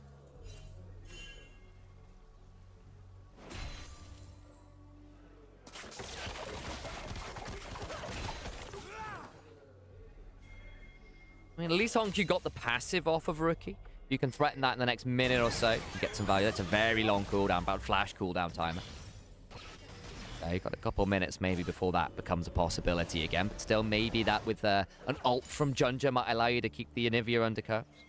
Nor is banned to Onivia too. Yeah, I agree. It was the last pick Onivia. IG with the counter pick really got value there. They saw the whole comp, went Onivia into Sivir Rise and the Rumble to a last extent. And also Nautilus, who goes, I hate this. It's really, really brutal. Yeah, basically, I think it's a rough matchup in general. Basically, the only person who doesn't care too much about the wall is the Vi. Everyone else, this Onivia is going to be such a problem. And then also, when you start having the lights turned out to set up for Ambessa dives and all the rest of it, I think it get very, very messy in these team fights, assuming Rookie's having a good game. Reminder, no Flash on top of Honkyu. He has to go back into the Glacial Storm! Oh, dear. Well, Turret aggro. He's going to get 2. Oh, IG. That was poor. That was poor. Well, they do get Honkyu, but the first use of the ult on Wei is not great. And Honkyu walks away with 2 kills. And Junja gets the dragon. Oh, they thought they had the kill there. You could have just let him go.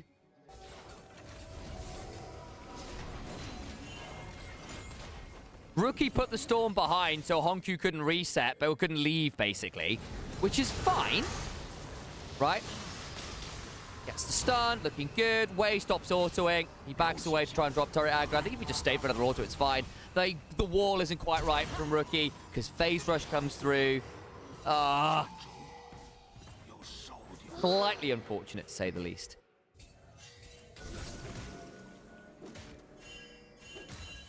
Well, is what it is. Wei still had flash, actually, as well, so they can still do it again, I suppose. But next time, Honkyu will have the flash. Junja should get these grubs as well, so just get both of those early objectives. Gala gonna have to on the hunt here. Not enjoying that. There's the barrier. It's a lot of damage. Left very low there. Knock up onto Nautilus. Shouldn't lead to all that much. I suppose a depth charge if it's absolutely required, but I don't think it should be.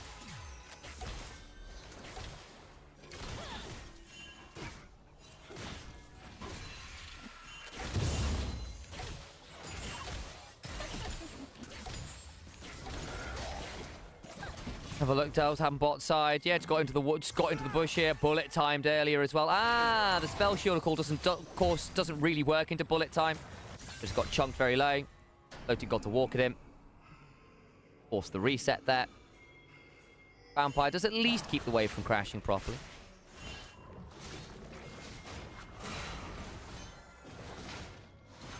Double camping briefly there from Wei, who does have his ult up and available again. See where he decides to pull the trigger next.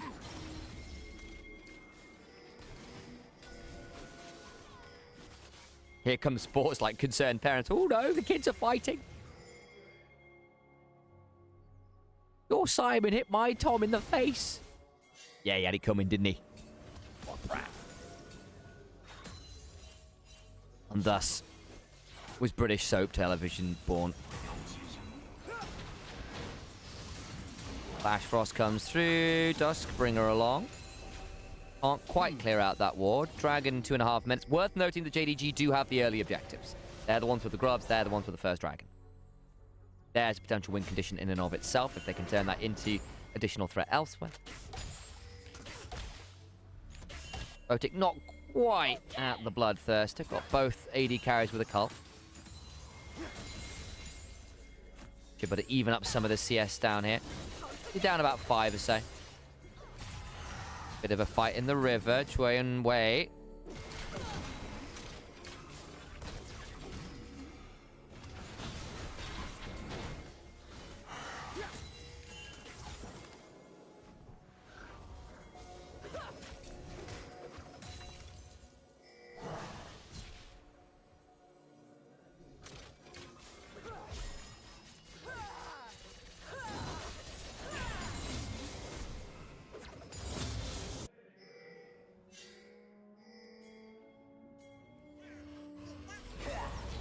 Public execution. Okay.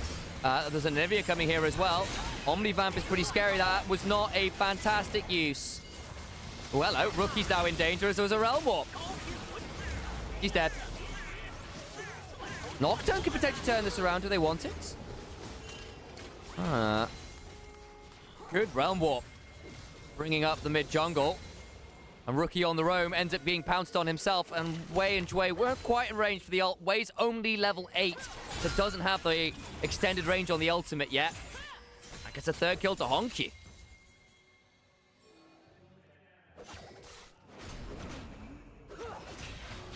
Very nice response timer from JDG there.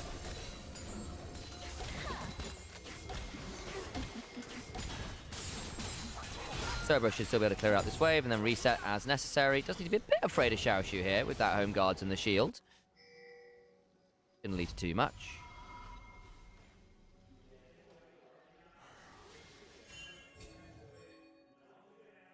If Gala spell shields Ambessa, does she still travel?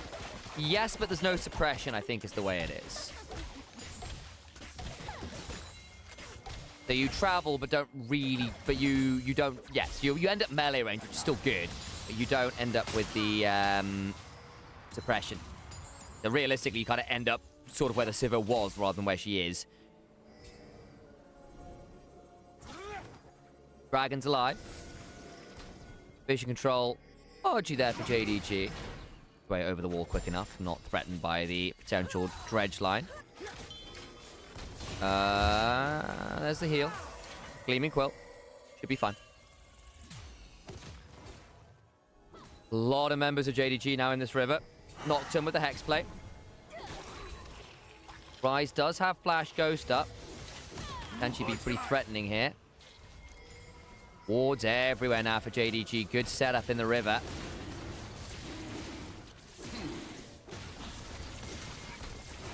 We did have some criticisms of them trying to be late, trying to on some of those recontests. AL with a big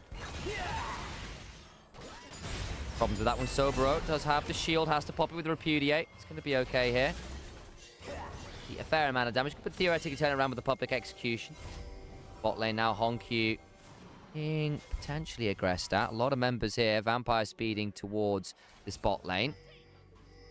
Watch out for the crystallized wall. Vampire! Vampire! Can't get much more than the depth charge out. Wei will spell shield it. Gunja goes forwards. Okay. So an ult off Vampire, not too much more. Too many members around from JDG to threaten anything more than that. Sobero forced out of lane. Will give a plate over to Xiaoshu or 2. Not bad from JDG at this point of the game.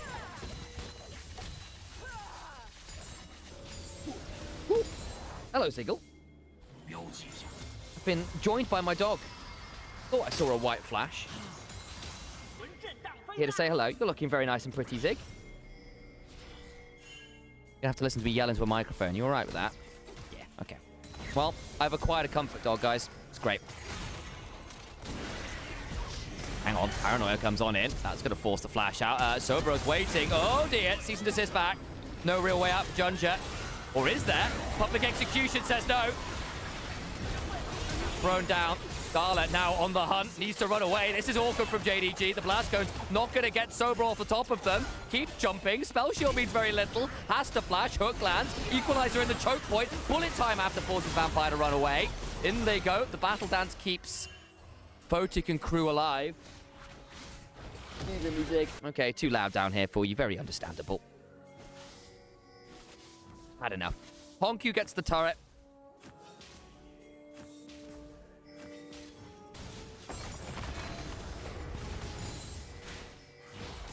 Bullet time, guess, dissuades people going into the choke point as well, but it doesn't really change all that much. So they jump onto Junja here, who realize he really can't be doing this by himself and ends up flashing towards Sobero. Does a decent job of buffering through the quickness with the cease and desist. Tries to run, but there's still a public execution. And then Gala ends up very nearly very dead here. The make it rain slow means Sobero gets to stay on top.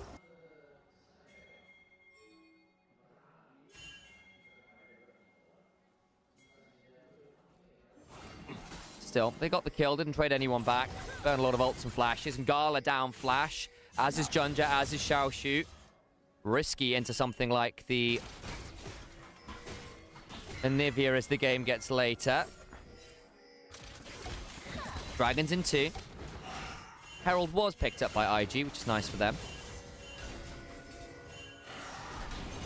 Yeah, you hit a couple waves on the Vampire. That was kind of it. For that bullet time.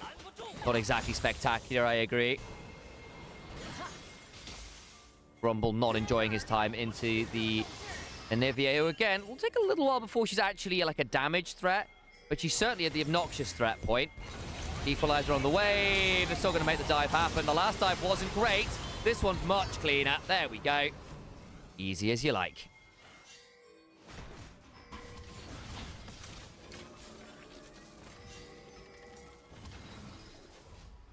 Oh, I have my own command now. That's cool. Thank you, Alex.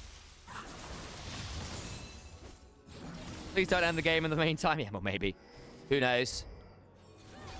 Sobero should get on top of this one. Gala should be fine here, but it is again worth noting. Gala without the flash. Be just that little bit more careful. Has anyone seen Rookie use the wall? Yes, a few times. Actually had some fairly successful ones early on. Not really been the core of the picks over the last moment or two, but yes, he has. actually played the early lane relatively well.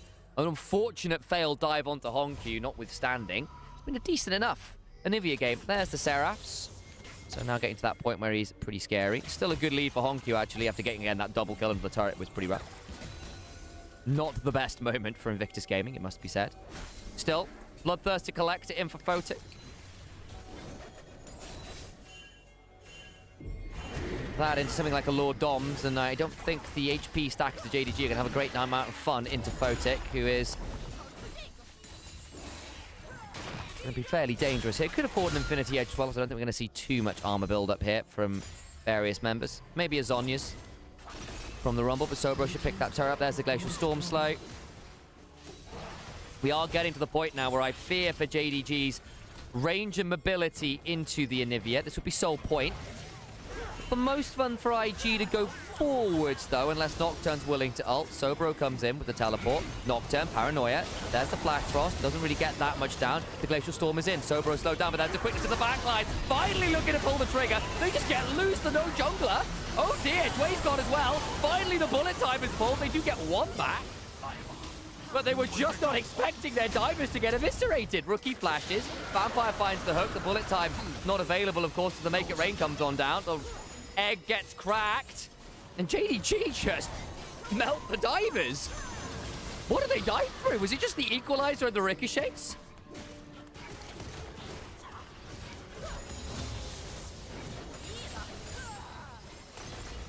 Look, with the Nocturne, with the Ambassador, you think you can maybe pull the trigger. But they just got annihilated on their way in there. That's sole point for JDG, who are very much in the river first. So you think maybe with a Nocturne and an Ambesse, you can make the play with the Paranoia. Honkyu still threatening on one side, and they go in. Gala doesn't get hit by the public execution. Spell shields a lot of the damage and is basically allowed to free fire. And they're sat on the equalizer for far too long, as Honkyu gets to free fire as well. And Photic again, not with a great bullet time angle. Not with a great bullet time angle. And again, the walls aren't really there. And used to threaten JDG.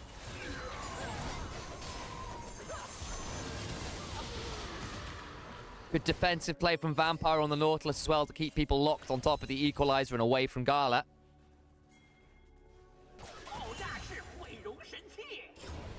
And now JDG in a formidable position in this game. 2,500 gold up, sole point. Very good stuff from them. IG will be ruining some of the failed early plays from Wei. And Rookie, for that matter, as well, where they kind of just got collapsed on by JDG in ways they weren't expecting. Either by virtue of allowing Honkyu to run away from the turret or allow a Realm Warp to catch them by surprise. Not a phenomenal game from Photic either, has to be said.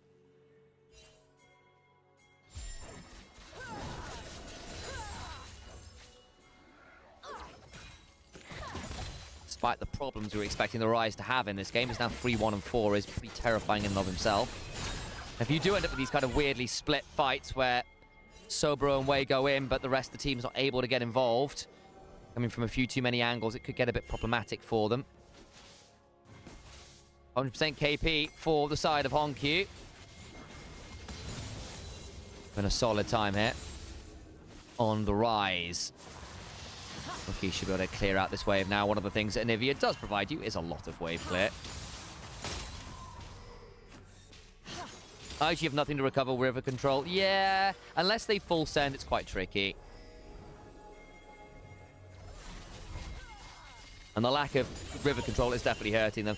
The way you fight for river control is having Onivia there to wall people, so that if they do start fighting over wards, you can trap them in bushes they don't want to be in. But that involves Onivia dropping away from waves, and she can't really afford to do that super easily. She's going to have to give up this turret topside, I think. We've not really seen a lot of great plays around the Onivia wall, which we expected to be very clutch here. We saw the thought process to it. Hasn't really come to fruition as yet. Could still, yeah, I suppose. Not completely out of reach, but this next dragon fight has to go IG's way. I think if they give up Infernal Soul, it's going to be very tricky. There's a lot of damage on the side of JDG, and suddenly picking off one member then by IG does not really lead to a team fight win. especially as Sivir hits 3 items and the Rise in a similar position.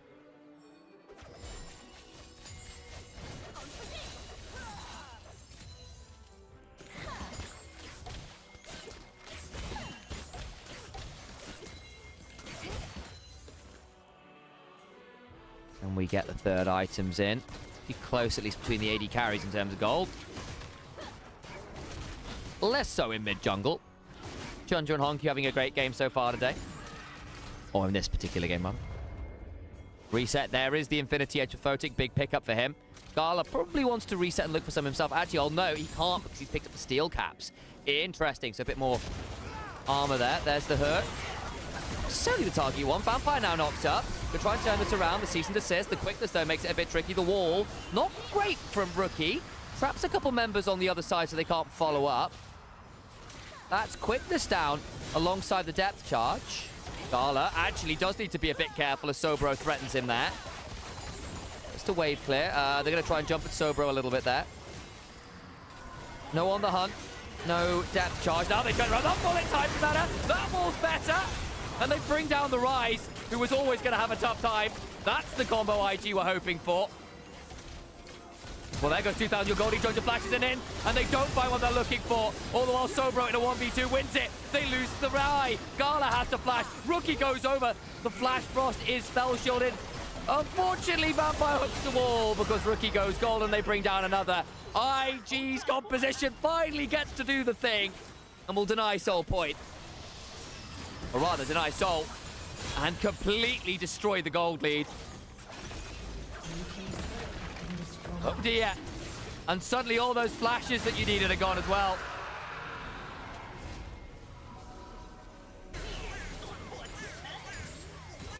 Yeah, if JDG have to go forwards, it gets a bit tricky. Onq caught on the wrong side of the Crystallize. Level 16 he may be. He's still very killable. That bullet time annihilates him with a little assistance from Wei. And Gala's left under threat as well. They go looking, and then basically Photic gets to flash before the hook lands. And Vampire's out of position, Junja's out of position. Vampire caught on the wrong side of the wall. Rookie looks for Gala, who gets a really close spell shield, but then that stopwatch with Vampire hooks the wall rather than the bird and dies as well. Slightly awkward from a couple members there. IG looking potentially for a bit of a collapse. They see a number of members of JDG around. Again, if it goes wrong, Baron's available. The gold is back to dead even. Resets poorly here. They're going to interrupt. They are! Oh, no, no, no. Ambessa from out of the bushes pounces. The erstwhile Rumble. Humbles out of the mech instead.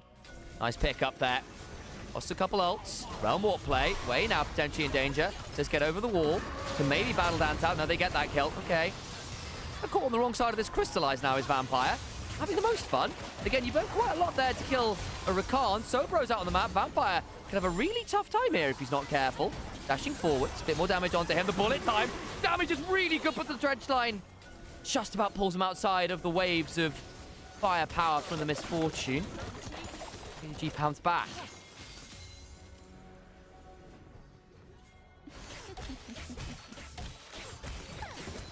A little bit scary there.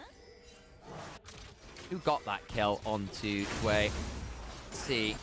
Looks like it was Honq. Or maybe it was Junja, actually. I take that back. Forgive me, didn't quite see who picked that one up. MF nearly out the 4th item is again just eschewed boots in favor of getting towards items as fast as possible again with this game. With the strut, passive, can afford to just play for raw DPS. 2 minutes until Dragon. We need to go again around that one. IG going to be a little bit frustrated. They didn't convert that pick topside into something more. Wei can look to battle dance out. They are jumping onto him. They missed the hook. That's unfortunate. And now they turn on to Sobro. Or Sobro turns on to Xiaozu, rather. The fear comes on down. The force to flash. Wei gets Rune Prison, but there's a quickness. Honq doing some damage, but it's a bit of a split as IG in a difficult position. They lose their top laner. Wei's in danger now. What on earth is happening here? Jumps into Junker's waiting hands. Will likely die. Hook goes wide. 2 members dead from IG. And Photic now in danger. Teleport's flying. Is JDG just collapsing better? They lose 3. What? How on earth do they collapse faster there multiple times? Space out the teleport. Space out the Realm Warp. And that'll be Baron for JDG.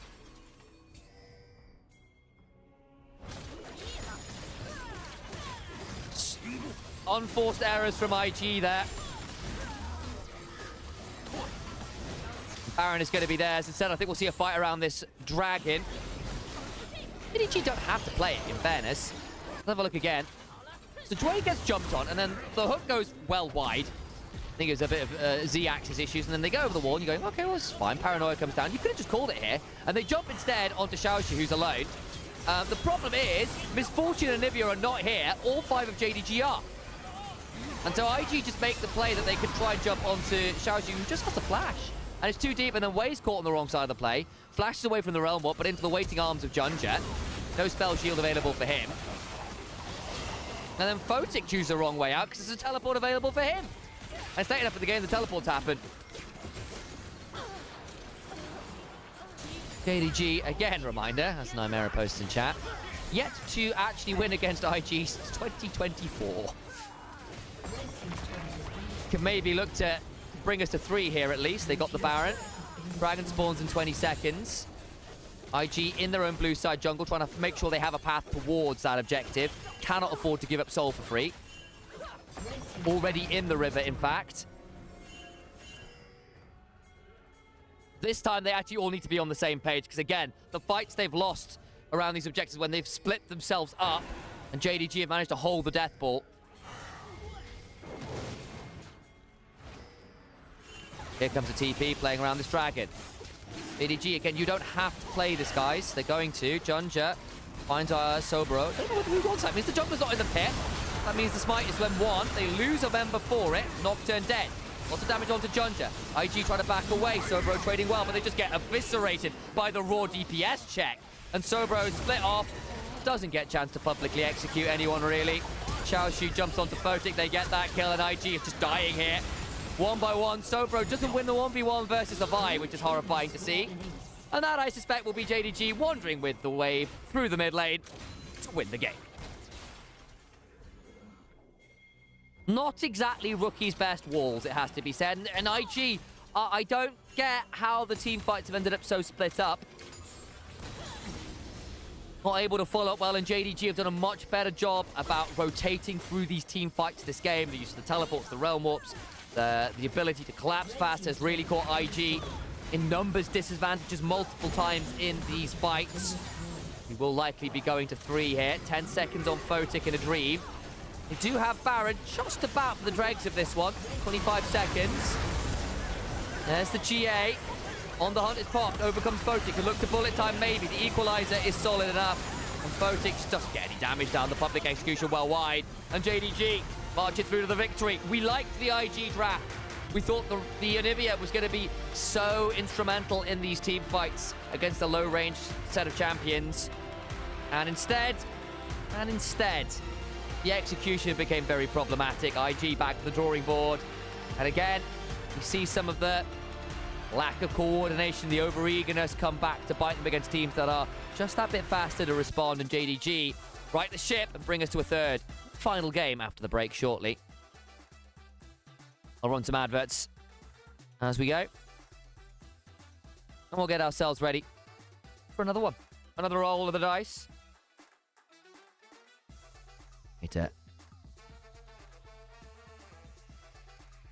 Look to drop off. Who are you here? There goes that volume. Here comes Diana. Visto, as they say. I guess even though Onivia was good in the JDG comp, she didn't have good synergy with her own team. Like, the synergy is fine if Nocturne engages after the wall. If Nocturne engages first, Onivia can't follow. So, it's an order of operations thing. Wall into Nocturne Ambessa, great. Nocturne Ambessa with Onivia unable to follow, not fantastic. And again, they just chose to make plays when the Onivia and the Misfortune weren't there. And they get split off by JDG, who did a very good job of collapsing faster, despite them being down things like the Nocturnal.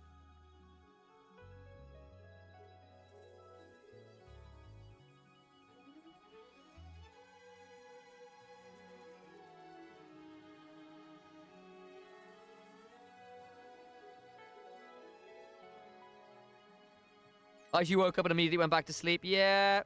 Again, IG, when they don't snowball, are very scrappy. We've seen it multiple times. It shouldn't surprise you.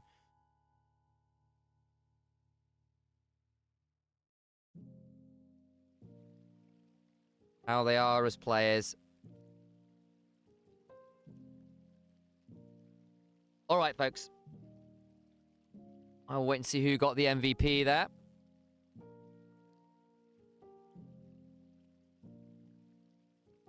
I'm expecting Honkyu, honestly. Maybe Junja.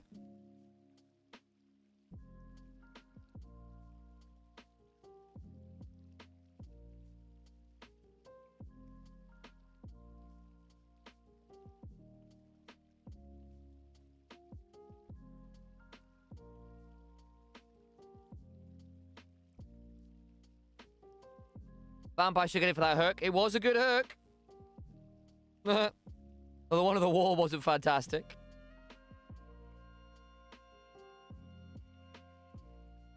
But hey, we've all been there.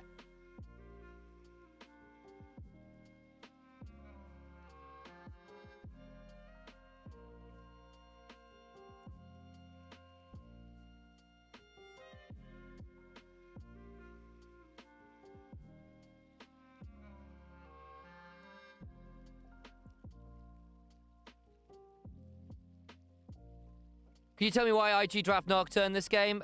Way's very good at it. It's very good with Ambessa.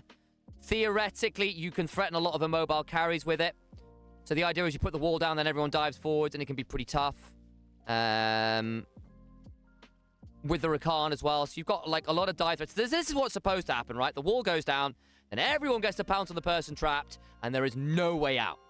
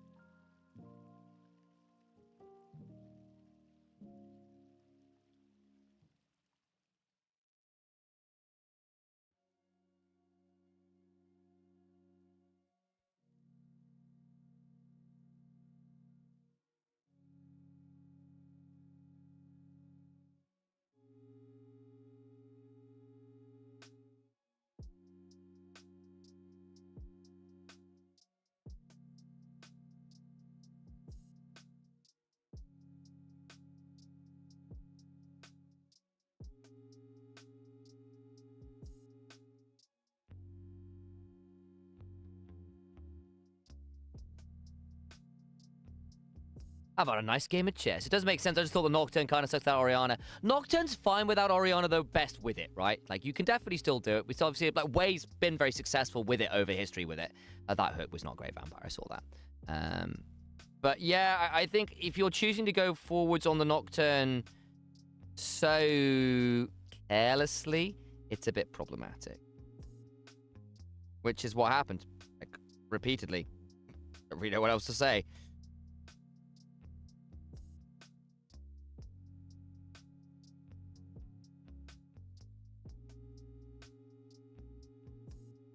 Like, the Onivia should have been very good there.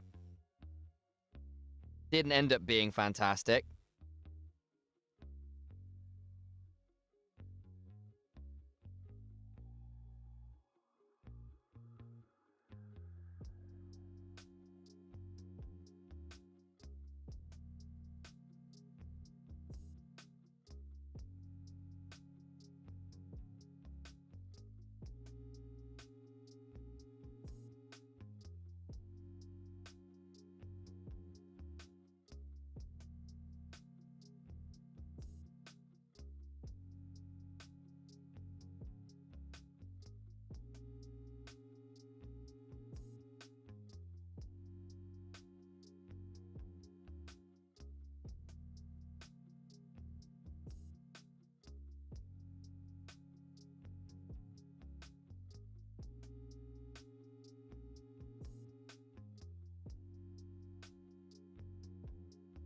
And Honkyu gets MVP. Yeah, I mean, that makes a lot of sense, doesn't it?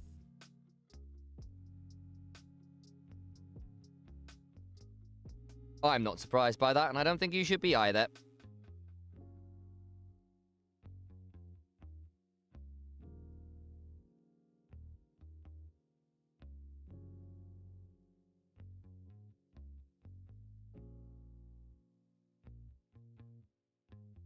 Right, I'm going to run to the bathroom while I get the chance. And I'll return very shortly for the next game. Final one of the day. Reminder for those of you who've not considered doing so. Do consider donating to the Ko-fi. Do consider signing up to Opera GX. Really cool browser. Chromium. It's all very awesome.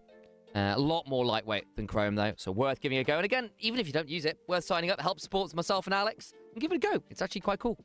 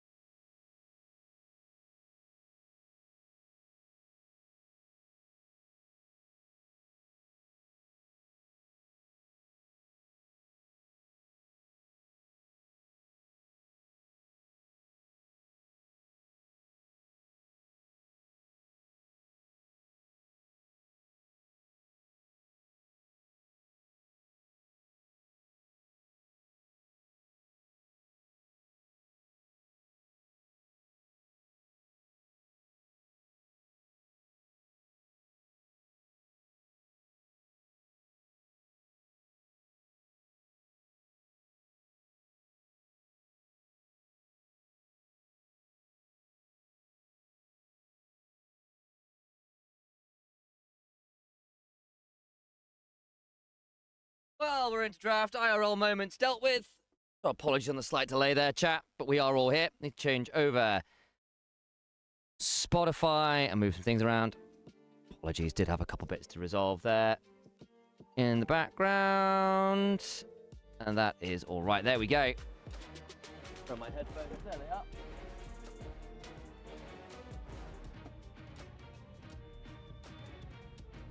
Why are we still getting double music here? Oh, that is still playing. Whoops, didn't hit pause properly.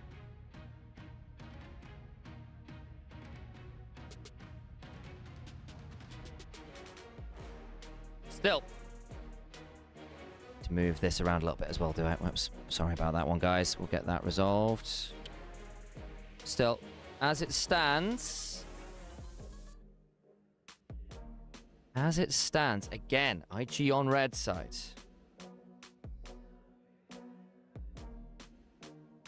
IG with the counter pick. But you know they're not, because they got first pick on the Jarvan, didn't they? I take it back. They're going to go first pick for the first time this game. Certainly an interesting state of affairs, to say the least. Nico got through. Corki goes with it. Gives her a very potent bot lane. The Ezreal Karma to try and manage it. Photic is actually a fantastic Ezreal, one of his champions. The music wasn't playing when I was AFK. Oh, you're kidding me, really? Spotify doing its spot. For whatever reason, Spotify's been weird with my phone on my laptop. I think that's what happened. I wasn't even on Spotify, but for whatever reason, sometimes it says, well, you're playing stuff on your phone. It's like, no, I'm not. I'll have to maybe re-download it on my phone. Apologies for that one, guys. Went on a river run because I did need a bit of a bio break, but there we go.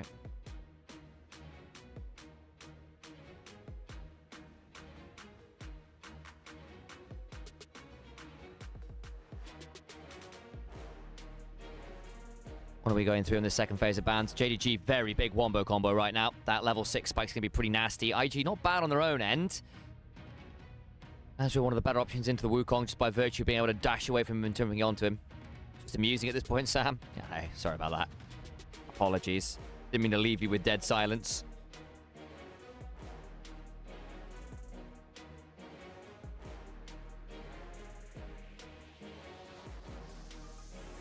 Aurora Cassante bans.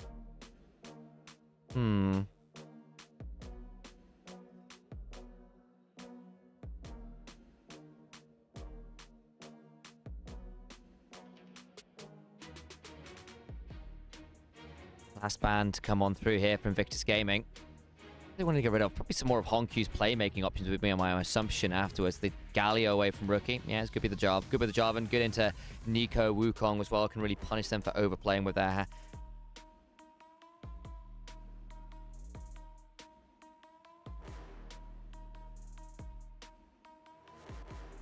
with their ults. That's the one I'm looking for. Akali off the board by Invictus Gaming. Yeah, Honkyu would have a couple good dive buddies to go with him on that one, so I can see why that would be a dangerous option to give up. Silas may be a possibility, but difficult to do blind. Renekton perhaps much more sensible here for Xiaoshu. Does love that champion, was one of his iconic picks when he was the bright light on JDG in summer when they were struggling back then.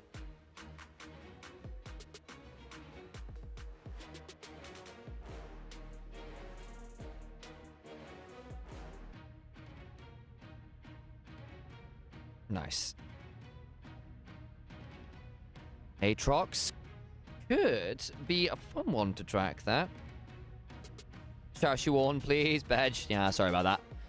Win would be fun. Be very different, very sober, oh.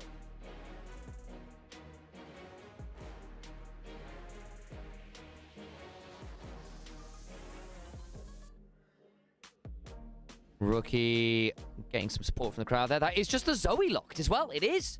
Well. Well, that was still the hover for a second there, but no, a second Zoe game today. I don't know what's been happening in scrims, but Zoe has clearly been starting to see a bit of a rise in priority here. And it's Zoe, Ezreal, Karma. This trio we saw the last time as well. Something to disengage and keep them safe. Gragas would be good there. Ornn, similarly, not bad for that. Now got someone who can face tank for your ranged squishy options. It's now Honkyu debating the Ahri to be a dive threat and potentially deal with things like the Zoe. Not seen Twisted Fate yet this year. It'd be a very different look. Very different look. We'll give you a global. Potential way to punish people like the Ezreal and the Zoe. May then be opting into running Cleanse. And it is locked. Okay. Okay, so JDG locking in the Twisted Fate. Between that and the Nico, your ability to turn up out of nowhere and throw a CC chain at someone, very, very high. Very scary on that front.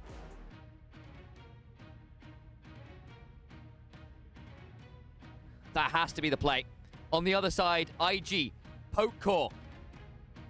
With the Zoe and the Ezreal, lock people up with the Jarvan ult, with the Ornn ult. You can look to spread them down with your ranged DPS. The idea of the Twisted Fate here is he's one of the better options to close down with that Destiny Gate on a ranged backline that would love to stay 3 miles away from the opposite numbers. Then you get the follow-up of the Wukong, of the Nico, Corki Valkyrieing in.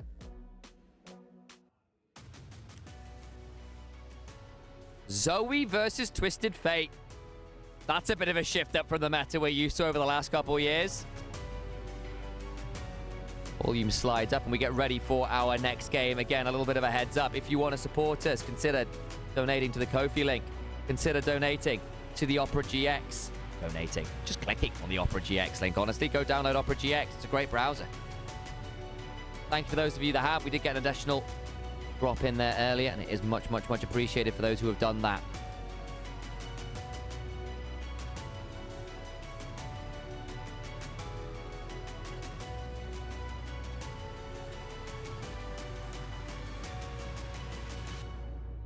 Loading onto the Rift for the final time today. IG won game 1 convincingly. Game 2, well, JDG struck back with some serious mid-game vengeance.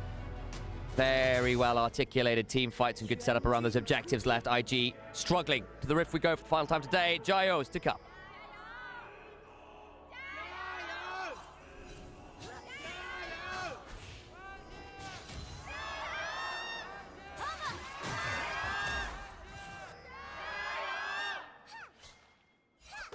On Q, too young to be playing TF.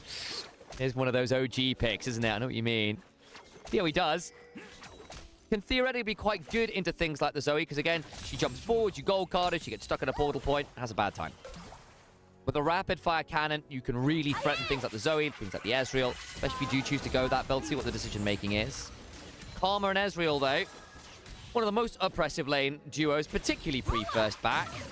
So if you can force Gala and Vampire into some tricky resets, it can be a little frustrating for them. You do outrange the Corki, particularly until he gets that opportunity to hop forwards with a Valkyrie. Though risky. Again, very high mana cost, very high cooldown.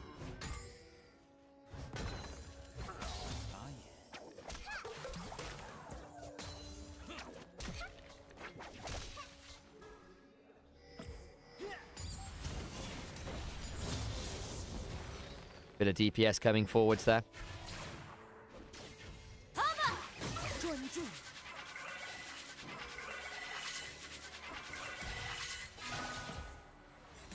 Flickering between potential forms there. A second Corki has hit the Rift. So many Corgis.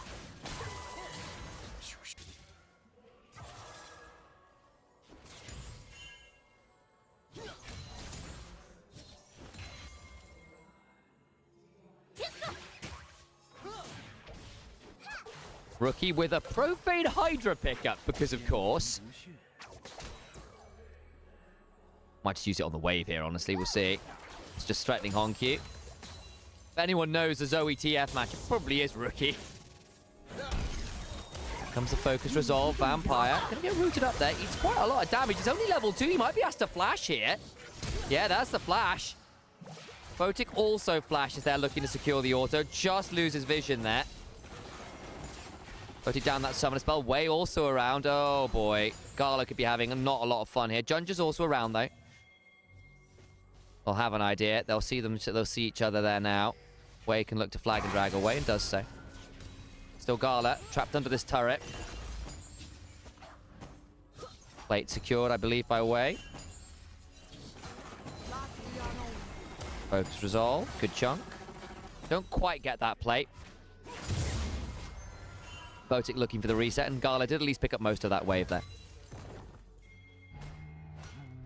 Oh, God, sorry. Garlic did pick up most of that wave there. That's the one.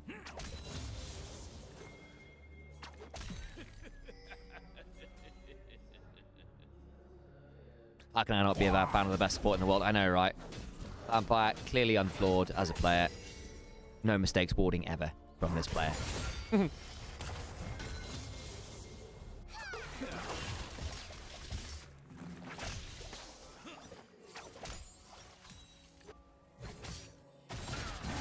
Sobero eats a fairly nasty trade there from Xiaoshu.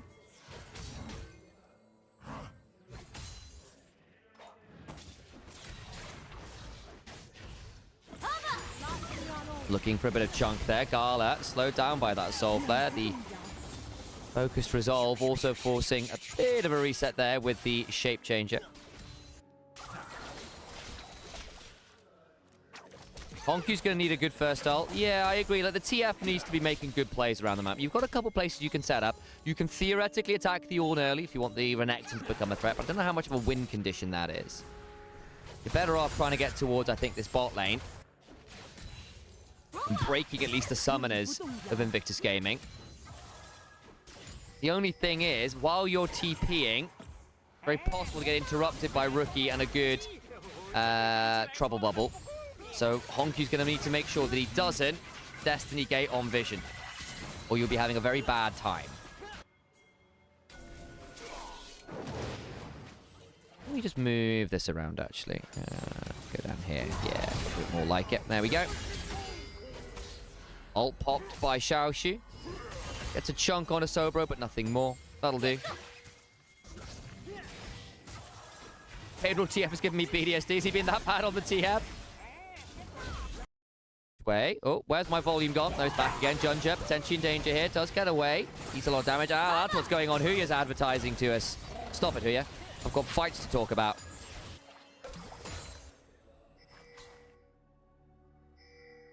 Honkyu doing a decent job of farming here. And again, you are a TF. You do print money by the stack deck passive.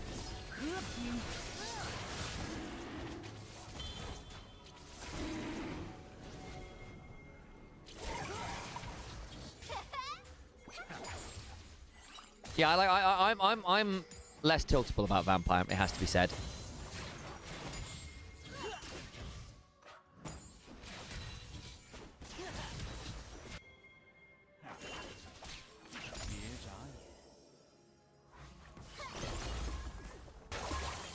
Oh, Honky. Stolen Ignite's kind of scary. You'll notice Rookie has gone towards the cleanse on the Zoe as well. As has Photic on the Ezreal, will make the gold cards a little harder to make work.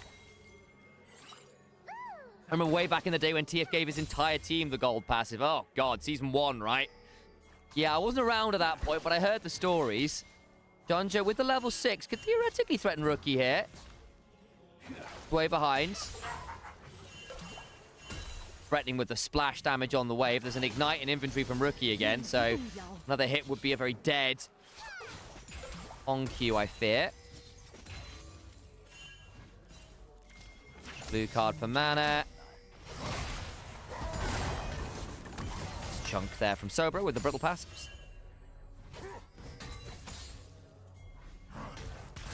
Not really threatened. He gets away with it. He gets away with it.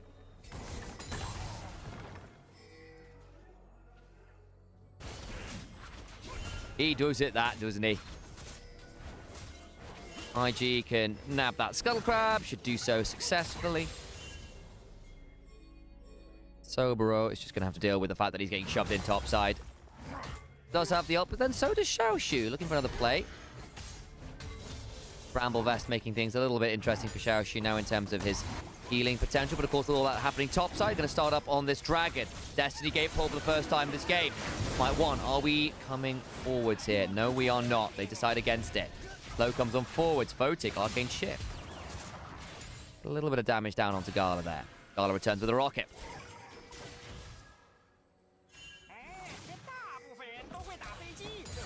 What Corky sounds like? Oh my days, what a voiceover in Chinese. Looking for the paddle star, can't quite find it. Rookie still with the rocket belt. Can be a little bit dicey. Because Zoe used to do a lot of rocket belt shenanigans with their ult rocket belt trouble bubble angles.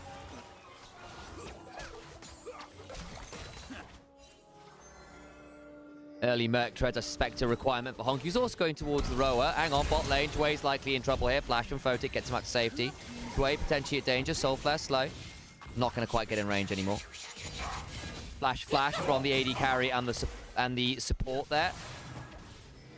Vampire trying to make the play. Two-shot barrage.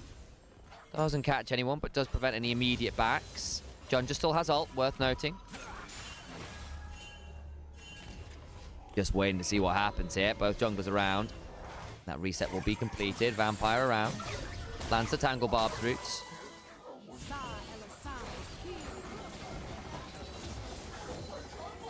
But they now know also that Junja has left. Wasn't a guarantee before. Nico Corki loudest bot lane. It is pretty ridiculous between Gatling gun and the copter noises. Rookie now with an exhaust. Knock up from Sobro on the pillar. Xiaoshu's burned ultimate. Does have the Conqueror stacked. Don't think he's getting more than the chunk here. Sobro still not pulled up. Will Volcanic rupture the wave. Who have I got late game? I think IG, but with the caveat that there is some very nasty wombo combo that could really make Ezreal and Zoe's life very tricky, despite the scaling of like Ornn and stuff giving them some worlds. Because I think there's a world where TF, Nico, and Junja on the Wukong can just jump on a Zoe who's not paid attention to the vision control drops, and that causes some issues. But I'm not sure it's quite so simple as that. I think the mid game gets very interesting once Vampire and Honku get to start making plays around the map with Junja. Life is good. This game is going to be about vision control. Have you tracked where Vampire, Honku, and Junja are? Yes. Good news for IG. Can you see where the skill shots are flying from Rookie and Photic for JDG? Wards this game, man. Wards.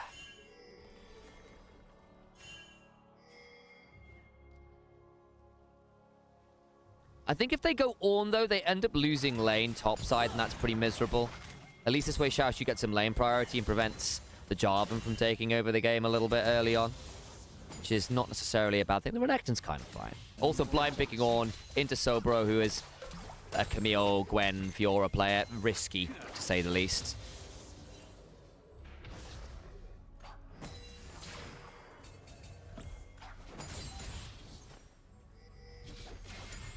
Still, mild early gold lead here to JDG.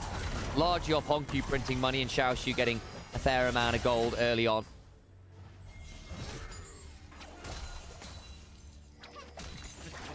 Not seeing anything super spicy in the runes here, though airy for Rookie, rather than anything like a Comet or an Electrocute.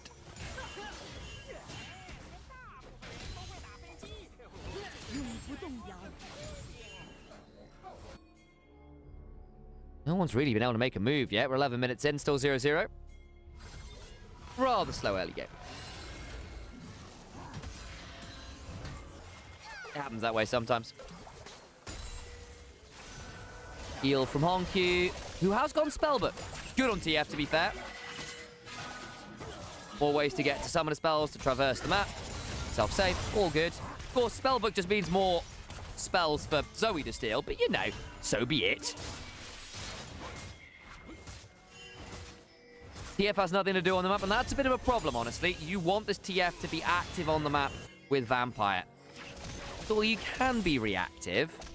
I don't know how effective it's going to be. They're going to jump on the global now. Oh, Honku. Going to be asked to flash, I think. Gold card comes on forwards. There's Trouble Bubble. He doesn't have a cleanse. Good gold cards.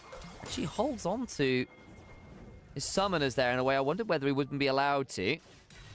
Good gold card prevented too much follow-up, and I don't think Wei was in range for a full combo. Still, chunk onto the TF will force him to reset.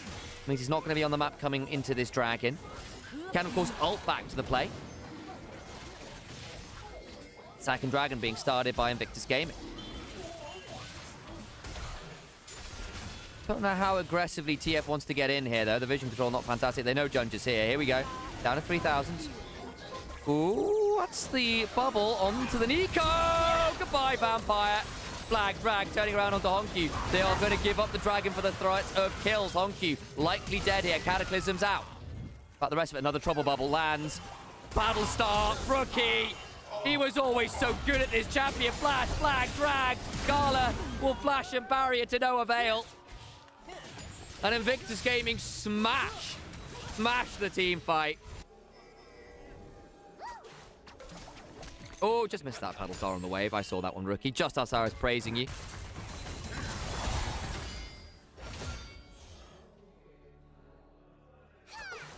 Rookie has had a long history with Zoe. Mind if she was meta during the time when he was one of the best in the world, if not the best in the world. True shot barrage triggers the trouble bubble. Rookie finishes off, then they try to turn onto Honky, who is forced to flash here after the Cataclysm. But it means he's out of the play as Rookie finds another trouble bubble. Oh, Gala doesn't body block it properly. Junger's eviscerated, still rooted up there by the inner flame. Sorry. Focused resolve. That's right. That's a W base from Jue. Okay, at least they got Dragon. There's some truth to that. Does it change much? I don't know. That's a lot of flashes to be down into this team. On cue, at least split pushing away here. Got himself the Chain Lace Crushes. A little bit harder to manage. And again, Zoe's problematic in a side lane. Not always the easiest for her in a longer lane. One of the reasons why she fell away from meta.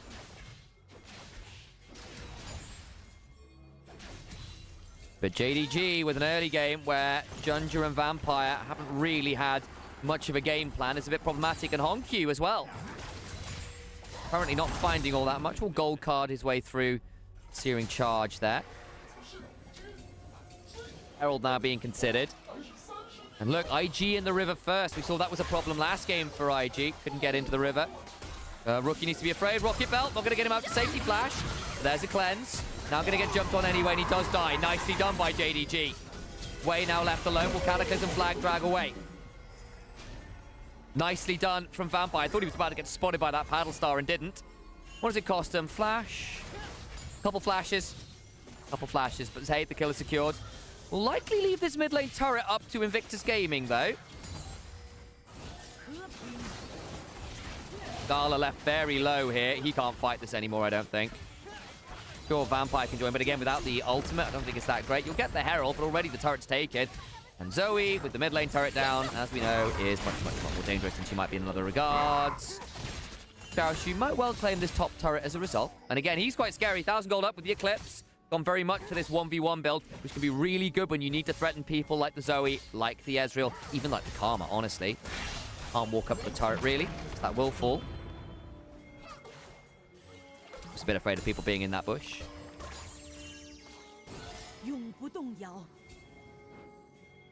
Maybe Xiaoshu can be the win condition on his Rex. Oh, sorry. Renekton. There we go.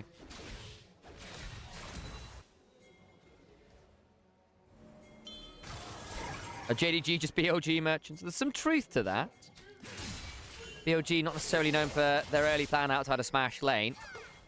Honkyu normally good enough to manage that. IG. Creative stuff in the early game. Creative drafts, actually, as well. I think they have largely done a better job of the drafts here than I think JDG were expecting. The TF was fun here. We'll see whether it works in the mid game. Like it'll be, I want to say a Lichbane second. With the Blasting Rod and the Aether Wisp in inventory. It's always good on the TF.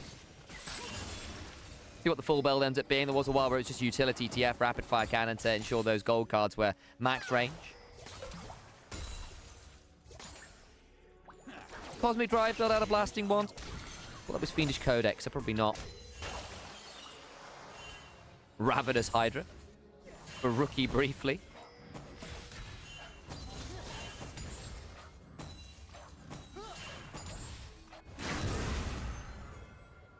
Four minutes until Baron spawns, but 20 seconds until Dragon.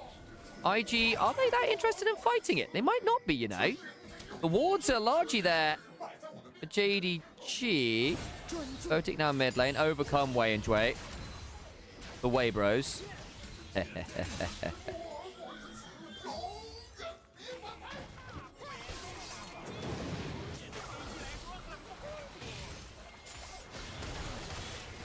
Vision control here for IG's. Dragon started.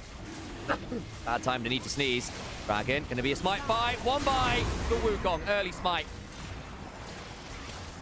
That's good from JDG. Honku needs to be a little bit afraid. Nice battle herald escape. Attempt to turn it around instead. Can they drive back into the turret? They might be able to, you know. It could be risky, the landing spot. It will be. Honku. Just about okay, but there's the flash, the cataclysm. Immediate flash out from Honku. Now looking into the river. Oh, Ginger. He's not going to have a lot of fun. The bubble lands onto the clone.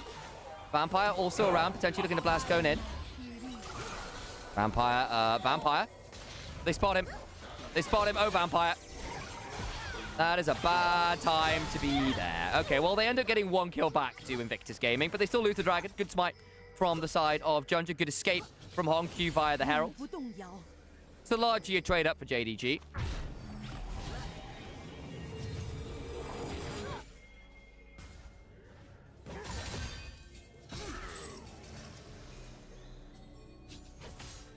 And even then, I think Xiaohu's had a lot of good games, but he has like these 90% good games and then 10% where he just brain fades and walks back to lane thinking, cool, play's over. And there's someone waiting for him when he dies to it.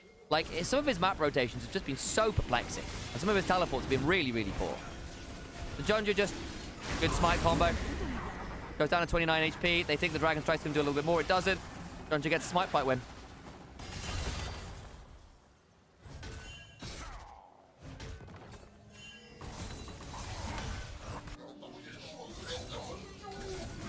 Still 1,000 gold leader JDG, largely off the fact that Renekton is very ahead and the fact that Honku literally prints money on TF. Still have to be a bit afraid of Rookie as he's now gotten towards 2 items. The Horizon Focus obviously very easy for Zoe to proc. No Shadow Flame this time around. Probably wise. There's a lot of HP builders this time. And it is going to be the RFC for Honku. See what the third item B ends up being for Rookie. JDG with the slight edge to win here because they got them the Dragon. And again, the scaling is not bad for them. They'll have a good time in the mid game here.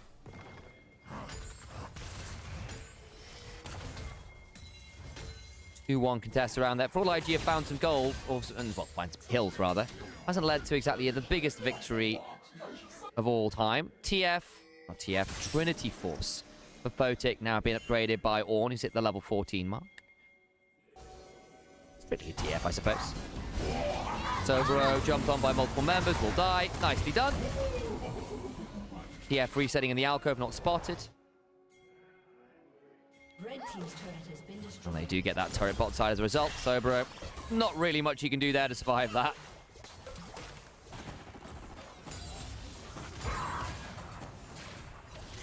Photic, without that mid lane turret to worry about, still able to get a lot of control there.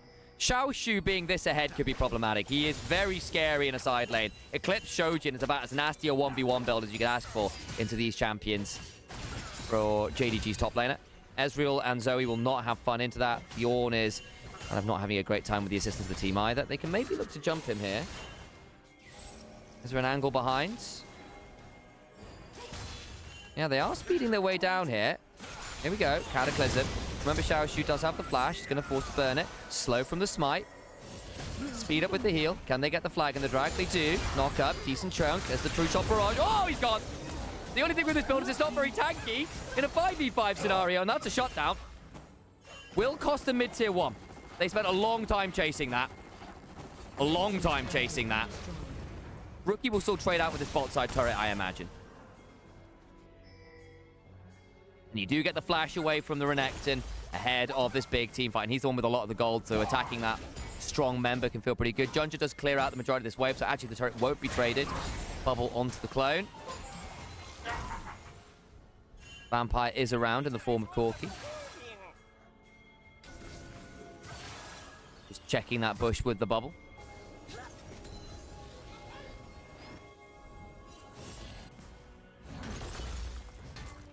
Sobro does get this wave trash topsides. Should be able to pick up another play, I imagine. And then maybe look to move over for this Dragon spawning in 15 seconds. Are we looking to play this on spawn? Wei is in the river. Himself some healing and a shield, courtesy of the Tech empowered honey fruit.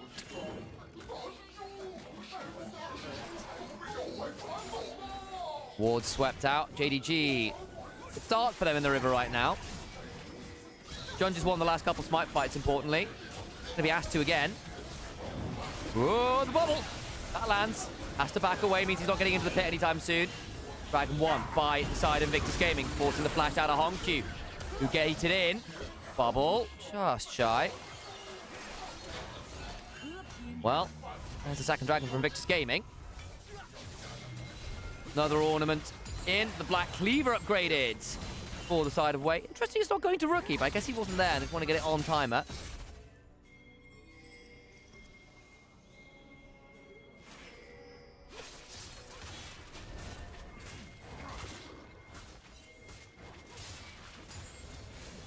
Xiaoshu's still scary. The Sterak's will help a lot. Sterak's will help a lot. You could also use some completed boots. Like, the damage is there. The 1v1 strength is there. A little bit harder in those 1vx scenarios. Bit of both is the honest answer. Enjoy it. I don't think they were expecting this draft from Invictus Gaming, and a little perplexed about how to manage it.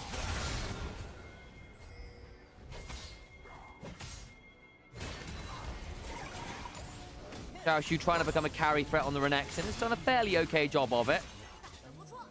The rapid fire's done for Hongq now as well, so the gold card threat much higher. Couple cleanses, though, make that a little bit tricky to convert into kills by itself.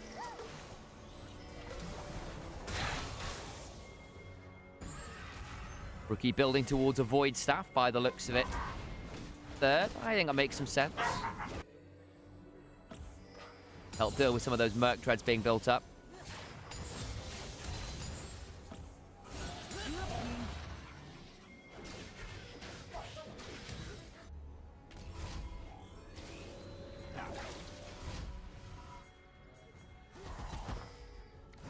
Dobro slides in.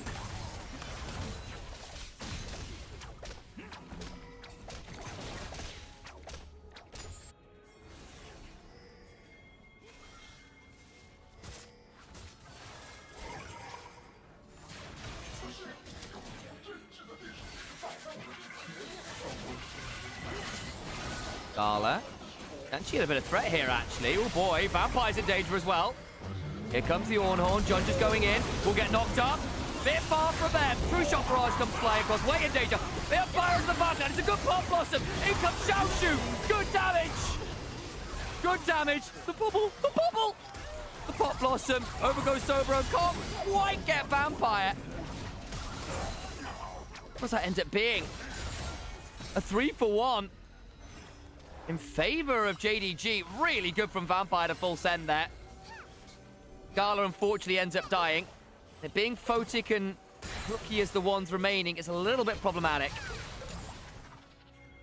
Let's have a look at that again. At the first, it looks like Gala's about to have a very bad day. Vampire gets chunked really heavily. And then Junji goes in, and Sobro's there to counter. They get the knock and they think we've got an angle here. But it ends up being this double cyclone, and Wei ends up being really caught out.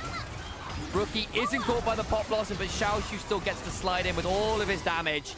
And again, this Renekton, if he was on top of you, unthreatened, is so damn scary. The problem is, Gala goes for a 1v1 and kind of forgets that Gala can, or Rookie can do that to him. Sobro tries to take Vampire out for his sins, will not. Ends up dying. So that was a good fight in the end for JDG. Gives them a significant gold lead, actually. They're up to 3,500.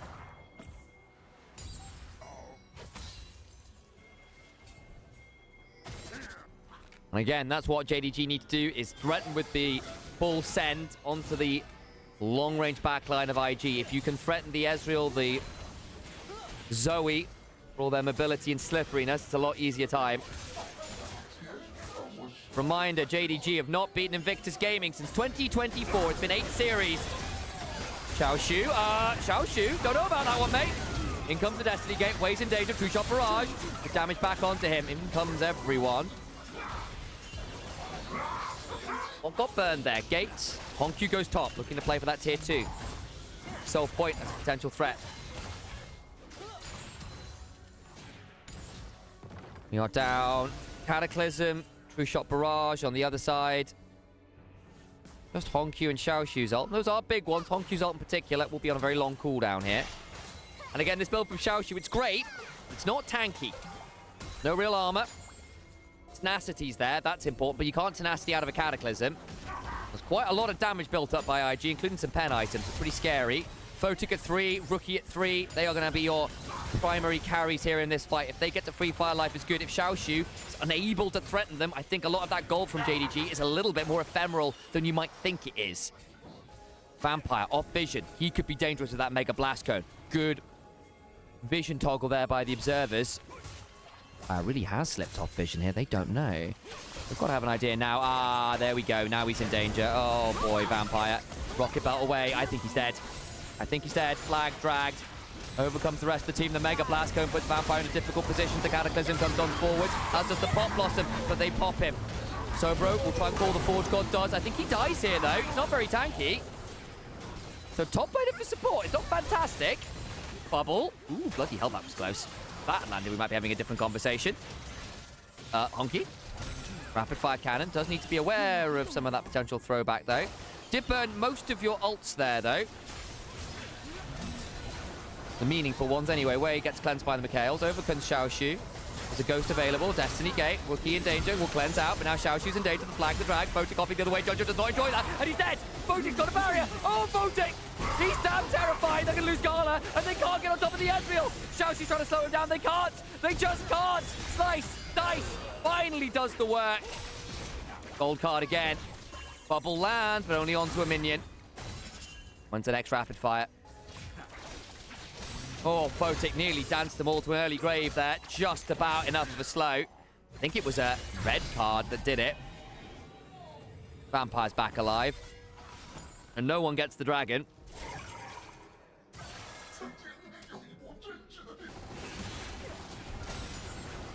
So it starts, of course, in this 4v5. We've already seen, of course, Sobero die, Vampire die. They all go in. Rookie goes one way, Photic goes the other, and Junja realizes, I don't win this. Oh my god. And Gala also realizes, I'm not sure I win this either. Very nearly falls himself. Rookie does eventually get that one. And you're thinking Photic might be able to do this, but a flash from Xiaoshu was just about enough to get that slice on in. Otherwise, I think it would have been in serious problems. The flash was required, though. And now what does Xiaoshu do without the flash? Photic has his, doesn't have the cleanse, but there will be a QSS and a Mikhails. So there's still a lot of ways to ignore the pick CC. Dragon started. IG, though, don't have vision. On a pretty good side, though, to threaten with the poke regardless. A good ult there. In comes the Shirelius, 2,000 HP on the Dragon. Junja looking to get out of the pit. They're having the most fun in there. Sobro, not the tankiest to the front line, but by a lot of time, Gala left half HP. Vampire Pop Blossom gets 4. It's good, but the follow-up's not fantastic. Flag and drag away. Gold card comes down. Sobro's not having a lot of fun. Honku eats a paddle star. Gala gets that one. Flag drag the Cataclysm down. Another gold card, but cleansed away. Xiaoshu's a menace on this Renekton. Gala eats a lot of damage, and Xiaoshu running out of options. Flash for gold card from Honku. Tries to get more damage. It's good. It's really good at clip shielding. He's got a Sterex to it, but there's also Honku, another gold card. Photic hopping forward, misses the Mystic Shot. The health bar from JDG so damn low, but the kill's not secure. Miss another Mystic Shot. Photic, you've got to land these. You've got to land these. Doesn't tag anyone. IG, if another number of those skill shots had landed, would be having more work here. Doesn't quite happen. And Xiaoshu, even without the flash, is able to threaten there in the fights. What a Renekton game he's having. Death Dance now completed. They lost one, I believe, and the respawn just came on through. But that was it. And now Baron being considered 6,000 gold, all out of nowhere. Oh, Photic, you had to do better there, I think. One or two more of those skill shots landed, they wouldn't be in this position. Tries to steal it with a Mystic Shot, won't find it. That's Baron as well.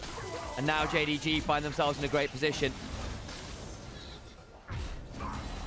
Another very good ult from Vampire, actually. I don't think ending up being what decided the play, per se. They go looking for flag and drag. Way just misses it. It means he's not in the pit. And Vampire goes in, finds 4, and that's great. Follow-up not fantastic. Vampire left low, but then a Honku here on the side. Gets the gold card off before the bubble lands. They try to pop him. He's still pretty tanky at this point. Maybe it really was completely for free. Honku cleanses. That means that Rookie can't finish that one up. And Photic kind of splitting the damage up. The health bars on JDG really aren't fantastic. They really aren't. But they just don't get to concentrate fire on a single target.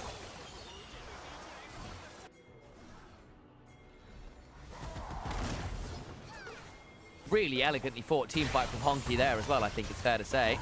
Him and Xiaoshu been having a really good time here.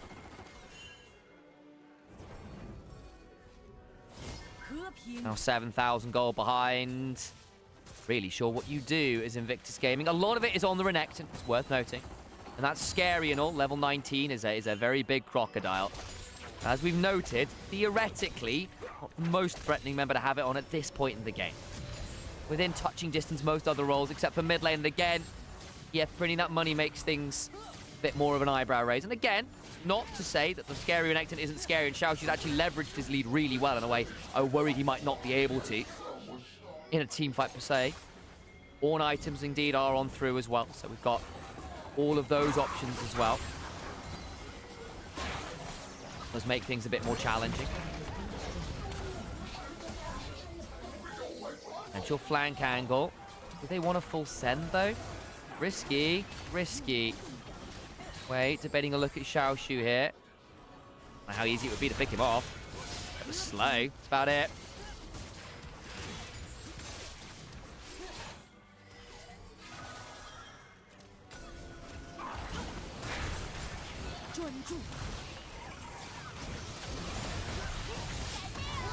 Trading in now, Xiaoshu will get this tier 1 in mid lane, I think.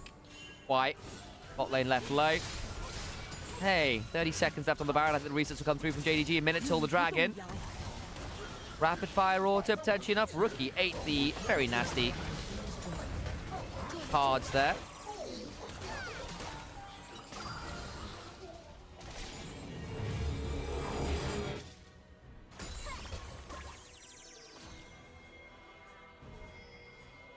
Wild cards.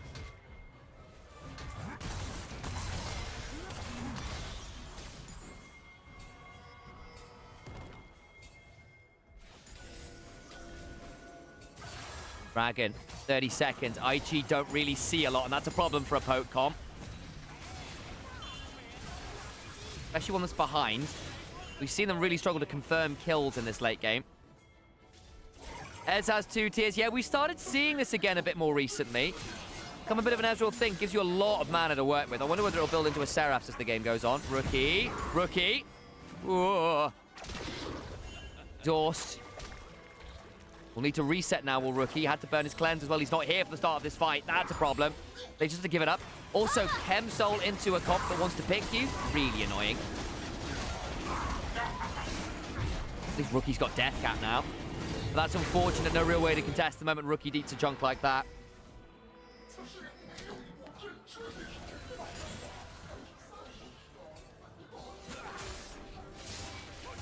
Looks like it'll be the Endless Hunger coming on through for Photic 4th. 5th, rather, actually. We are getting to that point in the game.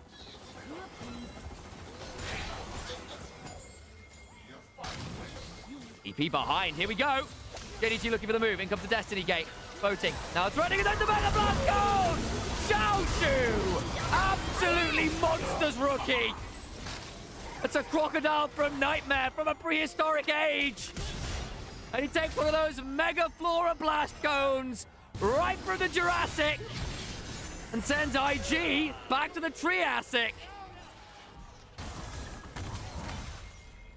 It is over. What a teleport flank. 9, 1, and 4. Xiaoshu's Renekton is just a beast from Nymaera. And for the first time since 2024, after 8 series, Jingdong Gaming will get a win over Invictus Gaming here in the heart of Beijing.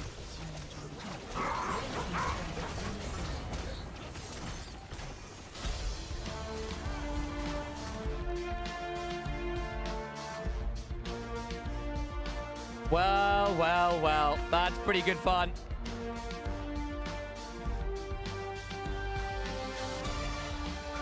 Thank you all for following today. For those of you who have not hit the follow button, please do so. For those of you who have not subscribed, please consider it. We love a Twitch Primer here. We've got a sponsorship with Opera GX as well. Picked up 5 users. It'd be great to pick up a few more. It really is 2 minutes of your time, guys. It's not going to cost you anything. It's not going to put you in any weird email chains. It's just a really cool web browser. Very much like Chrome. It's built on Chromium. So for those of you who like the Google Chrome system, it's a much better version of that, in my opinion. So keep your eyes on it. And it helps support us, even if you download it and go, not for me. Help support us for 2 minutes of your time. If you enjoyed the show today, really easy way to support us without having to pay. The other option, of course, is the Ko-fi. Consider donating that one as well.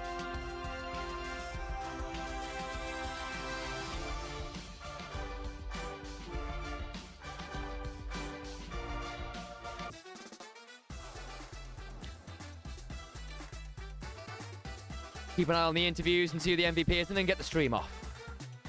Appreciate you, Ruby. Appreciate you, Shrimp Cakes. Thank you for all coming and hanging out.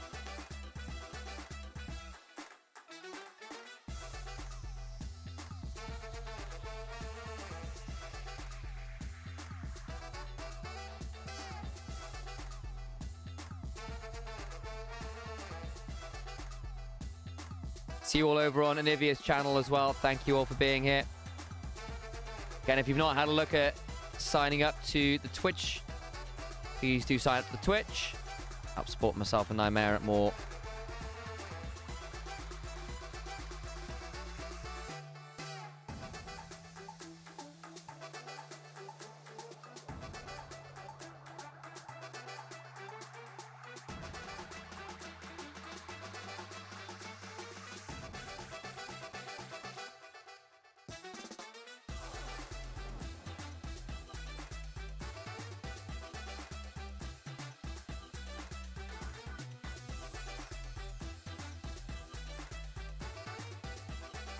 And away from 10,300 followers. Holy moly.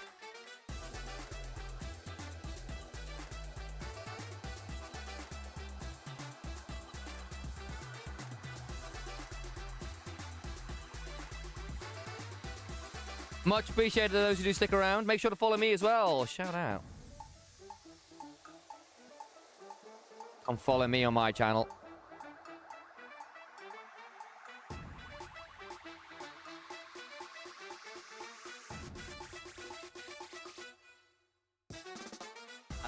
Good. Don't worry about that.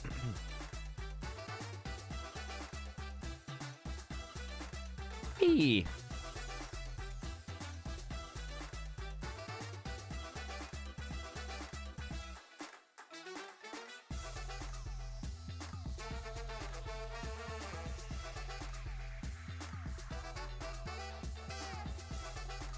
Yeah, Xiaoshu with a monster game on that Renekton. I know obviously a lot of that damage is into Sobero, but still. I feel a bit bad for Rookie there, who had a very good game on the Zoe. But the moment some of those fights went so awry, it became a big problem for them. I think Xiaoshu gets this game, and I think Honkyu probably ends up as player of the match. Disaster averted. JDG, we're on a bit of a downwards trajectory after a really good start to the split. 2-0 over BLG, and we're beginning to see them hit the stride, and then it all fell apart again.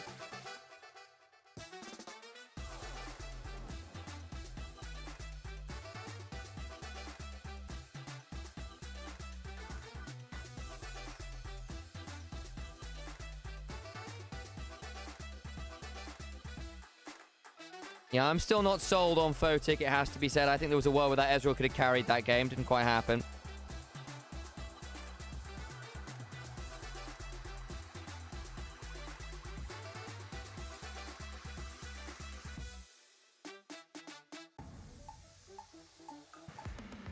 好，欢迎来到我们的赛后采访环节。那么也是首先恭喜北京 JDG 获得了本场比赛的胜利。我们请来了中单选手红 Q 进行我们赛后采访，来向大家打个招呼吧。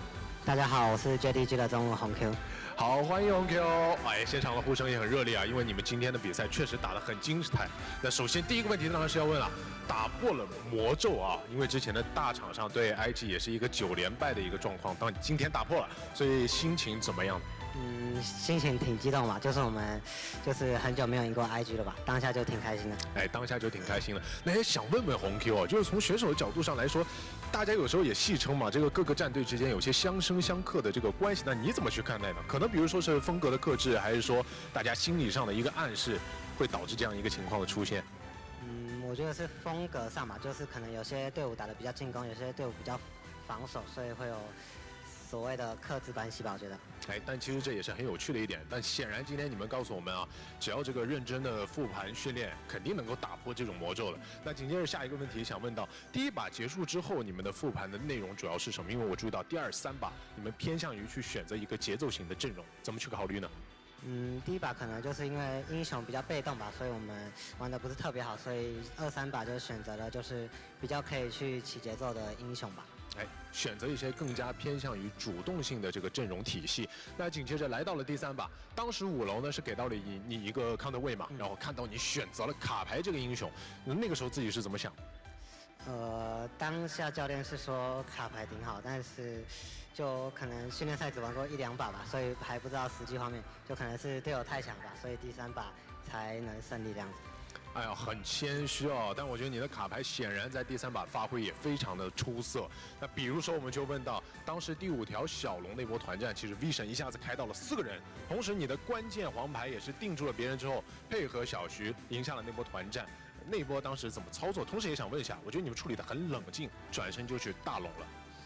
因为主要那波对面可能少了关键技能嘛，所以我就跟小徐沟通说，我们可以看着去切后排，然后就做出了这样的操作。其实当时是一个2打3的情况，但很显然抓住了机会，很果敢，所以赢下了那波团战的胜利。那波之后优势就开始倾斜了。那问一个很关键的最后一波团了，最后一波团当时有个绕后 TP， 小徐踢下来之后很勇猛啊，一个人打3个，打到了高地。当时队内是一个什么样的语音？当下就是特别惊到吧，那因为一直知道他的俄语就是非常的强嘛，然后在每波的关键时刻都能做出非常好的操作，所以就非常的震惊吧。哎，我觉得队友之间的这个互相兜底啊，也是你们今天取胜的关键了。那最后一个问题了，今天刚刚也听到了很多的呼声嘛，现场的粉丝朋友来了，去支持你，支持我们的北京 JDG， 有什么话想要对他们说的？就非常感谢，就是能到现场来支持我们的粉丝。好，也感谢我们现场所有的粉丝朋友们，也谢谢北京 JDG 今天给我们贡献了非常精彩的比赛。那我们的赛后采访环节呢，到这里就告一段落了。接下来把时间交还给解说席。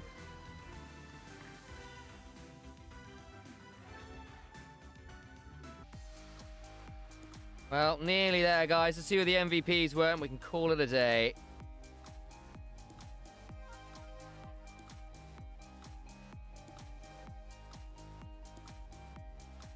I'll be not around tomorrow myself. Alex will be taking over the stream again, but I'll be traveling.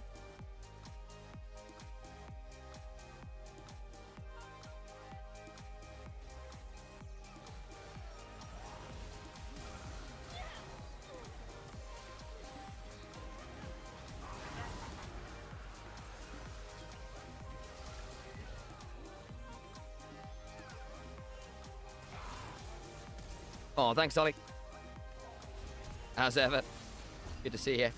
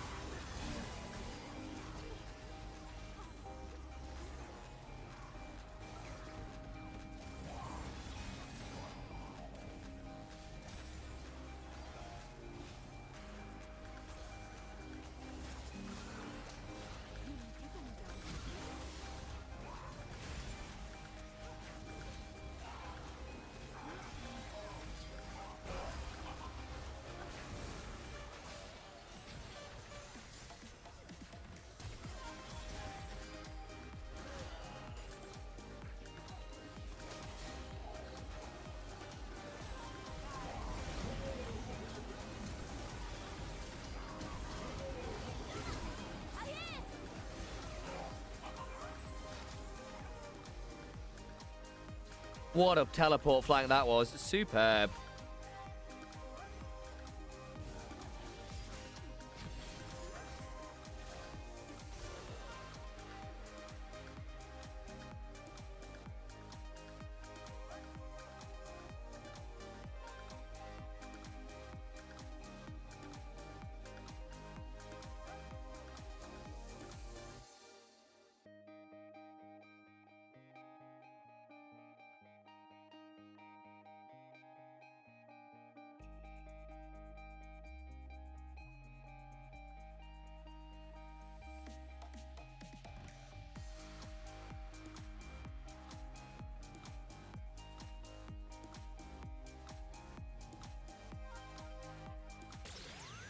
And of course, it is Xiaoshu with a monster Renekton performance that earns himself player of the game. Not a surprise. Who joins him?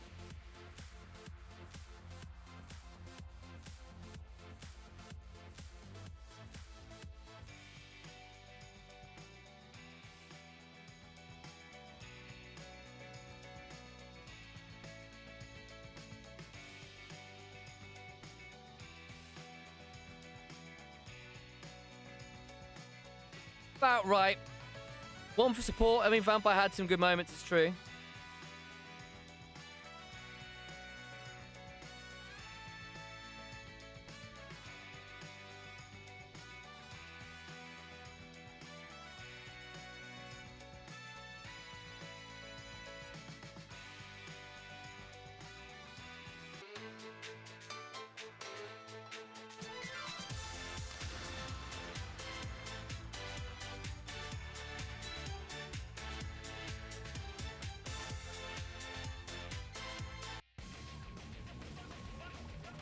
Here's a look at the replay, and again, it'll be Honkyu getting the MVP. That makes a lot of sense to me. All right, guys, I think that's probably enough. Let's find someone to raid over to. YouTube will be ending it here. Thank you very much, guys. Until the next time. Goodbye. Who are we raiding you over to? Let's have a look.